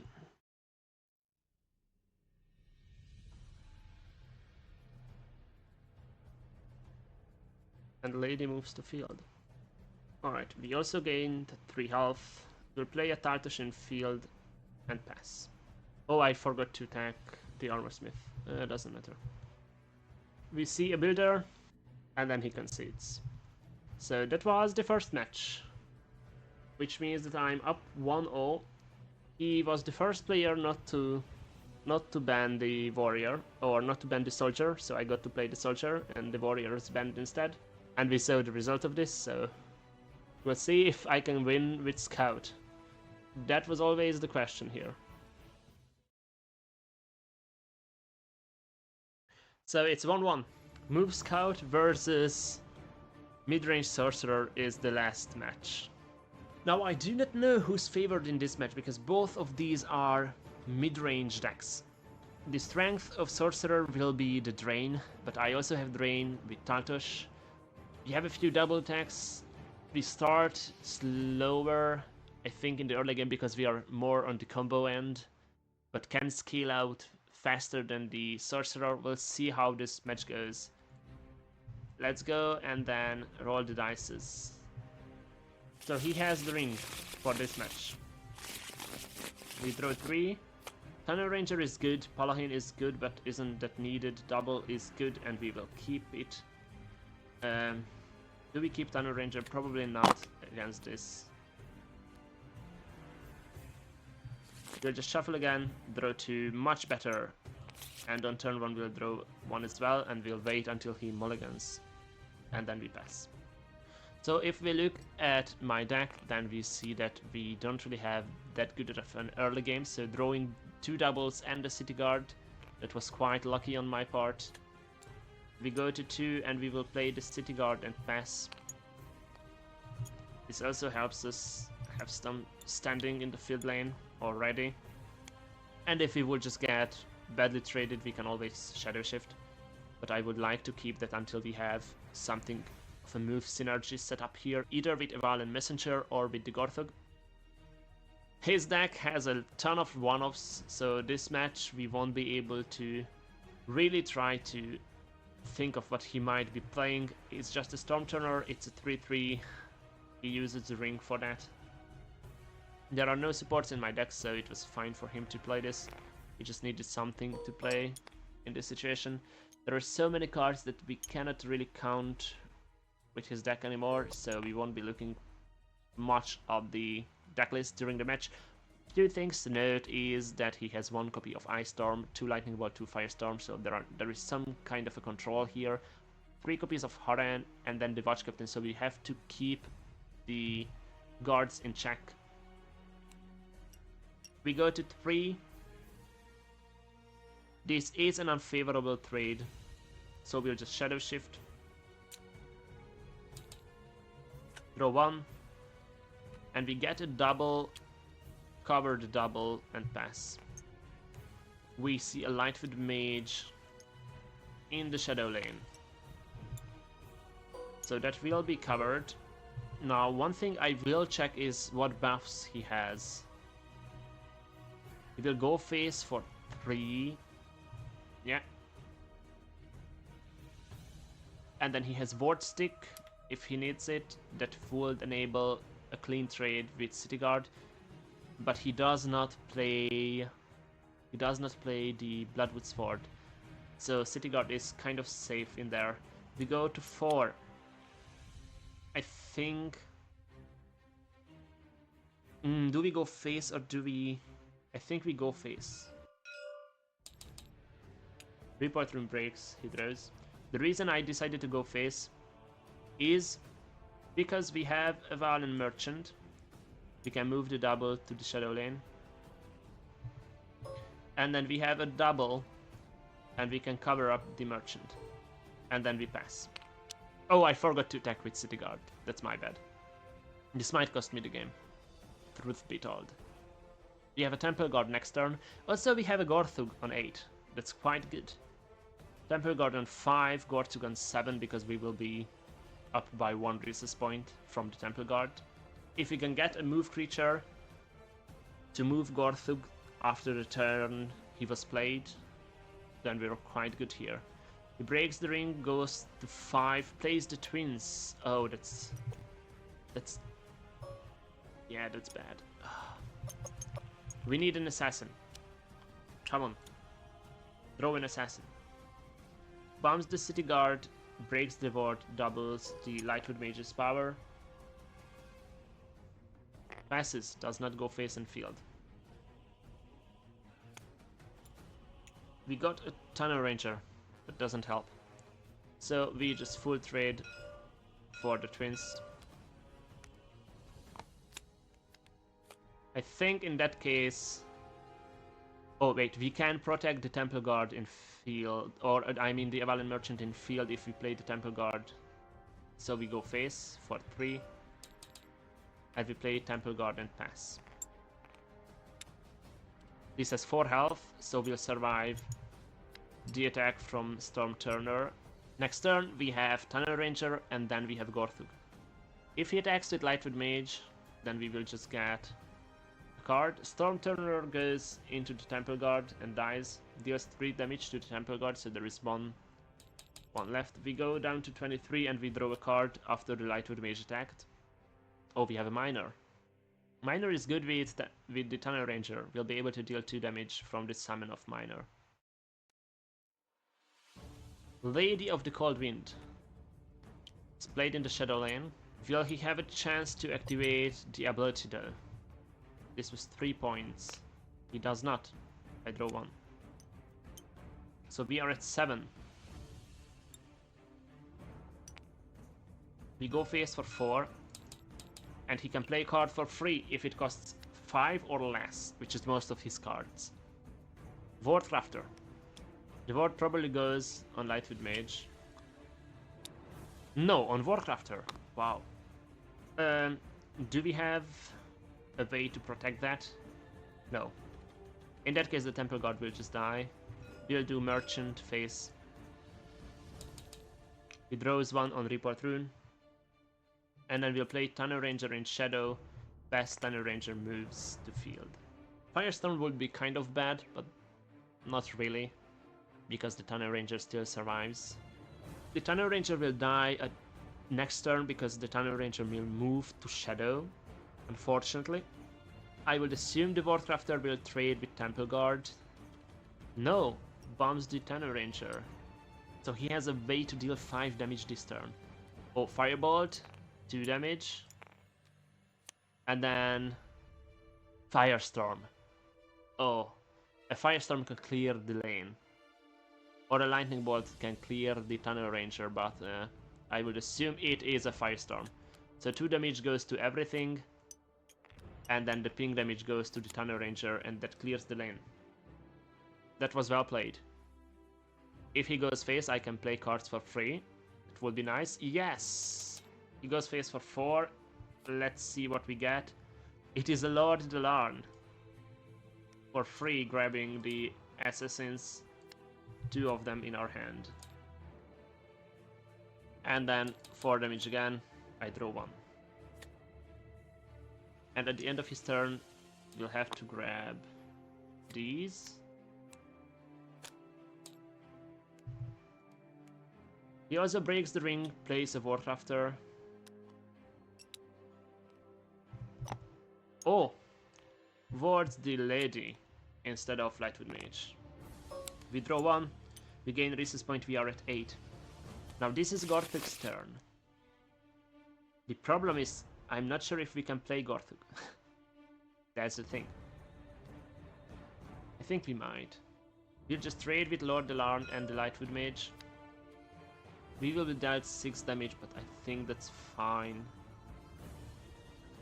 We'll play Gorthug. Grab the Crown Guard that this puts into our hand. We have 1, 2, 3, 4, 5, 6, 7, 8 cards in hand. Gorthug is a 6/6. That also has 2 armor. Will be in cover, and when he leaves his original lane, which is Shadow right now, then he will gain +2, +2, +1, and then we pass. Now we'll be down to 9 after the Warcrafter attacks. And we have to play a card. It is a Miner. We see Protection of the Cold Wind. This is a 5/5 guard that was generated as a Windwheel from Lady of the Cold Wind. And we see a Watch Captain. So that's the first Watch Captain played. Will give +2, +1. So this is a 7/6 now. Adelias on the Gorthug. This was disarmed. And passes. Now this is quite bad. We have 1, 2, 3, 4, 5, 6, 7, 8, 9 cards in hand. And we have 10 points to play with. What we have to do is play an assassin. Get rid of this. That cost me 4. I have 6 left. I will play a Valen Messenger. Move the Miner. Trade for the Ward. Then trade. Gorthug is dealt 4 damage. We have 3 points left.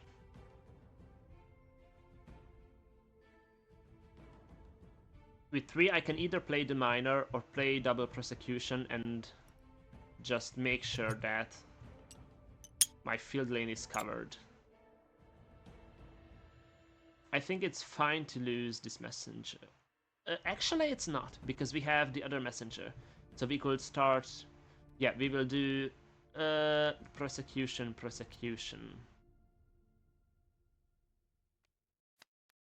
And pass. It could have been good to keep the prosecutions and be able to trade in Shadow Lane for the next 2 turns. But instead we went with this.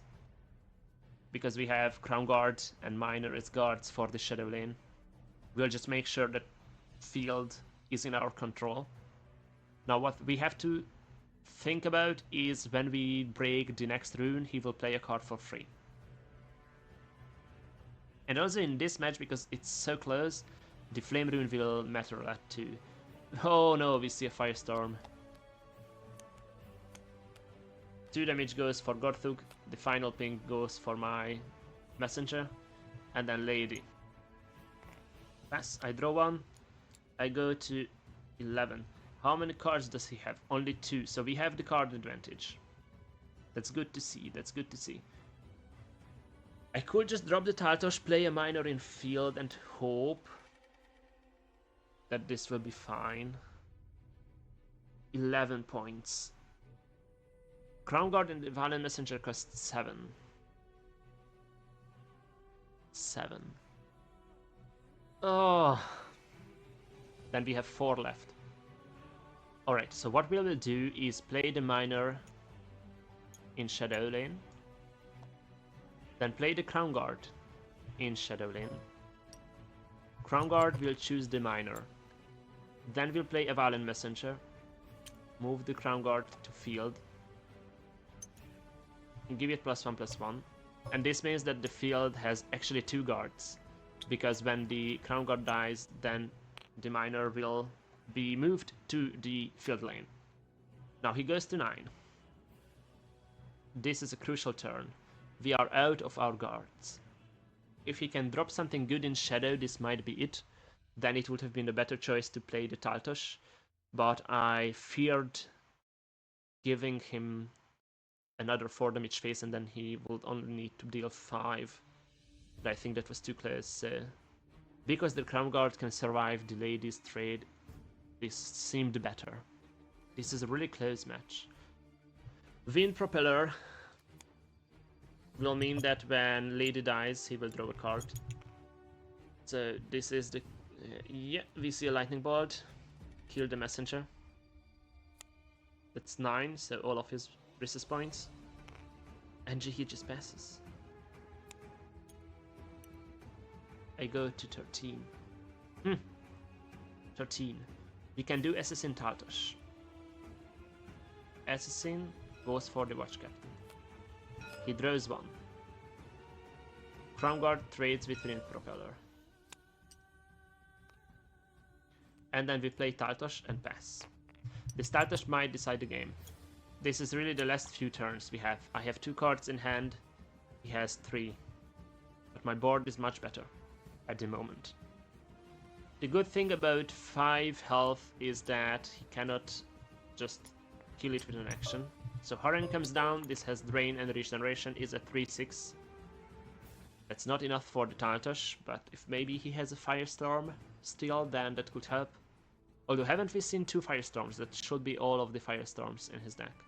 When he kills the Crown Guard, the minor will move to the field lane. We see Kundu, Drain Rally, and gains guard if you have another friendly creature with Drain. So this will be an 4/8 guard with Drain. Not bad. Means that my Tartosh and the Haran and Kundu will die. So Lady attacks Crown Guard, both of them die. On Crown Guard's last gasp, the minor is moved to field. And that should be his turn. So he has 1 card in hand. We'll play 1 card on that. Keep that in mind. We attack for 2. We trade here. We drain for 8. And we are dealt 4 damage on Tartosh. Now next, I think I want to keep Tartosh alive. So I will do Temple Guard, Priest, Pass. We raise our mercy resist points by 2. Temple Guard will be a 4, while Priest is a 6. Temple Guard also has guard. It is his turn now. Everything is down to this. My hand is empty. And he knows that. Embrace of the Cold Wind, useless. Windwalker isn't that much of a problem. He deals 3 damage to Temple Guard, gains 3 from the drain on Haran. Windwalker is a 2/2 with drain and guard, but this means that we might have the game here. He passes, I draw 1. It is a city card. So we have 1, 2. If we break through, we have 6. 2 plus 6, 8. 8 plus 4, 12. We have lethal, but we cannot count with reinforcement rune yet. He has no cards in hand, so it is much safer to just trade.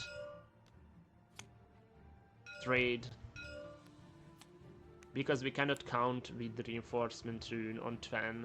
Go face, go face. City guard. Do we go face for 8? We can probably just kill him next turn, so we pass. Horan was the top deck, so actually the reinforcement rune would not have been enough, and he forfeits. And that means that after 2 hours of play, the match has ended. 2-1 in my favor. This was probably the longest match in the whole tournament, and it was quite close in this third match, so I'm happy how this turned out. The first match was in my favor for the whole time, and then the second match was in Eye of the Storm's favor. It was only correct to have the third match be a close nail-biter, and now we move to the next match.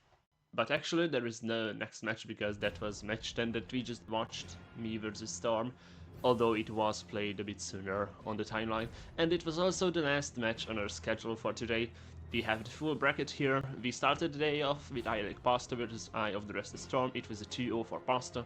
Then we moved on to the 2 hours and 46 minutes long match that was cut just to be an hour and 1 minute. It was Avenged Fish versus Eros, where Eros won 2-1. Then we watched Pasta versus me, 2-1 for Pasta.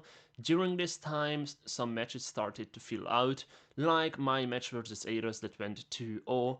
Or Eros versus Eye of the Restless Storm that was also a 2-0. The other matches that have not been cast are Eye of the Restless Storm versus Avenged Fish, went 2-0 for Avenged Fish, and I Like Pasta versus Avenged Fish went 2-1 for Pasta. We watched I Like Pasta versus Eros, 4th, this was a 2-0 for Pasta, and then we had, in this last segment, me versus Avenged Fish, 2-1 for me, and me versus Storm, 2-1 for me.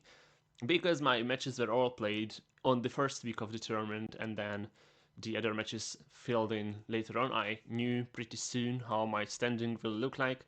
So with all the matches counted, here is the final standing table. I Like Pasta will be the first, as you can see, with 80% win rate, 8-2, while Eros is the 5th, 2-7 with 22% win rate. Avenged Fish is the 4th, 3-8 with 27. Eye of the Restless Storm is 3rd, 5-4 with 56, and then I am the 2nd, 7-4, 64. So the prizes were that the better placement you got, the more variety you can have in creating your cards. So Eros will be creating an action, Avenged Fish can create an action or an item, Eye of the Restless Storm can create a creature or a support, I can create whatever, and then Pasta can create 2 cards. One of them will be a creature or a support, and the other one will be an action or an item. Remember that these limited cards that we are creating will only be playable during the Battlefield expansion, and then outside of the Battlefield expansion you can still meet them in draft, or the creator of the card can play it in one of their decks for the rest of forever. So this is what is standing on the line when creating a limited card. I will announce the cards as they come in, and they will also be uploaded to the Heroes of Vordë workshop mod that you can play on TableTop Simulator. But with that, we have reached the conclusion of our Heroes of Vordë Coldender tournament. Congratulations once again to I Like Pasta for finishing first. 80% win rate is a feat to have, and the House of Answers lineup did pay off in the end, so congratulations again. And I will see all of you in the Battlefield expansion and game, and then in the Battlefield tournament. It will be held from November to December, and it will be streamed either in the first half of January, if my exam period goes so and I can edit everything in time, or in the second half of January once I have finished all the exams. So I will see you there. Servus und Farewell, Isten ovjen. I will conquer the pass of Vordë. I will set out, the time's always right. Fighting through wind, I shall see the sun rise. The pathway of kings high above the cloud lies. I have have seen battles, full rank of soldiers, mages through fire, and sorcerers, monsters, steady bows of archers on the slope, in shining armor rid out a contingent of hope. In faraway cities and deserted ruins, warriors gather to train their rookies, monks heal the wounded, assassin the wicked. Scouts gather intel, yet I cannot find peace, and so I will conquer the pass of Veritag. I will set out, the time's always right. Fighting through wind ice, I'll see the sunrise. The pathway of kings high above the cloud lies.